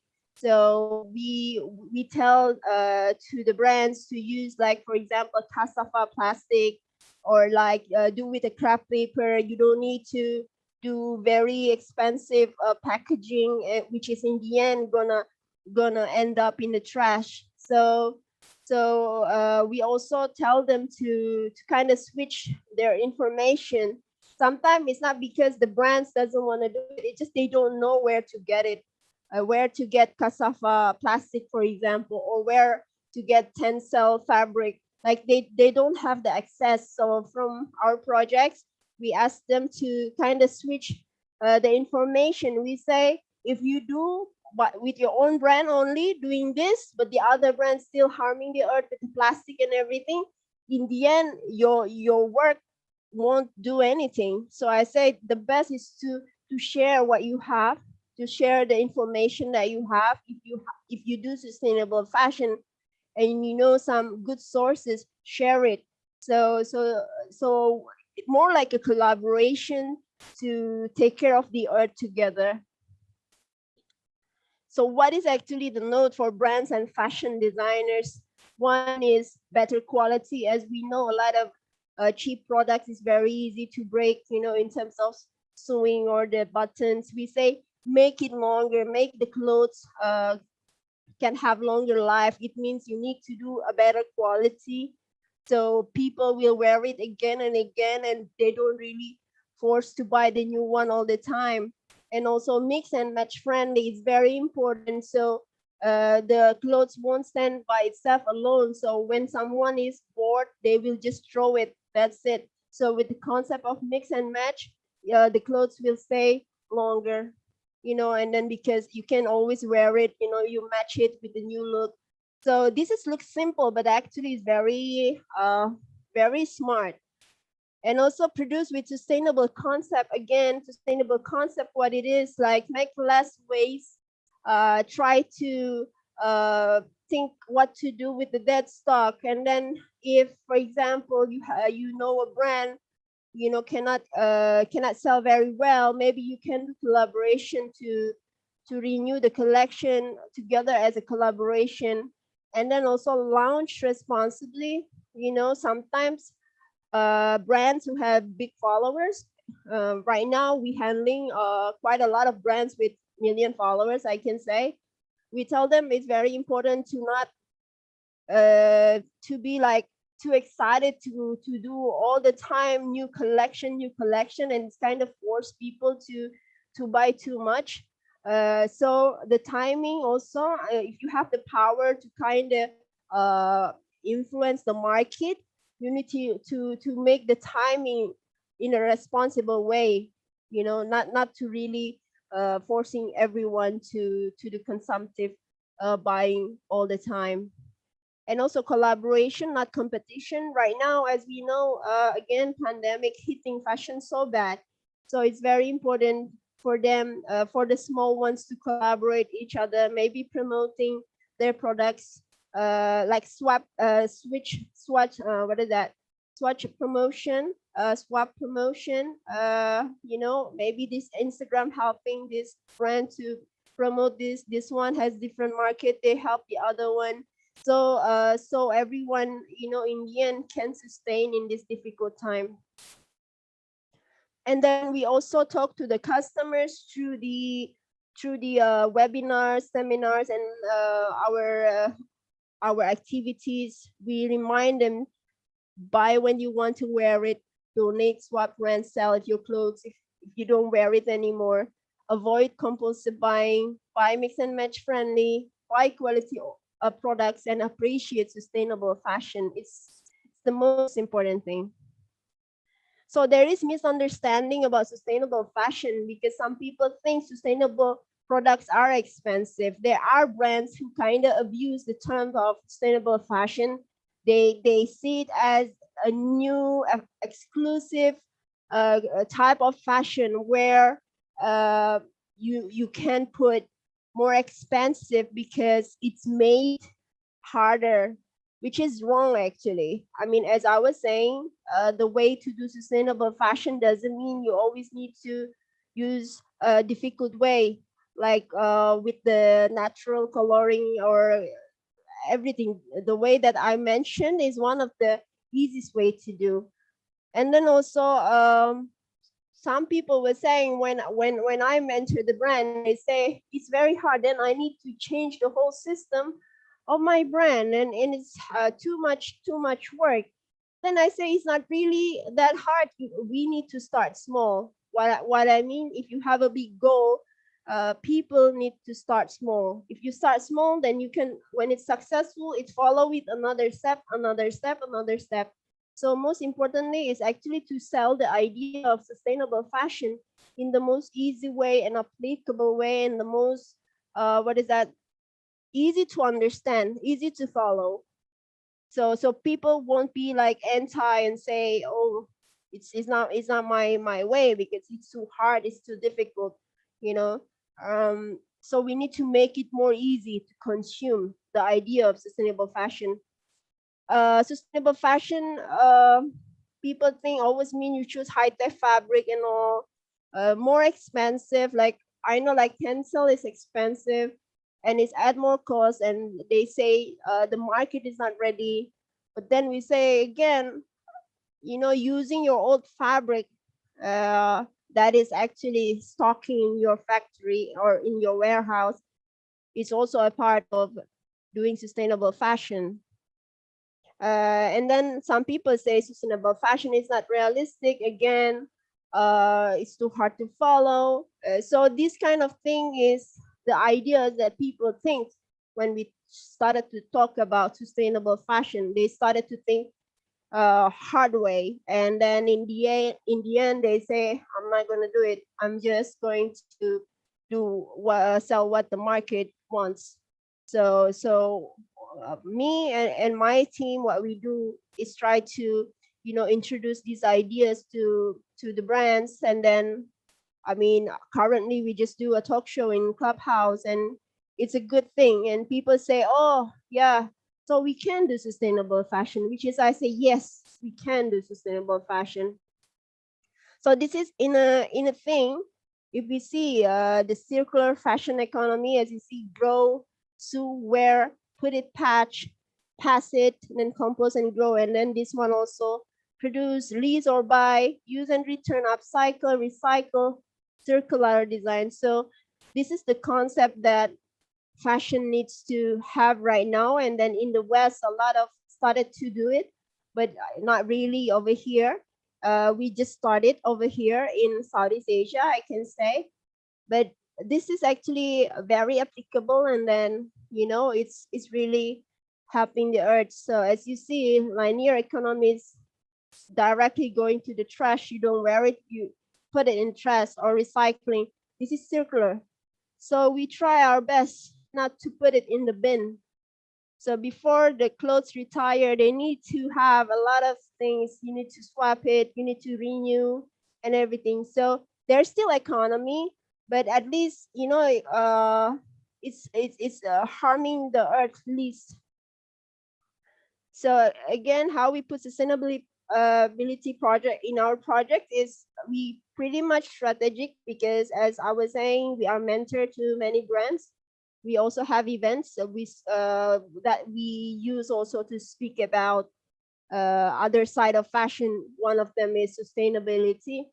And we also advise our government as well on some project.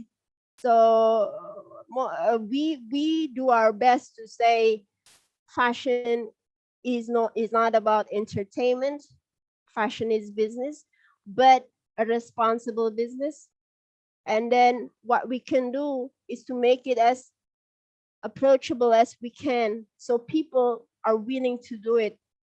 So more or less like this. Yeah, the media also, me myself, I was a very fashionista. I always buy clothes. Now I force myself to sometimes to wear the clothes again and again. I said the campaign is rewear your clothes. People, I talk to the media, I say rewear your clothes. Some people ashamed to wear the same clothes again and again, because some people is gonna say you don't have any clothes. I said I do it because I want to spread awareness through my appearance, which is then it's kind of inspiring the other people to do the same. So this is small, but it's something, you know. It's kind of make people motivated as well. So this is what we do. And yeah, so it's like that. Thank you very much for the opportunity. I'm Franca Surya, and then do not hesitate to contact with me, and maybe we can do something.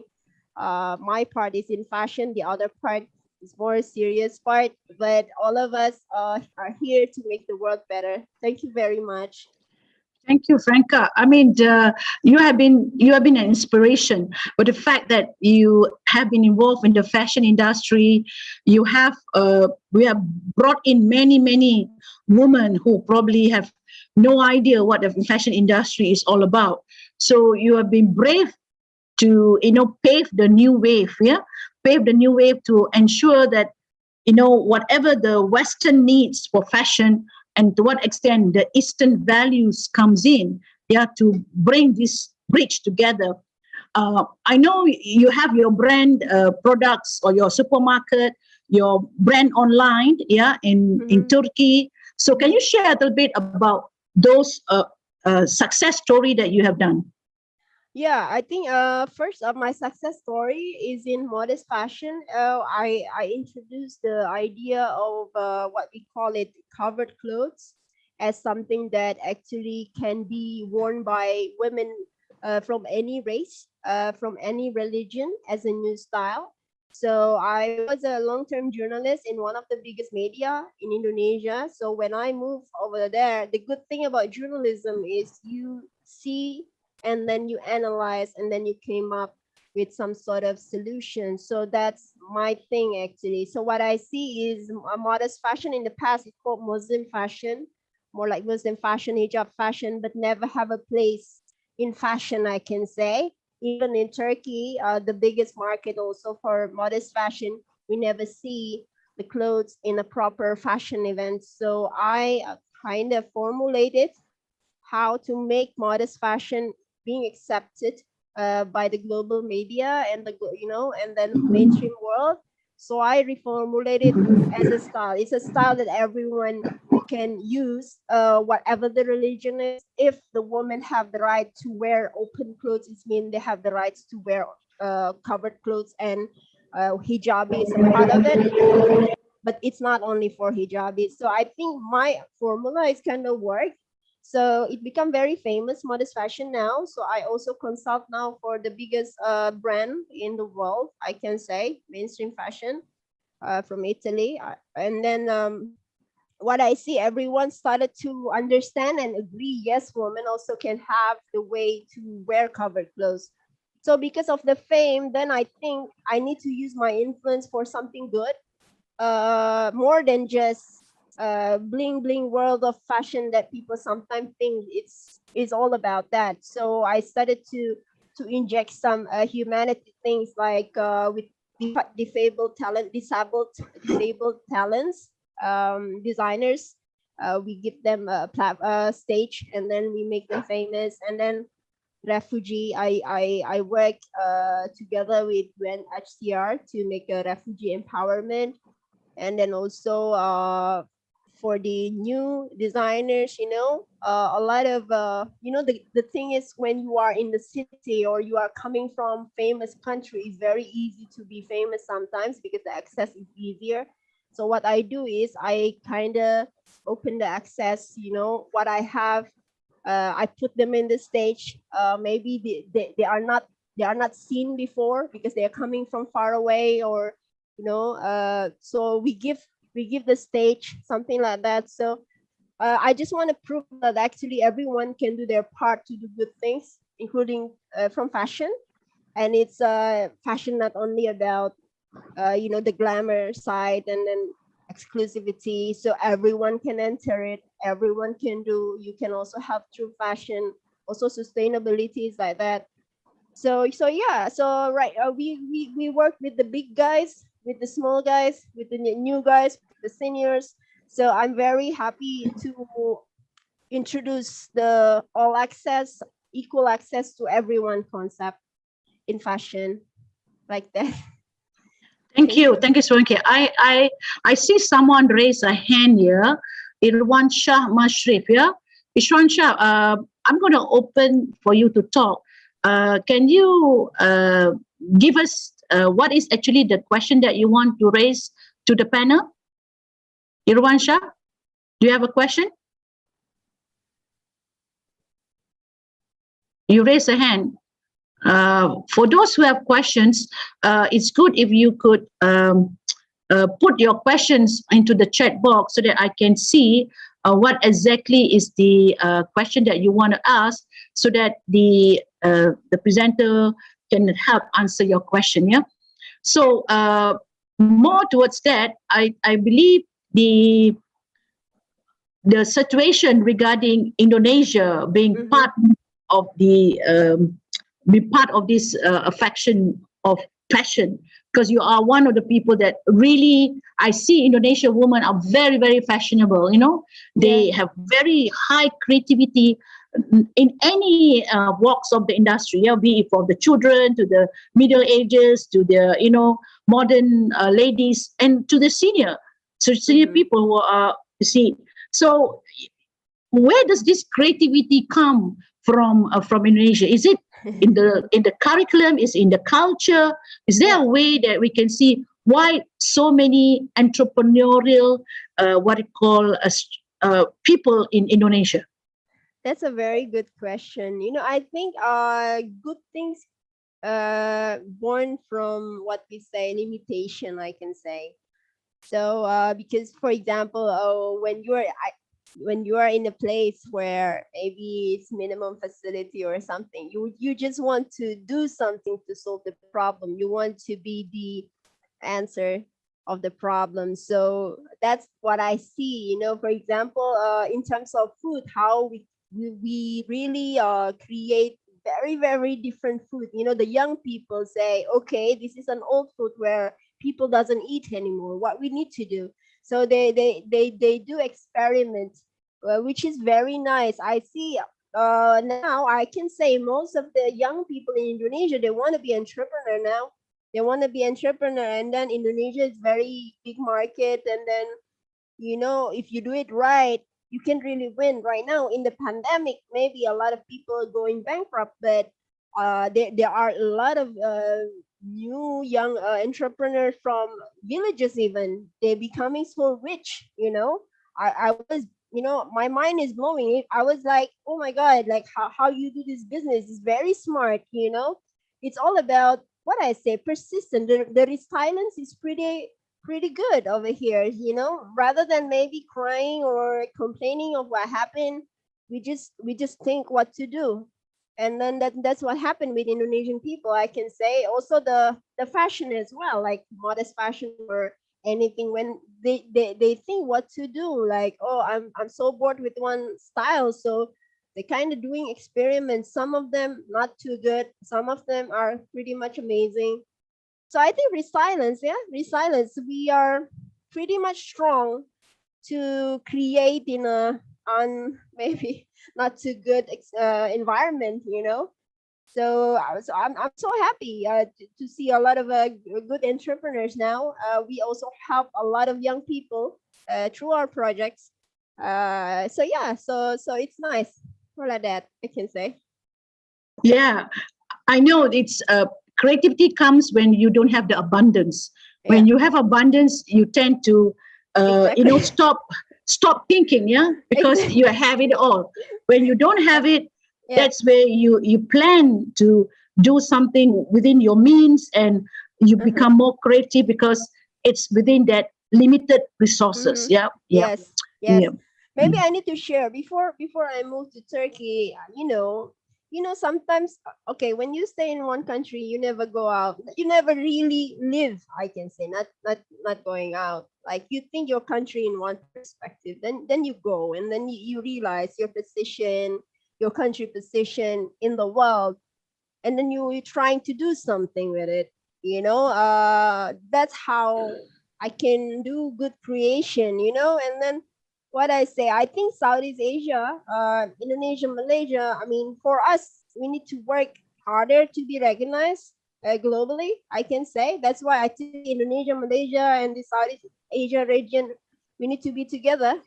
I have clients from US, from different countries as well, Europe. When I promote them, it's pretty much easier than I promote my Southeast Asian friends. So it's also something in my mind to kind of, take people together in one place through fashion, and then promote it as, hey, we are here too. We are Southeast Asian. We are amazing people. See our projects and then collaborate. more like that. I think it's one of the things as well that I come after I have the success, I come home. Actually, I want to build this region together. What I say, we cannot do it alone. It has to be together. Has to be together, hand in hand, to show we are not just a market. Okay, Indonesia is a big market. Malaysia is a big market. We are not just a market. We are full of creative, amazing people. You know, a great opportunity and projects. I think it's one of my current ambition, I can say, for this. Yeah. Yeah, Franca, you know you have made it. You have made it in a sense that you became famous because you have the passion for it. Not only the fashion, but the passion. You know? So I think that makes you become more resilient, as you said, and makes you become more responsible to retain in the era where you know you can guide people, coach people, and mentor people. That is not easy. Many successful people, they want to do things because they want to do it for themselves. Yeah. Here you are helping others to be sustainable and to look at the resources which are unused or abandoned in a manner that you want to guide them to build their business. So that is the unselfish attitude that I see. Not many people normally want to do that because they always believe, why do I care for other people? I should only care for myself. So that non-selfish attitude that you have, what makes you go to want to help people, especially in helping people to become entrepreneurs? Actually, like I can say I start from bottom. I start my career from bottom. Like I came from rich family, I can say. Then my dad bankrupt. Then I need to. There is no facility. I need to think. And so I do my thing from bottom, and then I realize being on the bottom it's hard. I can say someone needs to give a hand to make that person go up. You know, someone needs to give opportunity. So that's why when when I see someone is weak, directly my heart directly just say, take my hand. I'm gonna help you if you really wants to be successful. That's it. And maybe the way I work is pretty fast. Like I'm not really normal because I like to work a lot. I can say I work in the weekend. I forgot my days. It's just because I'm just passionate with what I do. So I just tell them, okay, if you want to know how I can be like this without any facility, try to see how I work, and then maybe try to adapt. Maybe I can teach you things. So alhamdulillah, I'm so happy when I see the people that I helped in the past, they become so famous. It's not like I say, oh, you owe me something because I make you famous. I just say, let me just be someone who throw the salt to the sea as much as the salt, and then I just forget it. So at least, for me, when God give me something like a fame is actually a responsibility. What you want to do with it? Are you want to just be famous and then that's it? You want people to bow down? No, I was like, okay, fame, it means I have the doors that may be followable for others. So I can open it. Why not, right? I can open it. So this is what I do. And then the thing is, not everyone is ready also. Maybe some people who just start and then they meet me and they say, oh, the world is so easy because directly I get help. So, and then they kind of abuse the help. But I understand. I would just say, okay, as someone who wants to have the idea of helping, what you can do is just doing it, then that's it. What is the result? People happy, people not happy, not a problem. You're just throwing the salt to the sea. Just trying to help more and more people to kind of believe that to be successful, you don't need to have maybe some rich dads or some connection. You can also start from bottom if you have some values, and then you need to think, when I become famous or I have a power, what will I do with that power? So maybe God, maybe when you say like that, then God will say, okay, you deserve to be famous maybe or to be powerful. Let me make it come true. So I think it's like that. because I know how it feels to be on the bottom. I know how it feels to be underestimated. It makes my heart kind of wider, more like easy. Like even now I have name and people, maybe some people still underestimate me. It's okay. I said, it's okay because I'm also still new. Like I just make a book, right? I'm a new guy in the book industry. I said, it's okay. I'm new one here. I'm someone in fashion. I'm no one in book. Let me start. It's okay. It's fun. More like that. Franca, you're such inspiring. I have many questions coming in. One of the question asked is about recycling, upcycling. He says, Franca, how do you see and focus the new trend of upcycling? Yeah, and linking to the cultural heritage preservation globally. So, you have any comment on that? Yeah, I mean, I was having suggestion to my Ministry of Tourism. She was talking about how to make something. Then actually, I was saying why we don't try to go with the upcycling system. Like it doesn't need to be okay. I want to my region to be famous, my city to be famous. Everything has to very traditional and everything. I said let's see how it is. Like the West, for example, they really appreciate right now the upcycling trends. So why don't we have a collection for that? You are doing good things at the same time. You also helping the traditional material to be famous as well. You mix, for example, an old jeans, no, like unsold jean jacket, and then you put little bit some weaving or batik or something on it. You kind of get two things at the same time. That's why actually the way I think on how we think everything from what I say, a dummy perspective. We need to make it as easy as it is. Like for example, sustainable thing is very noble. We are trying our best to take care of the planet, but we cannot be alone. So we need to tell everyone in the most easiest way, in the most, what I say, digestible way. So everyone will do it. It's not like, oh, I need to be very, loving the earth so much. Like all has to be from nature. It's too hard. Start small. I always say start small.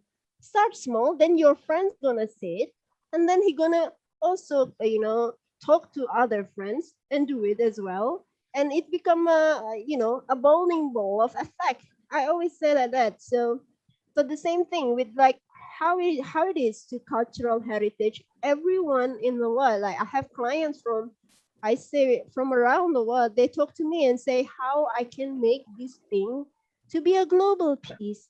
I say first, if you want to be global, you need to think on a global perspective. They like at least if the fabric is like traditional, maybe the cutting has to be global way. It has to be universal. It needs something that is not too hard to digest, as I'm saying, right? Like we cannot force everything to be, to be really 100%. But to be accepted globally, you need to be also flexible on what I say, adapting to, mixing to work together. So that's what I say.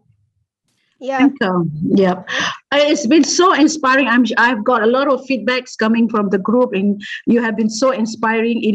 I know that you take time to come into our forum, and it was an honor because I know you were so busy with your traveling and your fashion show and all the people, the famous people that you're meeting with.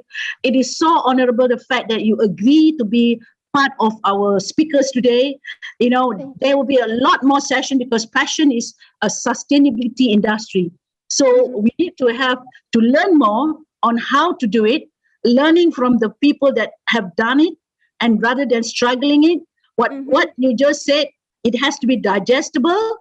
And the most important thing, as you rightly say, we have to be humble, to do something that is related to sustainability.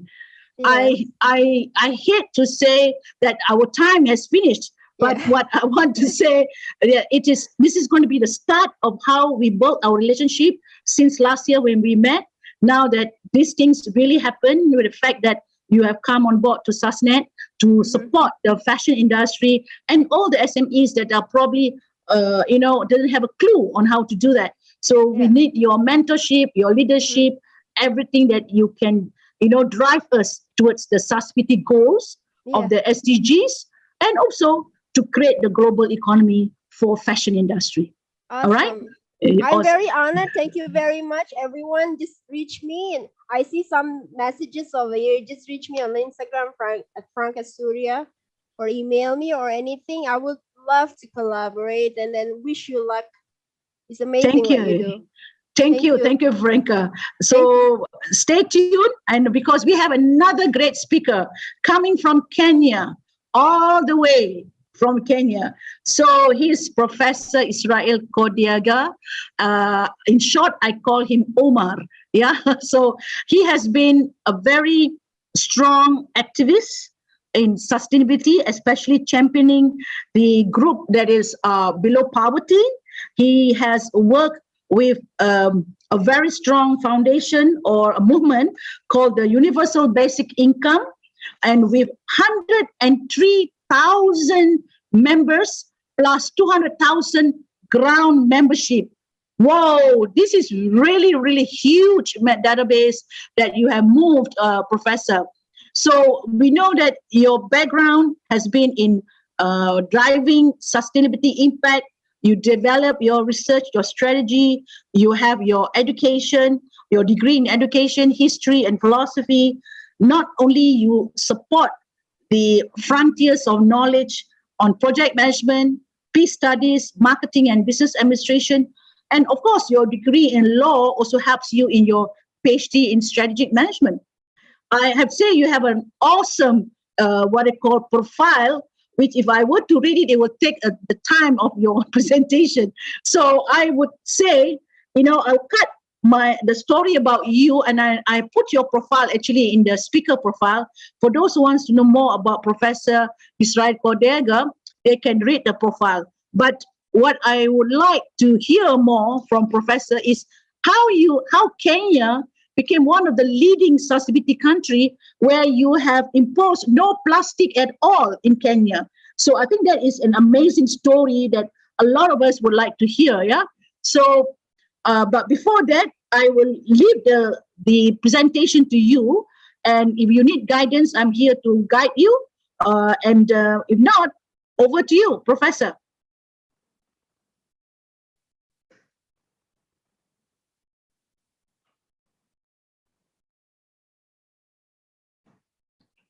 Professor, where have you been? Have you locked yourself out? Okay, come in again. Yes, yes.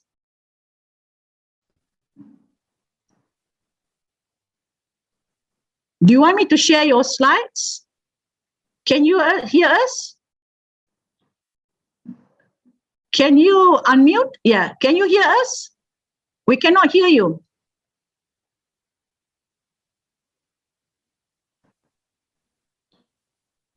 We cannot hear you. Can you unmute?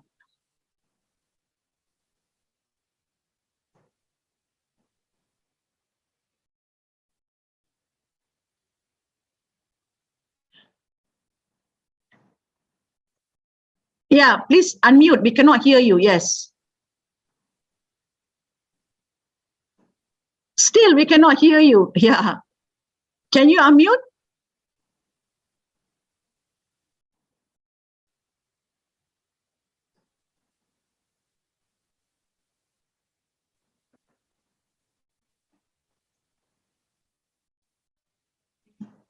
Something wrong with your voice?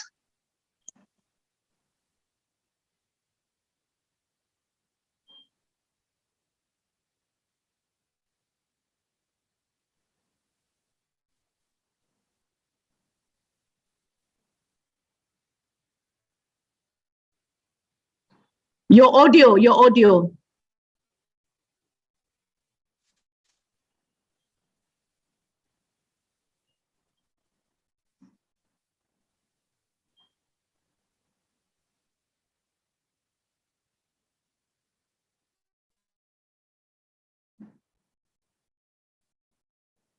Can you say something?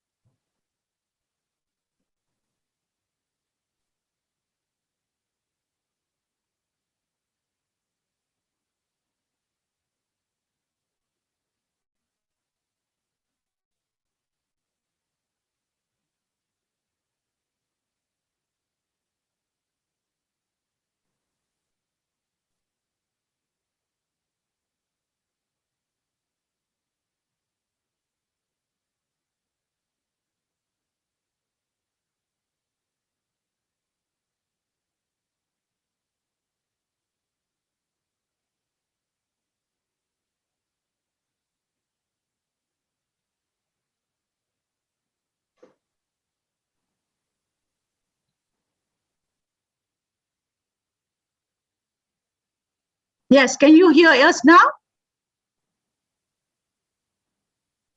Professor, can you hear us now? Can you say something?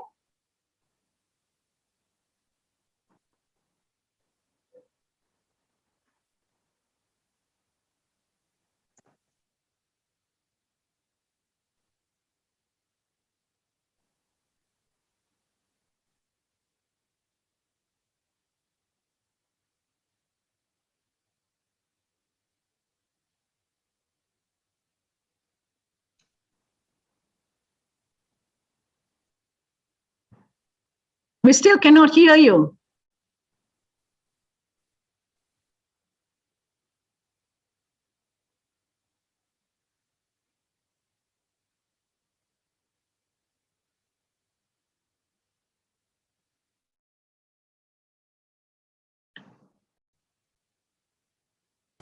Hello? Yeah, okay. All right. You can hear Yes. me? Yes, Yeah. now I can hear you. Okay. Please proceed with your presentation. Yeah. You can hear me now? Yes, I can. Hello? Yes, You yes, can? I can. Sorry, Yes, Mufti? yes. Yeah. Okay, I'm sorry. So, okay, you can talk now. I think technology has conspired against us. I'm sorry. Okay. Please proceed, Professor. Okay, Yeah. thank you. Yes, so good morning, ladies and gentlemen. For those of you who are in the East African Standard Time region, and good afternoon for my brothers and sisters in Malaysia and elsewhere. My name is Professor Israel Kodiaga, and I must say I've enjoyed every bit of the presentations we've had this morning, which in a word shows that sustainability is the way to go for those who want to be in a better world. I am going to give a very different approach to sustainability this morning, where I'm basically going to talk about how we can have sustainability and mutuality of trading relations between Kenya or the wider East and Central African region, Malaysia, and of course the Asian countries in the light of the changing global trends. So the theme is of course sustainability, but we are moving away from the traditional trading relations to a relationship which in essence is sustainable and mutual, because that is the way the world has to go in the 21st century. Now, that Malaysia has taken a rightful place in the global world trade platform, and Malaysian companies and businesses are not wasting this chance, cannot be gainsaid. Kenya, which is a dominant player and window into the East and Central African region, has more to gain from this. The more reason why we are happy and very excited to be part of the sustainability program, of course, pioneered by SASNET. The time for engaging on mutual trading relationships to grow between Kenya, the East and Central African region, and of course Malaysia is now, because Kenya and the region offers about 400 million market. Can you hear me? Okay, Yes, thank you very I much. can hear you. Yes. Okay, thank you very much. So a number of Malaysian companies have made their way to East Africa over the last few years. And amongst of those companies are looking for investments in various areas like furniture, petroleum oils, palm oils, articles of apparel and clothing accessories, telecommunications equipment, electronic and electrical goods, industrial machineries, steam boilers and rubber tires. From the record, the last 2019-2020, Kenya trade between Kenya and Malaysia stood over just slightly over 200 million US dollars. And of course, there's tremendous opportunities which are there for Kenya or for Malaysia to import from Kenya, the Kenyan tea, Kenyan coffee, horticultural products, fruits and nuts. Of course, Kenya being the 5th largest economy in the region, or in south of boast of having educated, qualified, and skilled youthful labor force, which the Malaysian companies and partners can anchor on, particularly in business which looks at sustainability as its way or as its driving force. So why would Malaysian companies find it nice to trade with Kenyan companies in a sustainable mutual relationship? One, Kenya is, of course, an economic powerhouse in the region. Kenya remains the largest and most advanced economy in the region, where it accounts for over 50% of the region's market. Besides, the country boasts of a huge middle class with a very large appetite of high quality goods and services, which fortunately Malaysia can offer. Number two, Kenya also has a very vibrant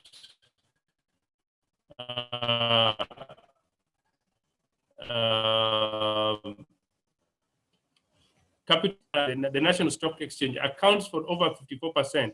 And at the same time, Kenya has a very favorable foreign direct investment climate where you find large multinational companies and regional and with regional and continental networks are headquartered here.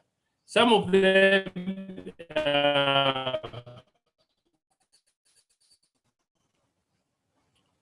companies need to anchor on, particularly for sustainable future relationships. Of course, Kenya also has a strategic location with a border in the Indian Ocean, and the country therefore is properly served or networked with the Middle East, South Asia, and the Far East. The International Airport at Jomo Kenyatta is a great hub which links Africa, Europe, and Asia. And these are some areas where Malaysian companies can easily take advantage of the relationship, which then will enhance sustainability in terms of the relationships. Still on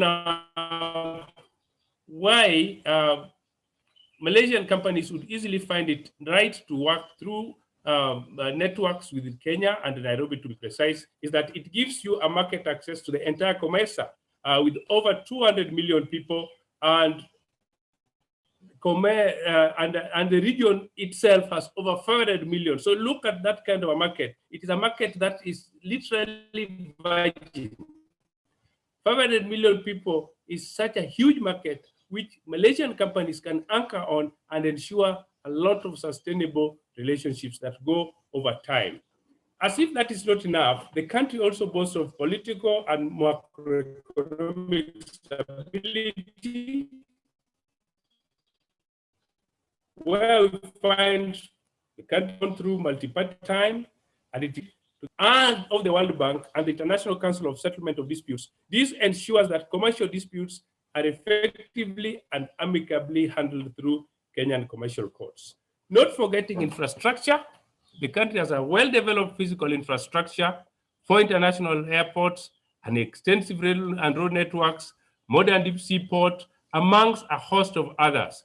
In a word, Kenya, to say the least, is a one-stop financial transport, trade, and hub for East and Central African markets. So you'll see that some of the landmark infrastructural projects which would be attractive, which would make Malaysian companies find the region more attractive. $1 billion Konza Technology City, the $5.5 billion Lamu Port, the $3.6 billion 3 standard gauge railway, the 654 million expansion of JKA, among a host of others. Electricity, we have a huge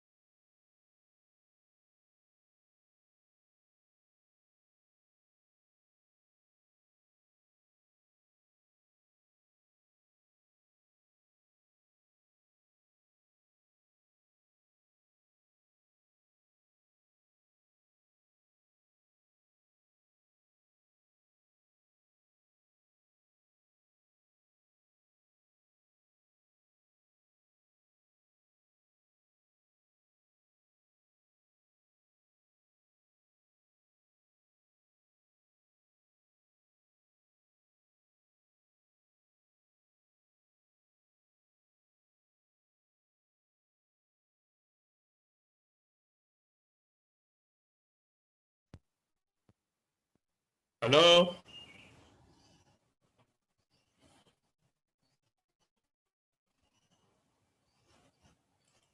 Hello?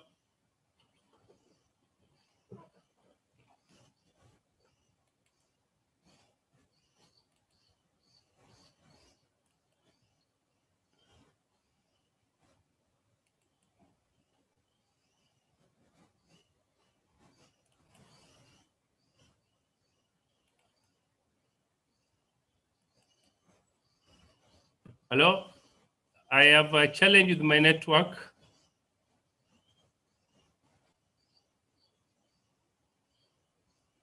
I think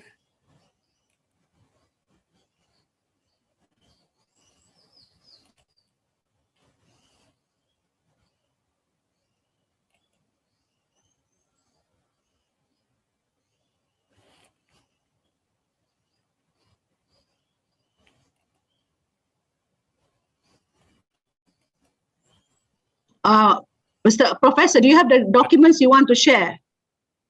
yes, you want- let me share the document because there seems to be a problem with the network. Okay, let me share that slides that you want. Yes. The one that you Yes. you gave to me. All right. Yes. Okay. Thank you very much. Welcome. So this is the one you shared to me regarding Yes. the agility. Yeah. All right. Okay. So which page you want me to go? We are on the, let's see, there. Go to the third page. Okay. Yeah. Okay. Yeah, there. Yes. Okay. So I think what you share this because I'm not able to be on my network is fluctuating. So it's Okay. affecting the quality of the session. Okay. So kindly just share it, then I'll be able to give you maybe a PowerPoint presentation. Okay. Okay. Yeah, thank you very much. I'm sorry about the network connectivity. No problem. I already shared it. It's already on the screen. Yeah. Okay. Thank you very much. I can see it there.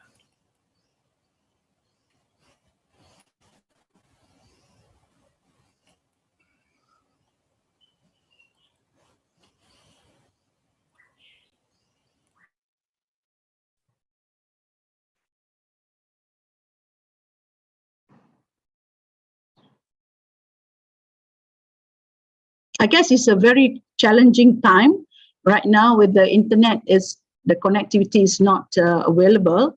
But for those who wants to have a copy of what Professor Kodeaga is trying to share here is very much because Kenya being a very one of the most modern cities in all the Eastern Africa, they have very good sustainability program, and I have received many success story of the business entrepreneurs, the business entrepreneurs from Kenya that not only drive sustainability, but they also have got a lot of circular economy programs that has bring a lot of the waste management impact becomes much more beneficial. There is an economy coming out from waste.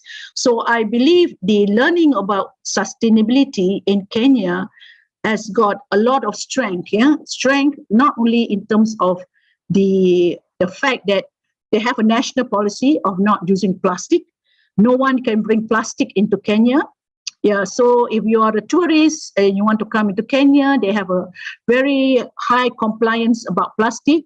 So it is a law of not using plastic. So I think that is one of the good learning about a country that respecting natural resources, that wants natural resources to be part of their income because they have very high income on tourists. They depend very much on their natural habitat. They have a very good what they call the animal sanctuary. You have a lot of animals over there that are roaming around, so they cannot have any unnatural habitat that can disturb the kingdom of the animals that are one of their assets in Kenya. Other than that, I believe Kenya has got also other benefits with respect towards industrial development. So Kenya has got strength in the element of human resource. So if anyone wants to have a relationship with Kenya, they have got a lot of TVET program, vocational program, and also industrial development program with respect towards skill program, which I believe Malaysia can always showcase some of our certification, our modules, or our programs that can benefit Kenya. So I think the collaboration will be more now that you know how strong a professor is, because he is moving with a very big workforce. He's talking about 200,000, 130,000. It is not easy. So when he's a leader in that respect, so he can move things very fast. Yeah.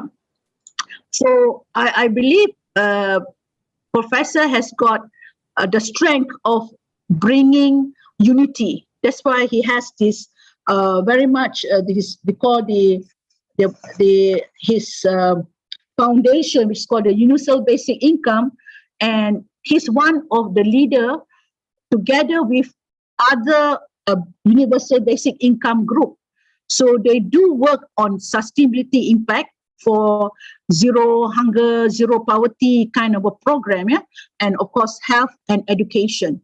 So anyone who is in SDG 1, 2, 3, and 4 definitely can benefit with Professor Kodiaga, because he is with the people on the ground and he works with many international NGOs, international communities, and of course international funding with respect towards building human capital, but also on skill-based program, yeah, skill-based program. So, I mean, we didn't have the chance to get connected again here. I wish we had that opportunity. But if that is so, I will end my presentation with Professor Kodiaga, and we can take him on in another session, probably in any of the later days of our presentation. We have 9 days of conference. We can always take him on board again on another session. So to continue on, I will now call upon the next presenter, which is Mr. Krishna Faraj. Krishna Faraj has 30 years experience in software application development industry, and he's very much in healthcare, employee benefits, and education domain. And he has worked in many, many countries, including Malaysia, Singapore, Middle East, like covering Qatar, Dubai, Bahrain, Kuwait, and of course, his nationality is from India. He has very vast experience in the Indian region also. He started with a very strong, reputable, middle-sized organization. So, and he has grown very well in terms of making his success into not only in the IT world, but also in the healthcare sector. He's now the CEO for Health Technology Product Company, and the company is called Wellness Zone. And he's pretty knowledgeable in the industry of insurance, health and wellness, yeah? So he has built a new industry, which is the digital online in health and wellness. I believe that is already another leapfrog strategy towards the digital citizen and how we should take care of our health in a manner that we are all now having our mobile phone and having our new lifestyle of going mobile. Yeah. So without further ado, I call upon Mr. Krishna to have you present to us your presentation format and whatever that is good for you to share with us. Over to you. Thank you, Dr. Noor. Thank you very much. And thanks everybody who have participated in this seminar. And I really thankful to Dr. Noor for giving this opportunity to talk about health and wellness, which is a key subject area as in today's pandemic. It's a very important topic. People are talking, the key buzz is sustainability, health, prevention, education. So all correlated. And we only are the responsible for building this sustainability. How this can be done with many factors. It's very important. You need to understand. And I really thankful to all participants who are really concerned about the waste management you're talking about, which is created by us. So we are responsible for that. We should be, somebody was talking recently, Franca, we are the people first change ourselves to change the whole world, you know. So she's absolutely right. That's how it goes. Yes, fortunately, I'm basically from a technology industry. And when you come to a stage, you think of giving something to the society, how we can build a society for tomorrow, since our age is gone, tomorrow for our kids, our people, how to have a clean society. That is what it comes through your experience and you like to share it.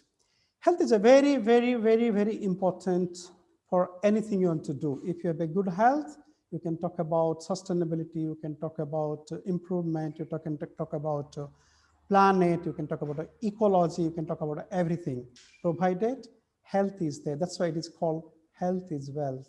Nothing, wealth is not dollar, wealth is health. So we are basically into health and wellness.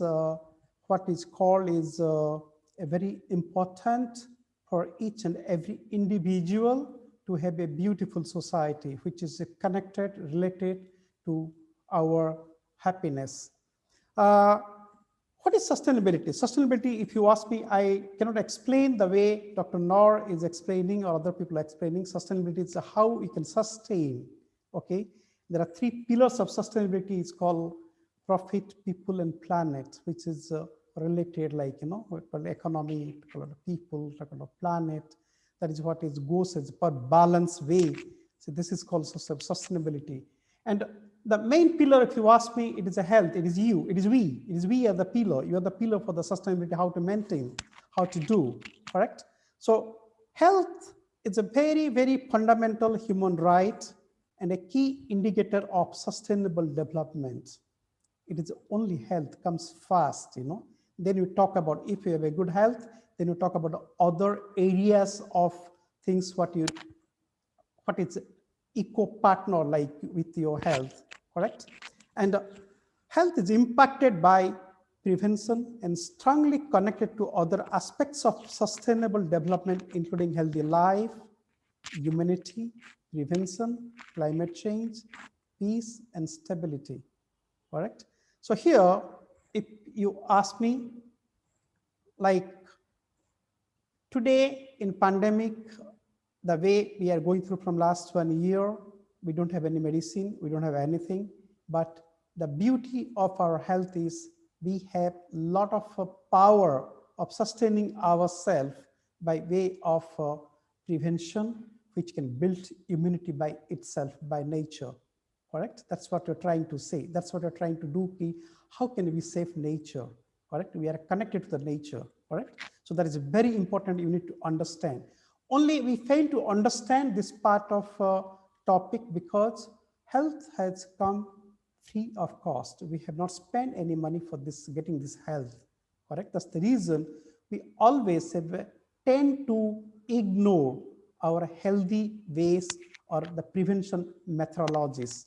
We have completely forgot in this sort of like running behind image, running behind profit, running behind anything like, you know. So that is where this nature has been taught us recently of pandemic has taught us how to take care of that. Improved health for all countries or communities or families or individuals has implication for achieving all sustainable development growth or goals. Investing in health is both a necessary and effective way to achieve all other goals. If you have health, any goals you can achieve if you have a good health. So health is become a prime important for all of us. On the other hand, the better overall health improves social and economic outcomes. For achieving this goal, it is imperative to increase the provision and access to health services for a reduction of mortality and morbidity, which is called communicable and non-communicable disease. So keeping all these things in mind, we at Health Capita has come up with the objective of prevention is better than cure, or shifting the focus from illness to wellness. That is what we are doing in this wellness program. And this wellness program or this wellness technology platform, why we built a technology platform? Because this is the only way where we can reach massive people across the world through technology, a faster economical way. That's the reason this is the platform we have built, which anything related to your health, you can get it. This is a sort of a one-stop platform for everybody, for every human being. So the objective is prevent one from the chronic disease. If you see, these chronic diseases are spreading across the world. You talk about obesity, you talk about the diabetes, you talk about cardiovascular disease, you talk about a postural problem because of sitting over the time in the office, in the desk, So all these things are creating problem, and which is eating our hard-earned money to a level of 70 to 80%. Any country you go, if you see, the healthcare expenditures are increasing day by day, year by year. That's a general trend from everywhere. So people are more concerned how we can prevent this, how we can do this. Well, this is basically, we are a technology health tech company, more towards in technology, based out of Bahrain and spread across Malaysia, Mauritius, Kuwait, and Saudi Arabia. And our main focus is cure to prevention. Rather than getting cure, we should have the prevention. So what we believe in, the people calling today is like diabetes or cancer. There is nothing such called diabetes or cancer. It's been created and we are responsible for it. So if we can understand, we can definitely cure it. You can 100% prevent it for falling into those categories. And that is for the main objective of this platform. This platform being a technology platform, we have taken care of the data privacy by way of various certification. And this is a single platform which connects to all providers across the world in the countries we present. We cater to corporate, individual, and government as well, and even the school education systems. We connect how we can build this for the upcoming future children who are called the kids of the country. The health challenges in Malaysia, there are non-communicable disease is accounting around 74% in Malaysia, and where 80% of the healthcare costs are spending onto those non-communicable disease. The 80% of the revenue goes, if you spend $100 for your healthcare, 80% goes to cure, 20% comes to only for the prevention part. Okay, that is where, there's a big gap. That is where your expenditures on healthcare is coming up, your premiums or healthcare premiums are going up year by year. And Malaysia has projected a 1% of healthcare expenditure, by the exchequer, by the country, and the health reforms don't address. There are certain countries, the reforms are not there. I can charge a X amount, the Y can charge a Y amount, that is how there is nothing a standard protocol like for this disease, this is the cost. So that is one of the reason why the healthcare costs are increasing day by day.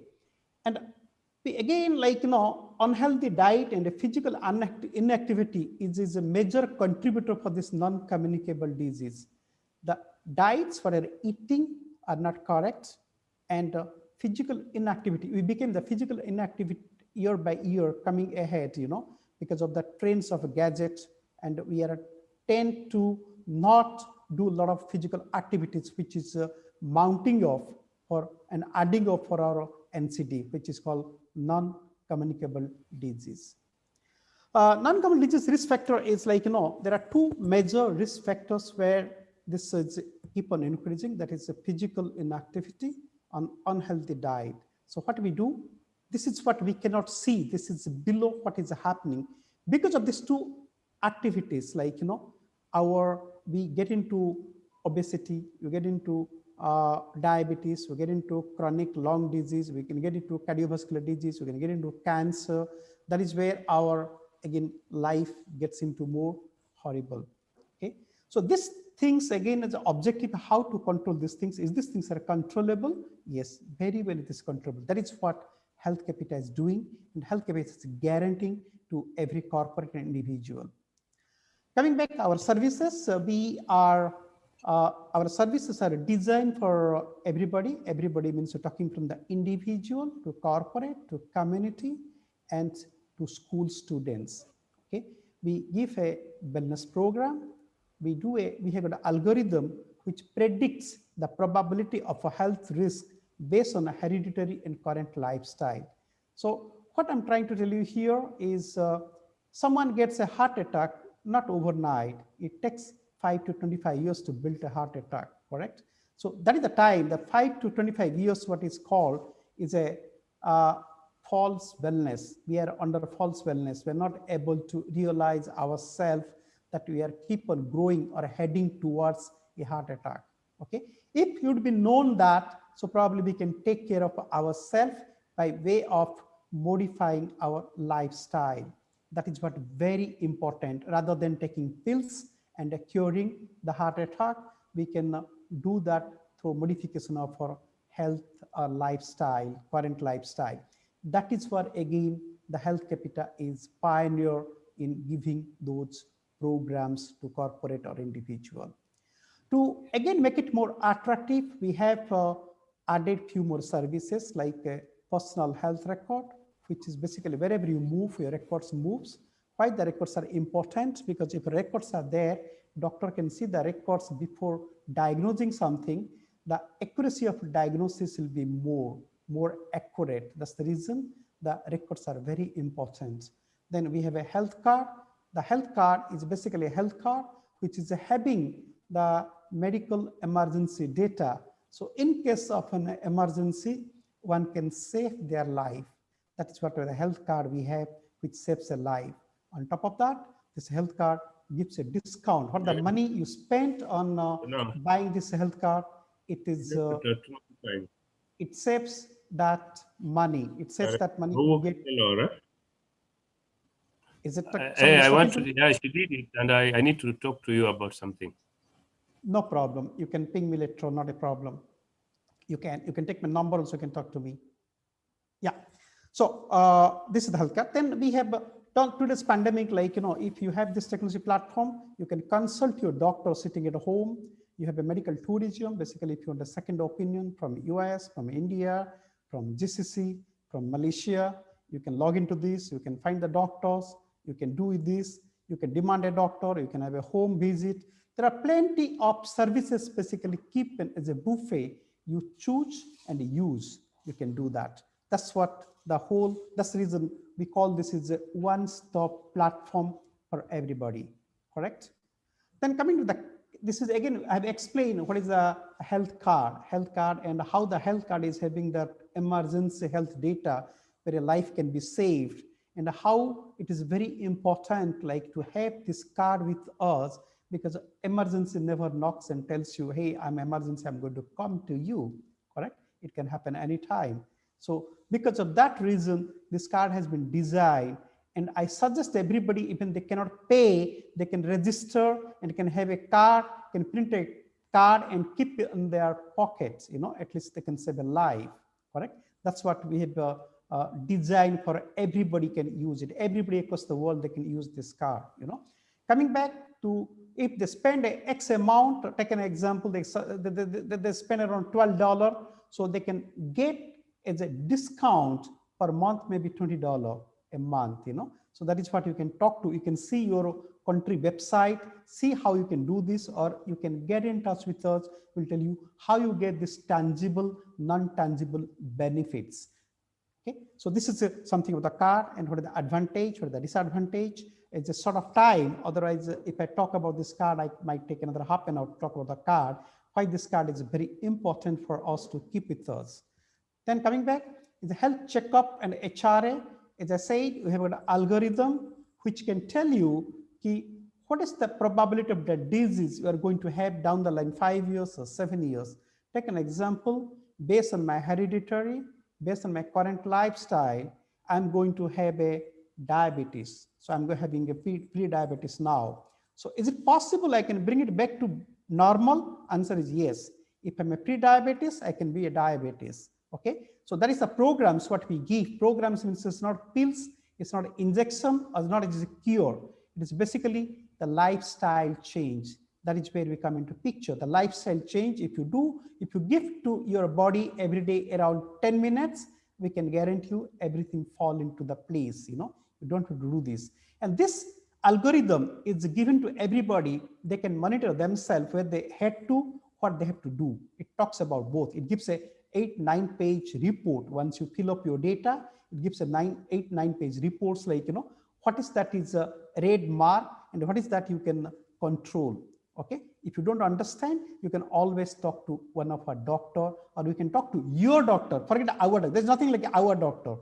Your doctor is our doctor. So you can talk to your doctor. Doctor, this is what I did from this platform. This is the report is, what should I do? So you get a advice from your doctor to do that. That is how one can take care of their own health. That is very important to have a sustainability we're talking about in the health.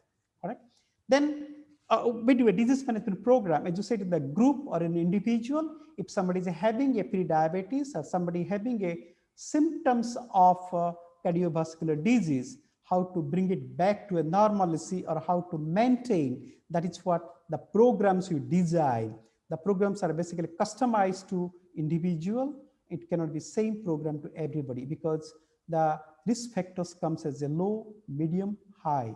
So based on that, programs are designed, and we ensure the numbers are basically, if there is a people of cardiovascular disease around 10%, we can guarantee you down the line 3 years, we can make it a half or make it a 40%, 30 to 40% to cut down. That is what the very important of these programs, or this important of the objective of this organization is. Coming back to program details, this is how we work. We employ, we register an employee or register an individual. We do a risk assessment. Once you do a risk assessment, it gives a health index where you stand, what is the current status of your health. Then based on that, we design the program. Once you design the program, we make sure the program is action at the end or the individual. We follow up with a lot of the technology follow-ups of how this is going on, how this is happening in the periodic engagement and the management. That's what we do. This is a beautiful design. Everybody can adapt it to their lifestyle and do it. What you do, you have to just give 10 minutes a day for your own body. That's it. And we can guarantee you that we'll never see hospital in your life. Okay, this is the wellness program. What we give, we can have all these things in detail. We have been designed. This is very short time for 20 to 25 minutes. That's what has been given the time to us. So that's the reason design. But one is interested can get in touch with us in Malaysia or in Bahrain or any country you belong to, and you can do that. Correct? And coming to member benefits, there are plenty of benefits. As I said, there are tangible and non-tangible benefits. Take an example. One is spending a 10 dinar. I can guarantee he's making 20 dinar as a tangible benefits minimum, and intangible benefits you cannot buy because you cannot buy your life. If I gift you $1 million, and if somebody gives you this program, I prefer this program because the program is more important. If I'm alive, if I'm healthy, then only I can enjoy that $1 million. That is where the sustainability factor is coming over here, So, and there are many discounts like, discounts in terms of individual, discounts in terms to their family, discount in terms to their benefits to their doctor and to their healthcare provider. So every individual stakeholder who are associated directly or indirectly, they get benefit out of this program. So in nutshell, This program doesn't compete with anybody. It complements everybody. Everybody's mean, starting from individual to corporate, to school, to government, to community, everybody. You tell me what way it is competing is never compete with anybody. So this is what our objective, to support the community, the way of supporting how we can have a sustainable healthcare system, how we can build a good green earth system where we can live happily. That happiness buying is a $1 million question. How we can do that? If you are healthy, then only have a healthy mind will bring a happiness and peaceful life. That's what is the end of the day we realize and get it. There are very few, there are partners in each country again where you can get discount, where you can go and get your things. And we are launching very soon through our few doctors from MMA, launching our tele-consultation module. Very soon launching it, like, in a couple of days. And you all can use it. You all can use it because initially giving the free of cost, you can use it. That's not a problem. You can get in touch with our, again, Malaysia office to get all these things. Thank you very much. I hope I have finished in time. And anybody has anything, they can talk to me. They can talk to my office. They can talk to the respective people. Thank you very much for giving this opportunity. Any questions, you can ask me now. Chris, very interesting. I know that this is health. When we talk about health, we're talking about activities that we can at least go cheap. That means we want healthiness that can be provided simply online, yeah, and area where we believe now there are many apps. That is doctors online, pharmacy online, and we have what they call all this interesting gadget called the Fitbit and all that. Everybody wants to be healthier. Does all these gadgets, all these exercise gadgets, get interacted with your system because you're already providing a health report card, yeah, health report card into a system, yeah. We have two type of devices. One device is what you see in hospital, that is compatible, and that system talks directly to my system. Second is the gadgets. The gadgets what you're wearing, like, where calorie burn, and what is the work steps you have taken, what is your peak ratio, what is your spiro, those things are all gadget. We are tied up with a company called Fitbit, and the Fitbit, any devices you want to buy, you can get a 30% discount. I think 30 or 20%. I'm not very sure. You can check it. That is what the discount you can get it. What you normally don't get from outside. That's it. Yeah, it is connected. It is connected, and you can download our app. It's a Health Capita. You can download the app and you can maintain your own record. You can be owner of your own health. That is how we empower your health, and we became your partner into health and wellness. That is why it is written. Our tagline is empowering your health and wellness. No. Chris, another question. A lot of us travels. When we say travels, we go from one place to the other, and have records is something that we left behind because you just cannot carry it together with your X-ray report and all that. My personal experience when I had an accident in Johor Bahru, yeah, where I was treated in a local hospital. And then when I want to transfer to another hospital in Kuala Lumpur, the hospital could not give me my medical record because I'm not allowed to carry the data across from one hospital to another.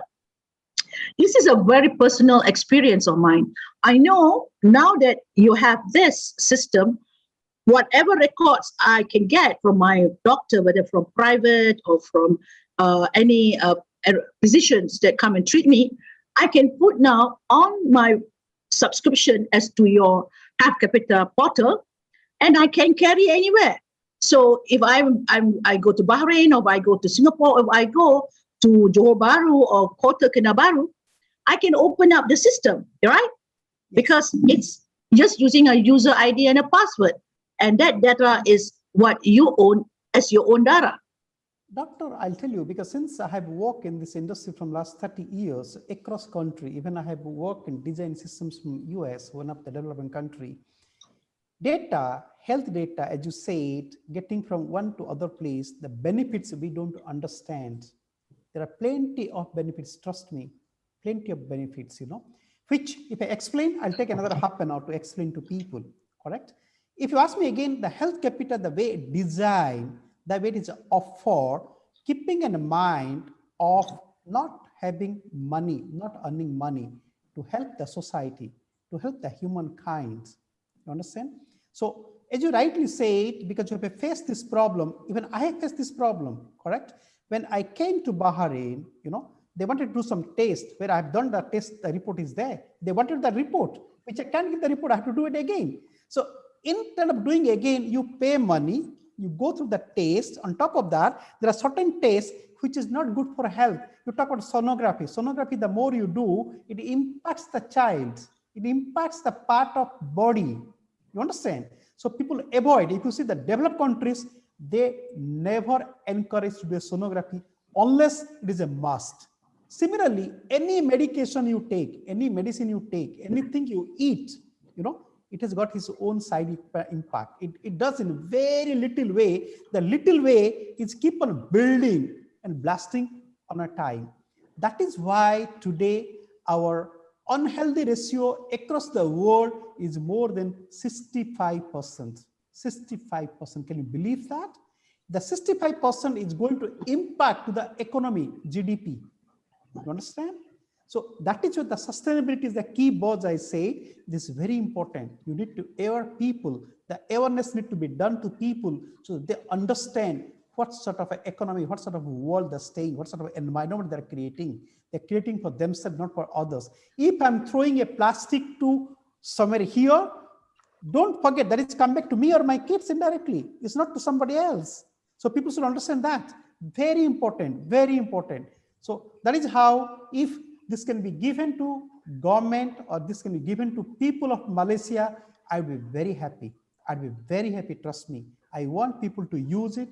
I want people, humankind, to be happy. Because doctor, if you're happy, if you're healthy, if you're wealthy, when I come to Malaysia, will offer me te terikla. Otherwise, you'll never do anything. If you're not earning, not happy, you'll not talk to me. If it's a migraine, not feeling happy, will you talk to me so smiley? No. So I want to see the smile face, We want to see everybody should be smiling. So that is how we can build a nice world, nice environment, nice society. That's it. Yes, I know this is a very interesting subject. Health and wellness is something that, as you said, no money can buy. So we need to take care of our health.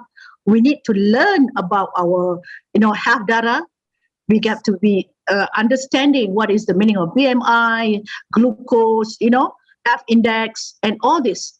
I think more so, when we are going mobile, we have the connectivity, but are we connecting to the right data? That is the importance about, now that you have put this portal as something more friendlier, anybody can open up their records, just like our own bank. We open up our own bank account because we want to save our money. Now, we can open up and see our health record and see to what extent we are getting better or getting worse, right? Very true, Dr. Noor, very true. The way you keep your money safe in the bank, similarly, this is your health wellness bank, which you are the owner. We cannot do anything. We are the custodian of this, correct? The way you can only question me, how can I have that security certificate? I trust you. The way you go to the bank, I can tell you that also. I can tell the public that, the way the bank has got a certification, highest level of security certification, we have the similar things maintained over here. We can't see somebody's data. Yeah, of course. Yeah. Unless you share with me. If you share with me, I can see your data. Otherwise, no way I can see your data. Yeah, of course, technology has encrypted. There is cybersecurity, there's cyber law, there's a telehealth law that encourages the use of technology for the sake of health and wellness. I think ever since in my early days of the MSc, when we started to do the flagship, we have been trying to learn about what it takes to service the community using technology. And after 26 years of seeing the results of the multimedia super corridor, we now see the leapfrog. The leapfrog, not because of COVID that everybody now is going online, but I guess the critical mass of people having phones, people can now download and people can understand quite easily how to order, how to get the services online. It's just a matter of 1 or 2 days training, and after that, people can just go on getting whatever they want. So we are in the digital world. We are in a mobile world. Yes. But what's more important, whether the apps gives what the customer wants, which is, can I get my health back after I've lost a lot of, things that everything that has gone wrong. My size gone wrong, my glucose gone wrong. So how do you get back? So this is where monitoring the health, I think, using the data that is kept between the technology and us, that should help us to be more sustainable and productive. Yes, doctor. Doctor, as I said, again, if you see, come to the healthcare, like if you go to the cure, you use a lot of supplements, a lot of equipments, a lot of testing, disposable items, which becomes very challenging in every country how to dispose it of, correct? So that is happening because you're falling sick. Why are you falling sick? Because you're not able to take care of our health. So this is a completely vicious cycle, It's a completely vicious cycle, which one need to stop it. So one will stop it when one need to understand. One need to understand, then you get to that. So the biggest problem is, if you see me, it is my experience, again, in every country, we buy a car, correct? When you buy a car, you do regularly checkup, you do it. You do regularly insurance, you take care of very well the car, correct? Do you do the same thing for your health? Answer is why? Because the health, you have not paid for it. Unless you see some emergency in the house, unless you go through yourself, then only realize the importance of health. Importance of health. You understand? On top of that, the way we have, because we are staying in a digital age, okay? In the digital age, unfortunately, we trust more on technology rather than people, but in health, it doesn't work. Health, it is a hybrid model of human touch is very important. Everything digital cannot do it, okay? There are certain areas where you can empower to digital, correct? That is what the Health Capita is doing it. And I suggest your country to download Health Capita app, use it. And anybody has got any good idea, anybody has any good improvement, write to me, I will do it. Kindly share my email ID to everybody, whoever wants. They can open to talk to me, they can do it, and we will do if something good for the improvement. No problem.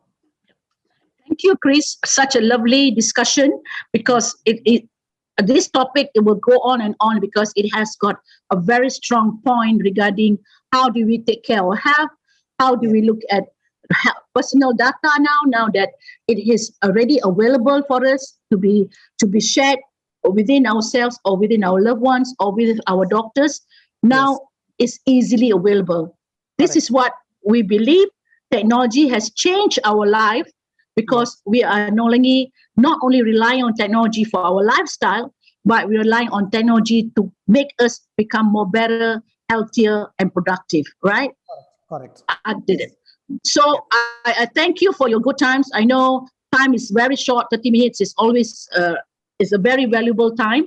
I have one last speaker, which I know he's waiting, because this is the last session of the day. So before that, I would like to thank you once again.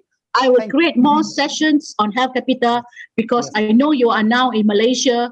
We will have more and more of this session for discussion with the people on the community. Of course, no problem. Thank you very much. Thank you, and all the best for everybody. Thank you so much. Thank you, Chris. Thank you. Last but not least, we have the next speaker, which is Michael Falk. Michael, as one of the people who are in the green technology or green products, he is going to talk to us about how green mission to enhance human health, improve quality and life, and save the environment. Well, this is the way that we are always talking about green products should bring value. Yeah. So as a person, he is a person that cares of projects, and he's a business developer, and he come from a company called Aerostat, who not only talk about life and environmental sciences biotech group, since he has 30 years of pioneering the multi-enzyme technology, which emphasize or specialize in indoor air and environmental quality with R&D and manufacturing of certified bio, eco, green, halal, nano. Wow, all these things all come into our econ now, our HVAC or our econ. So you have got your certification, green certification, and ISO 14001 from the various accreditation body. And now you are also involved in contributing your product towards the green building, and of course in supporting the United Nations Sustainable Development Goals. I'm sure you with your well experience in green products and your speaking seminars in all over the world between Malaysia and Singapore, and now you're talking about indoor air quality and how we should improve our air quality as part of we getting healthier, as what Chris is saying. We have to get healthier. Wealth is health. Yeah. So without further ado, Michael, I pass the mic to you. And do you need any assistance on the presentation, or you can do it from your side? I think I can do it from my side. I have someone helping me out. Thank you. Okay, appreciate it. Go ahead. Okay. Good morning, good afternoon, and good evening to everyone. Thank you for staying back to attend my talk. So the topic of my talk is basically on improving or saving the planet Earth from the bio green eco aircon maintenance solutions.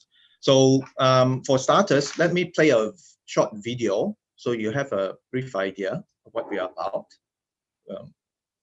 Video.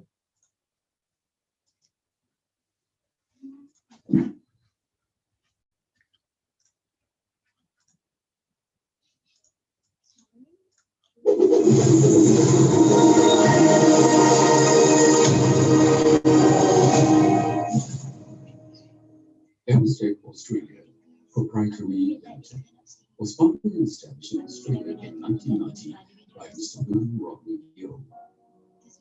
Then it spread the wings to Malaysia in 2002, Hong Kong in 2009, China in 2010,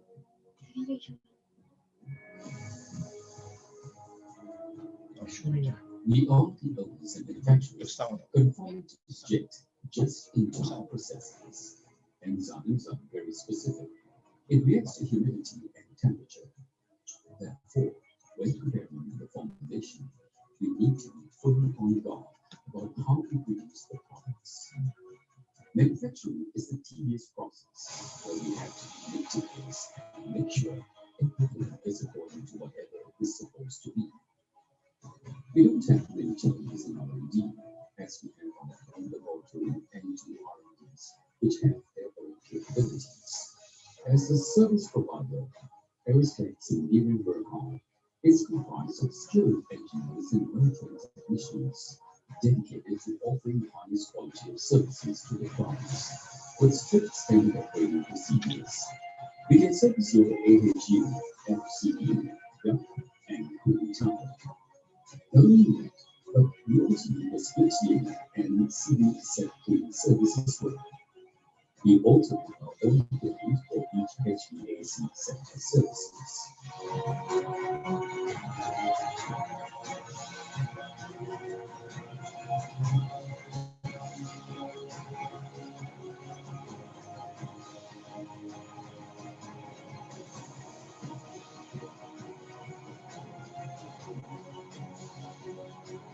Our business focuses on multi-enzyme technologies, which is pH 6.5 to 7.5 nature.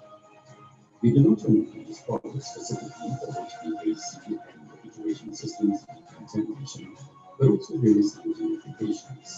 In simple words, our a milestone product which preserves the air, water, and land. Our products are vital, eco, renewable, and carbon safe technology, which not only benefits the environment, but also helps improve health, quality of life, energy, and system efficiency. Prolonged equipment life, prevent asset damage, and protect product material. We have another very fun, My Eco marks for products and services.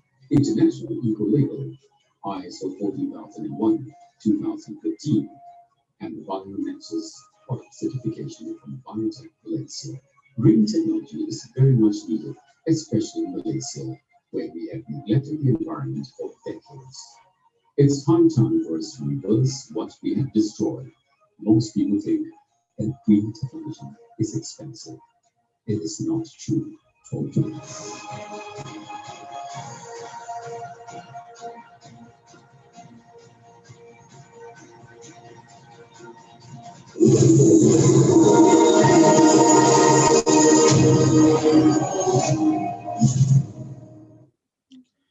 Okay, thank you for attending the talk, everyone.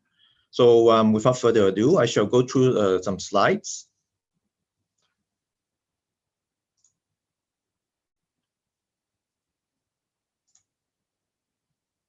Okay, can everyone see the slide? Okay, so the topic today would be on protecting the Earth with bio-green eco aircon maintenance solutions. And why is there a need for this? Let me go to the next slide. Because commonly around the world, the aircon cleaning methods comprise of something like chemical cleaning, steam cleaning, or maybe even high pressure water jet cleaning. So most likely around the world, it's chemical cleaning, which will be made up of acid and alkaline, which are very corrosive. And all these chemicals are pollutants to the environment. So every time somebody uses chemicals to clean the aircon, it will be going to the environment and polluting the water table, the rivers, and everything else. And with steam cleaning and high pressure jet cleaning, it involves a lot of using of heat, which means a lot of energy usage, as well as water usage. There's wastage, and it doesn't solve one of the pertinent problems that will be occurring in aircon systems, which I will come to in the next few moments.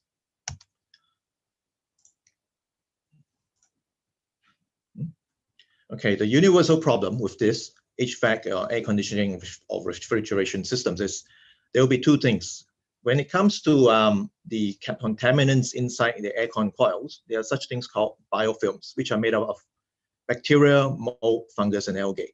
And this biofilm buildup will be on the coils and inside the coils. And what they will do is they will reduce the airflow and slow down the heat exchange, and it will be causing higher energy usage.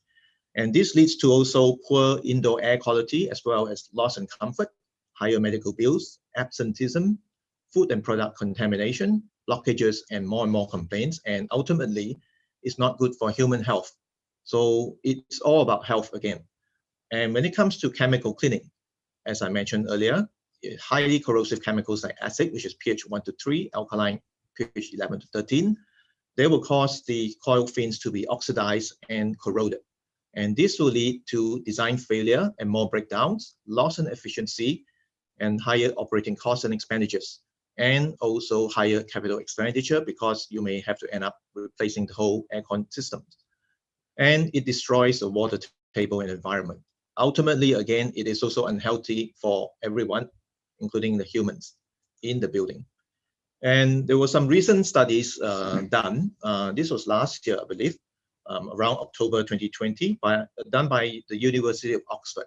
So they were saying that basically with this term called sustainable cooling, the global community must commit to sustainable cooling or risk locking the world into a deadly feedback loop where demand for cooling energy drives further greenhouse gas emissions and results in even more global warming.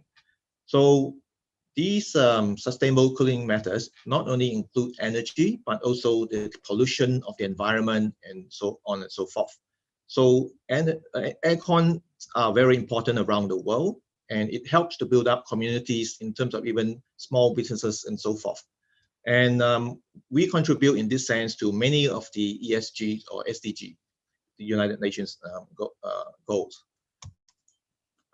These are the goals, the 17 goals altogether, but what was said is that sustainable cooling is possibly the missing number 18 SDG. So it's SDG 18 as I term it, and it in fact covers all 17 of the goals, which if we have time, we will go through, but I shall move along first.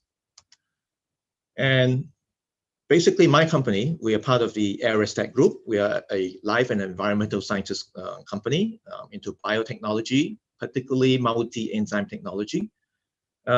We have certifications from various authorities, including the BioNexus status, we see at the bottom. We have the ISO 14000 by SGS for both the products and the services. We are also green certified with a My Hijau mark from the local environment ministry itself for our product manufacturing as well as our services. I believe we are the only double certified green and ISO 14000 service provider in Malaysia itself. We are also eco-label certified by CIRIM. So this itself means that our product is readily biodegradable, and within 28 days, up to about 89% will readily biodegrade. So leaving minimal carbon footprint in the environment. We are now Buatan Malaysia, which is made in Malaysia. We are halal certified by JAKIM locally, and along the way we've won various awards. This is our timeline. We started off from the right-hand side in 1990 in Australia, as was seen in the video. Then we started the Malaysian setup in 2002. Malaysia is basically the regional HQ, where we have now set up the R&D as well as the manufacturing. That was in 2011 when we started Aerostech Innovations. It is a requirement of the BioNexus status that we have research and manufacturing in Malaysia. Along the way, we had all the other certifications and testing done. And we won several awards, including the Enterprise 50 in 2016, Global Clean Tech Innovation Programs, the Star Outstanding Business Award in 2017, Brand Laureate for HVAC Solutions, Islamic Innovation Challenge in 2018. And in 2019, we got ourselves certified as nano products. So in Malaysia, we call it nano verification. This is under the Ministry of Science and Technology. So it means our products are considered nano enzymes, another category of enzymes. And we also found out from one of the local green building authorities or organization called Green RE that we contribute 4 points directly and 4 points indirectly towards the green building certification. So that it also means with the other international organizations, we will also contribute some points. And last year, we also won the ASEAN Business Award for SME Excellence in Innovation. So we were the only science-based company in this category. Our unique setup is basically this. We have in-house research going on, both here in Australia, and we will come up with new products and we send it for testing by third-party authorities and so forth. If it's good, we'll go into field trial, and if it is not up to par, it goes straight back to our R&D and where we will fine-tune it. And once everything is okay, we'll go into full production and where we have quality assurance, quality checking, and so forth. And we sell the products or provide the service. We are the product owners and manufacturers, ongoing R&D as mentioned. The knowledge in multi-enzyme technology is since 1990. And it happens to be proprietary food-grade non-GM. That means genetically modified multi-enzymes. So it is 100% natural. As mentioned, we are contributing to with the various green building certifications, certification bodies like Green RE, GBI, and LEED. And there are very strict SOPs to be followed or complied with.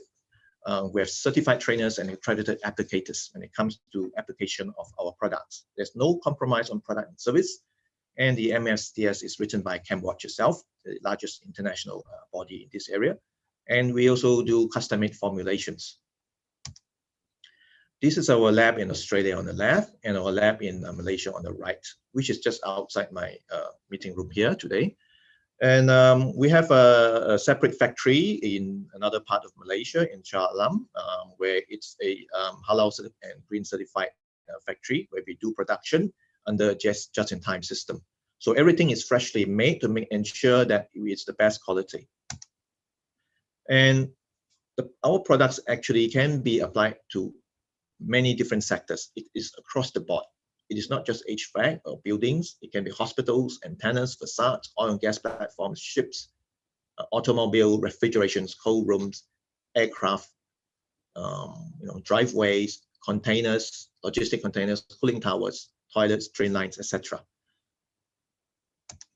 So what is the solution? The AeroSec solution is simply this.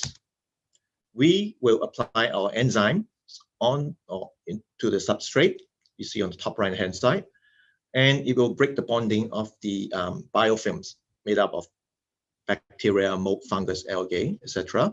And once the bonding is broken, it is easy to flush it away, because normally the biofilm is very sticky and slimy. Locally, some people call it a slime or jelly. So imagine the slime you find in drain pipes, which are getting clogged up. So those are actually biofilms. You will find this inside the aircon coils as well. And so how it works is, if you look at the bottom left-hand side of the picture, you see the jelly. So the grayish area there basically is all the biofilm. Once the enzyme is applied to it, it will break it down and it will clear, as you see on the right-hand side, the picture on the right-hand side, and you will find there's debris there, which it can be cleared away. So you need to get rid of the biofilm before you can decontaminate an aircon coil or a filter or whatever it is. And basically, the core technology, our proprietary multi-enzyme product, is the BMED, where it will be applied. You have attachments, they start building up, and once it's released, it will be easy to be cleared off. Again, here we're showing on the picture, on the diagram there, the bioenzymes, the BMED, is applied on the top layer. The red line you see is actually the biofilm, and it will be holding in the bacteria, the mold, the fungus, etc. And it's very difficult to clean it off because it's very sticky. It's stuck on the surface, whether it's a drain pipe or HVAC or aircon coil. So typically what happens is people use chemicals to clean it, and they just burn off the surface.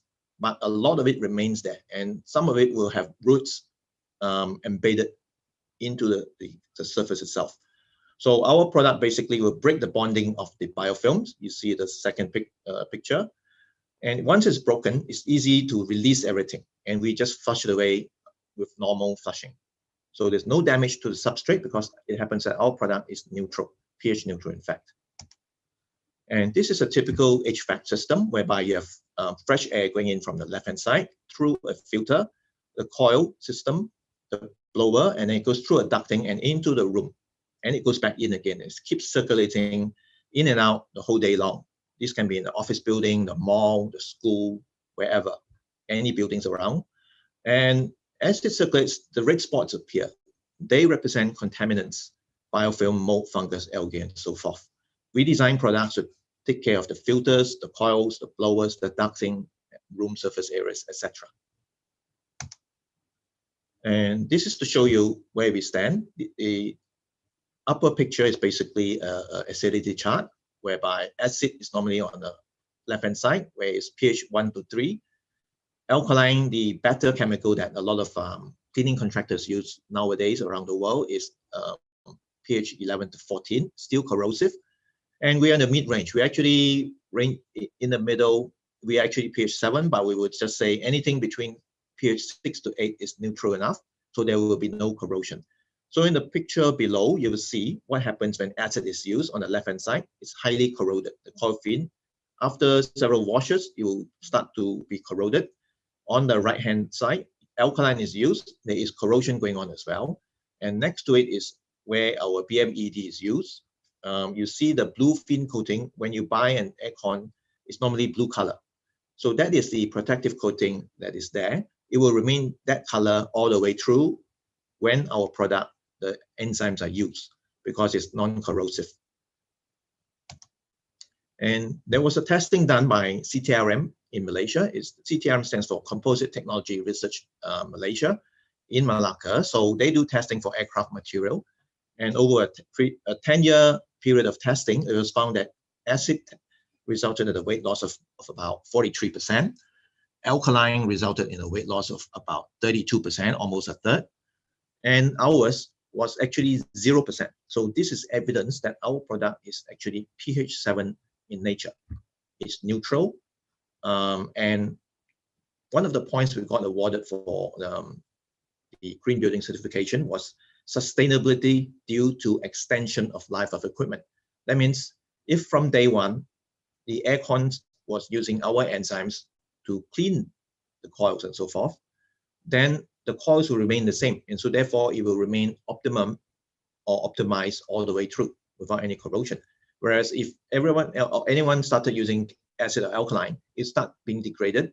And you see on the bottom left-hand side, and you see what happens when the coil has been corroded. Bottom left-hand side, you see folded fins, whereby the fin became so thin and soft that it will bend. And when it's bent, the airflow is not good. You will start to use more energy to blow out the satisfactory amount of air that is required. And at the same time, behind the folded fins, biofilms will still be there, capturing mold, fungus, bacteria, and so forth, which is why sometimes, even after a chemical clean, you can still smell the mold smell because it has not been removed. It's near impossible to remove without causing major damage, because if chemicals were to be applied, it continues to corrode, but because of the corrosive nature, they have to flush it away very quickly. So it only cleans the surface or slightly below the surface. Anything deeper than the surface area or near the surface area will be still dirty, and that's why all these coils remain contaminated. On the right-hand side, you see that the fins have been oxidized and corroded. This can happen in various situations, not just with chemicals. It can be with pressure jet. When people use high pressure water jet, the pressure is so powerful, it starts to bend the coils itself. And so when it bends the coil, it means the airflow, the aerodynamic is not good, and it leads to higher energy usage eventually. And if they continue to do it, it may even bend or fold like on the left-hand side. And with even like steam cleaning, one of the, okay, I will move on. You can ask questions later. These are before and after pictures. Split wall unit, top left-hand side, you see the second picture where the blue color is still there. So that's what you get when you buy a brand new aircon. It remains there, uncorroded and pristine in nature.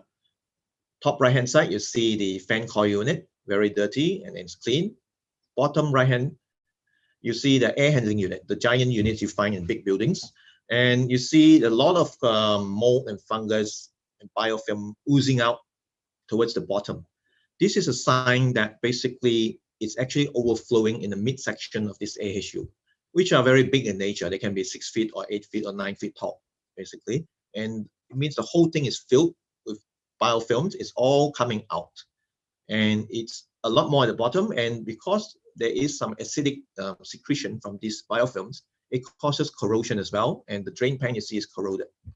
So on the right-hand side, you see that we have decontaminated, meaning we've removed all the biofilms, mold, fungus, and algae, but the rust remains there because it's already a chemical reaction.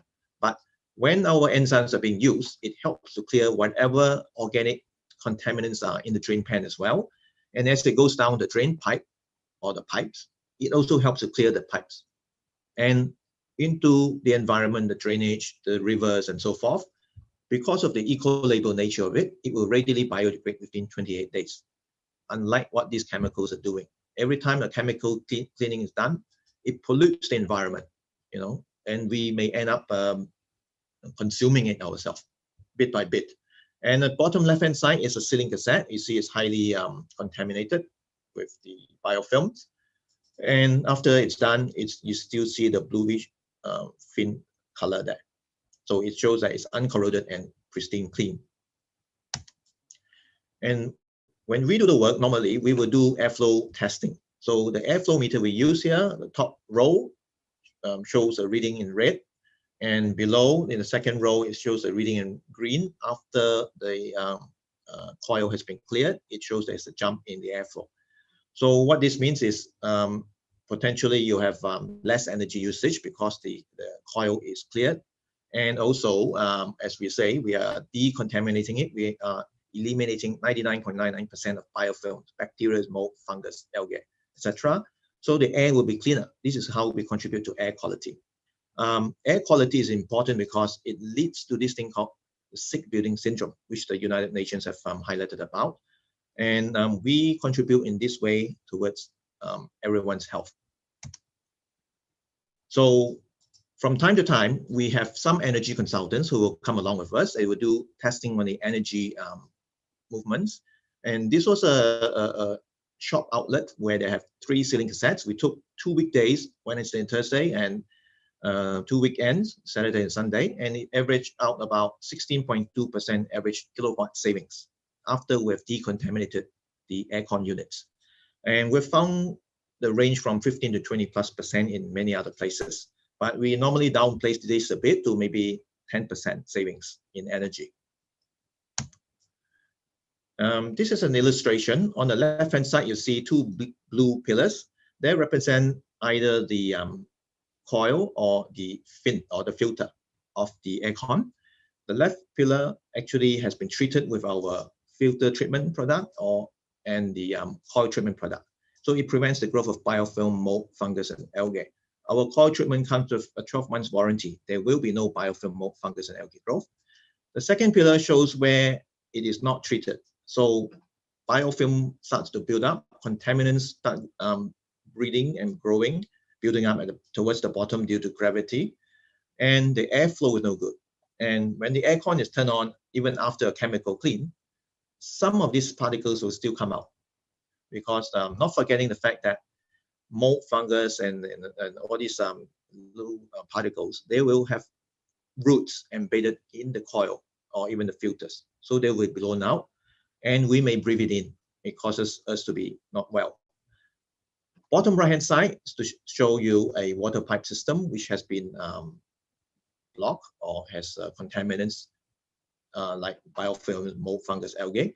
So the water flow going to the right-hand side may be obstructed and it may cause the equipment to break down because it's not a smooth flow, or it may backflow to the left. Similarly, with a human blood vessel on top, you see if cholesterol builds up, blood flow is not good, it could lead to a heart attack or or other ailments. So it shows the similarities between humans and equipment. The pipes need to be taken care of.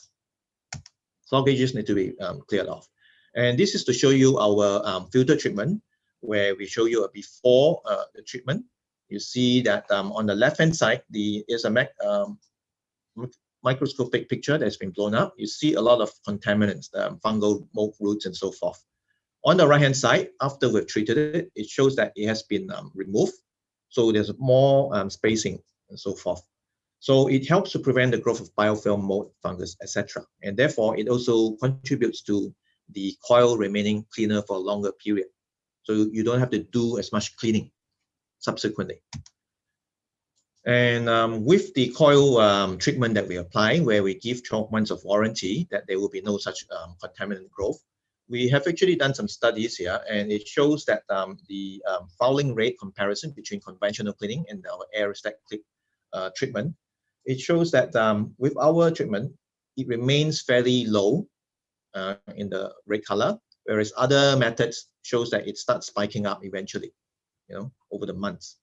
And likewise, with the temperature comparison on the right, the temperature remains fairly consistent over the following months, whereas with other methods of cleaning, it starts to rise because the efficiency is not there. Okay, next picture. Okay, so we also do duct decontamination treatment. We have a duct treatment product. We send in our robot inspector, remote control.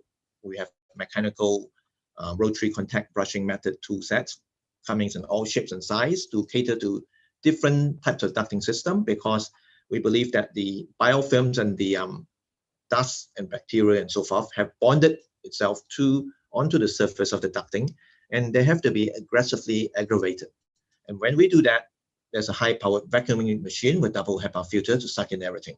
And once we're done with this decontamination, we will do a misting of our duct treatment, which will stick onto the inner surface of the ducting while the aircon is turned on.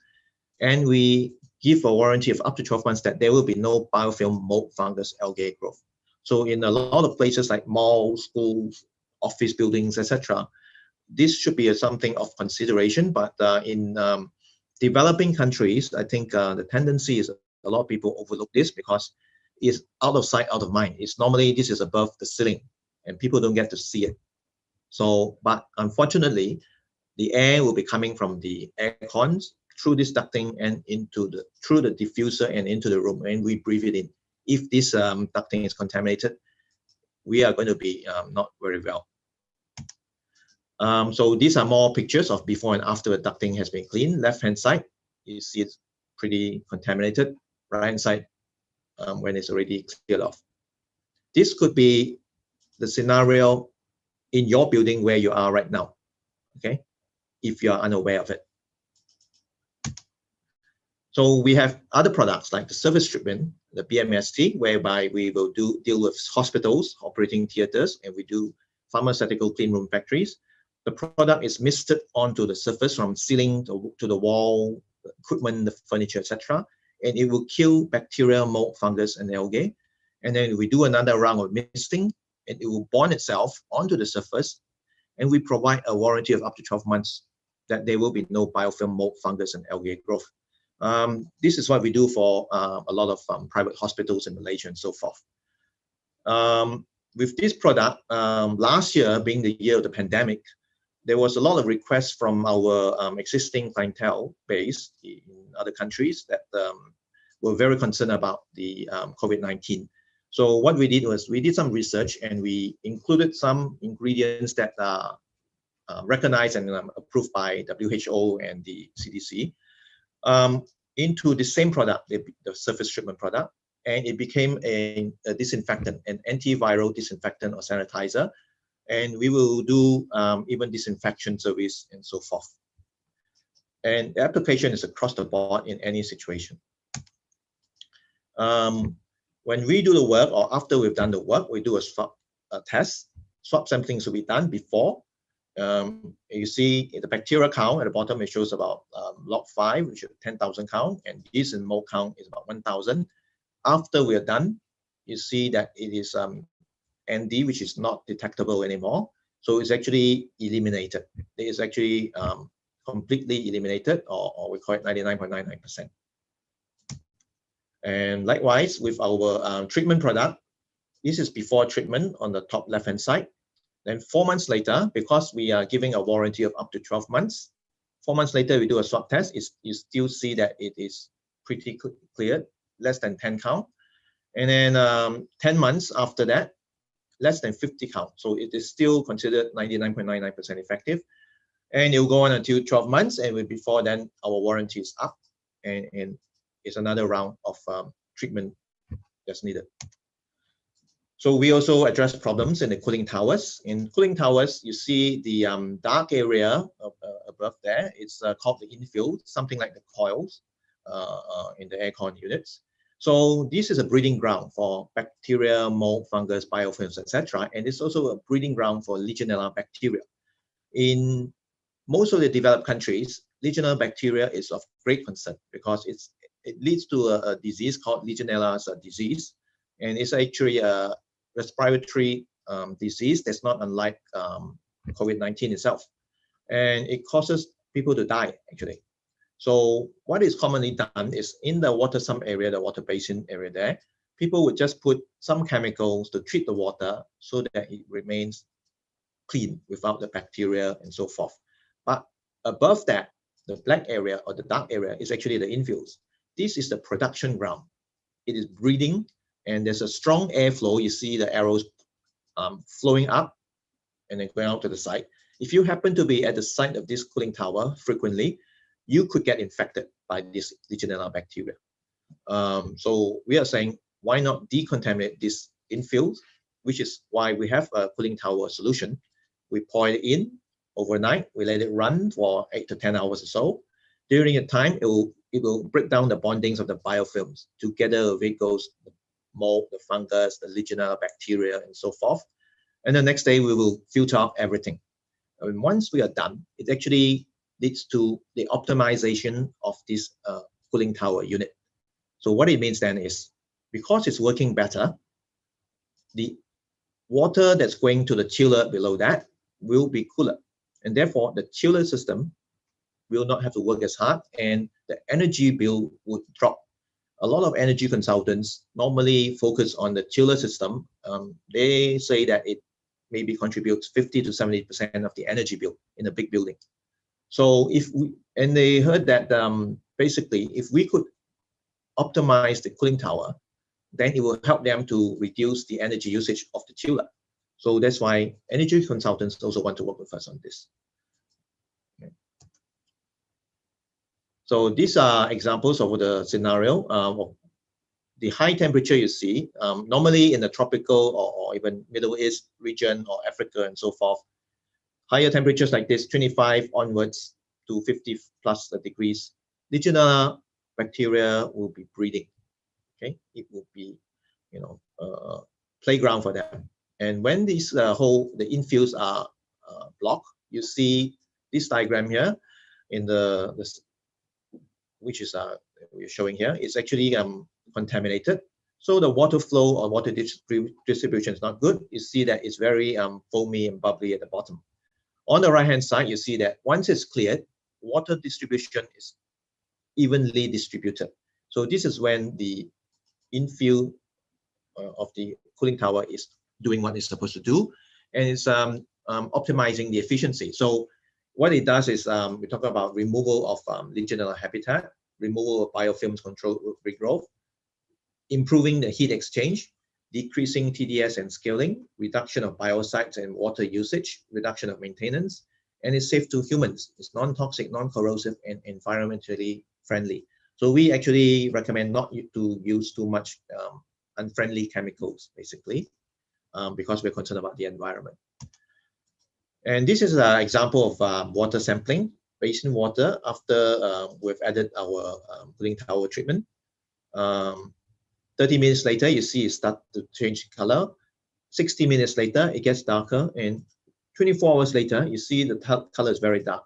This is to show you that Legionella bacteria resides in cooling towers, and they can break off at any time, and they can get thrown into the environment, into the air, and so forth. And it continues. It's like a factory to churn out Legionella bacteria. So if we are to remove the habitat, then the usage of chemicals can be reduced in the water basin. So it's another way of improving sustainability. Okay, I think they're more on the same thing, but last but not least, we talk about the bottom part. For every 1 degree of improvement, the chiller efficiency improves by about 3% as a rule of thumb.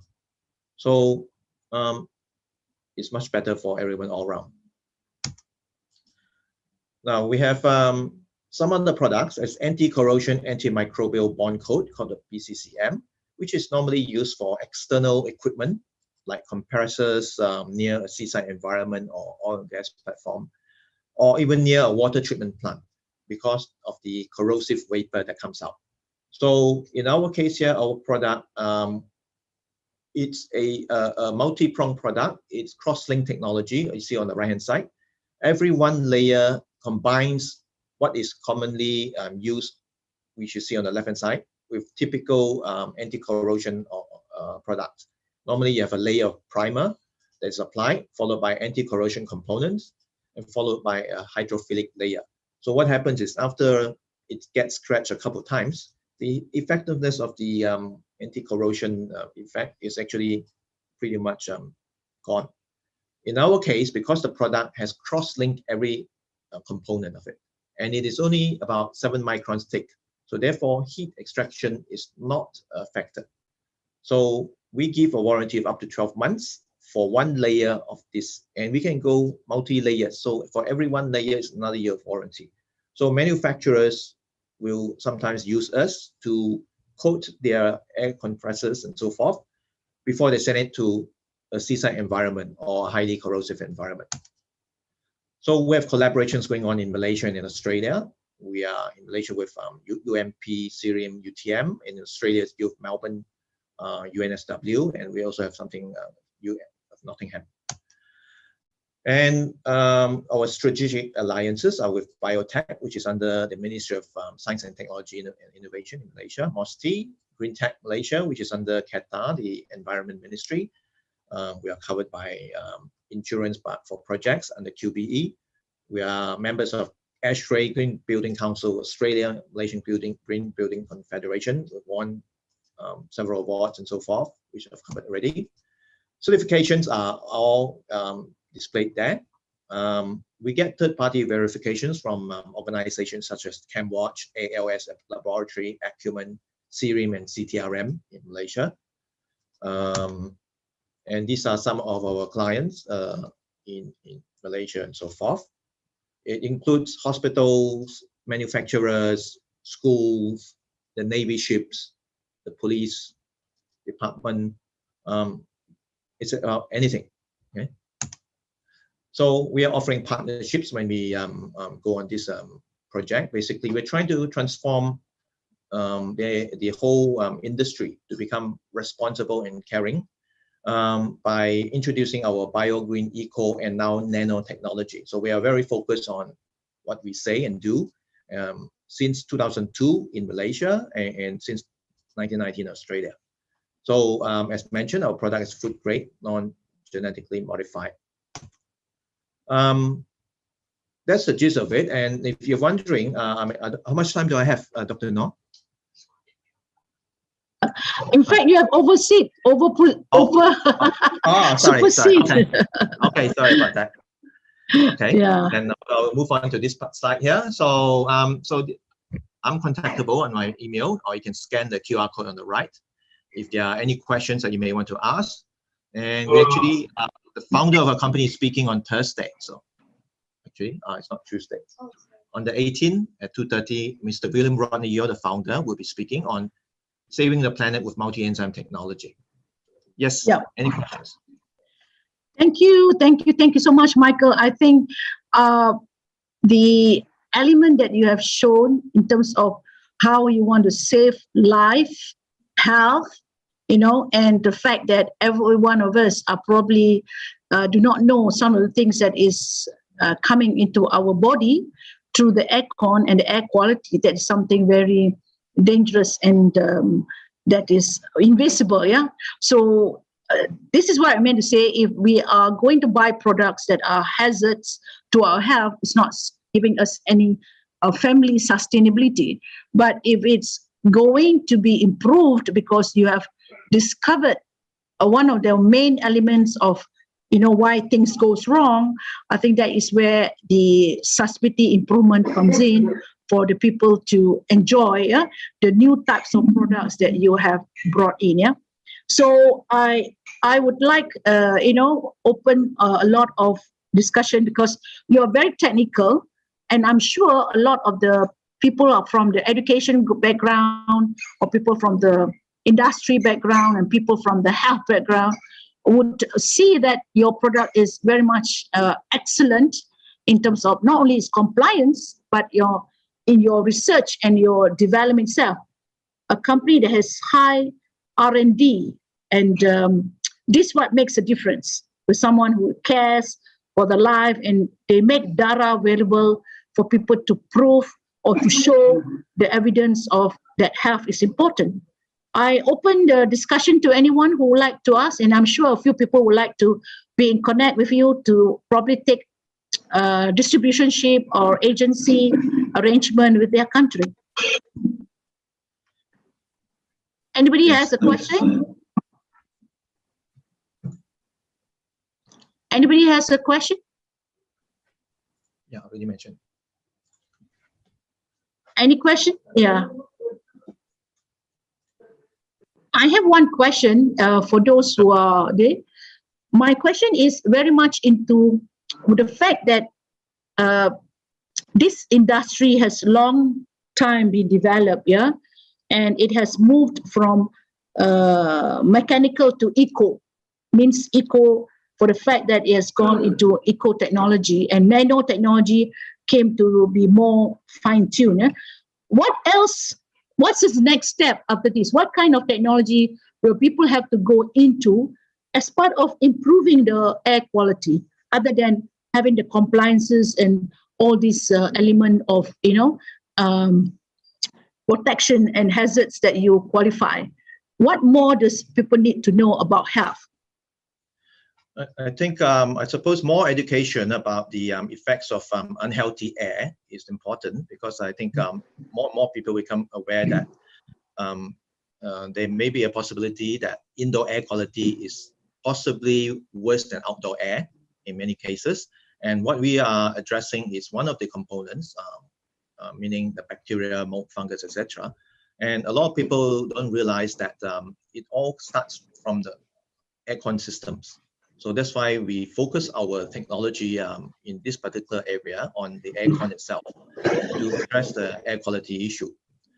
We found over time, of course, we continue to improve the product as we go along. But what we would like eventually is, see, since this is an international event, many of the countries they have an opportunity to work with us in terms of like applying our technology and then getting it right. As some developing countries, as they improve, more and more people start to use air cons. And when they use air cons, the tendency is a lot of these people will follow the conventional methods, chemicals being used and so forth.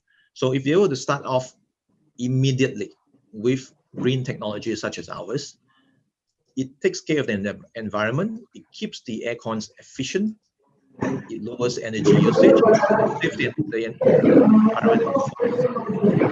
So it's whole chain reaction basically. And I think we are willing to even talk to technical colleges to train people to upskill or reskill to use our technology, because there are certain SOPs that need to be adhered to. They are a bit different from the conventional method. And if they were to start doing it with commitment, I would say the environment would be far better in every country involved. I totally agree with you. We all have to be very concerned, not only saving the planet, but also save the quality of the air that we are all living in, because either we stay inside the house or we go into another restaurants, or we go to any places that are all aircon based. Yeah? So we know that we want the cooling activity where we feel a bit more soothing, but on the hand, it may not be healthier, as you said. Yeah. So for those who are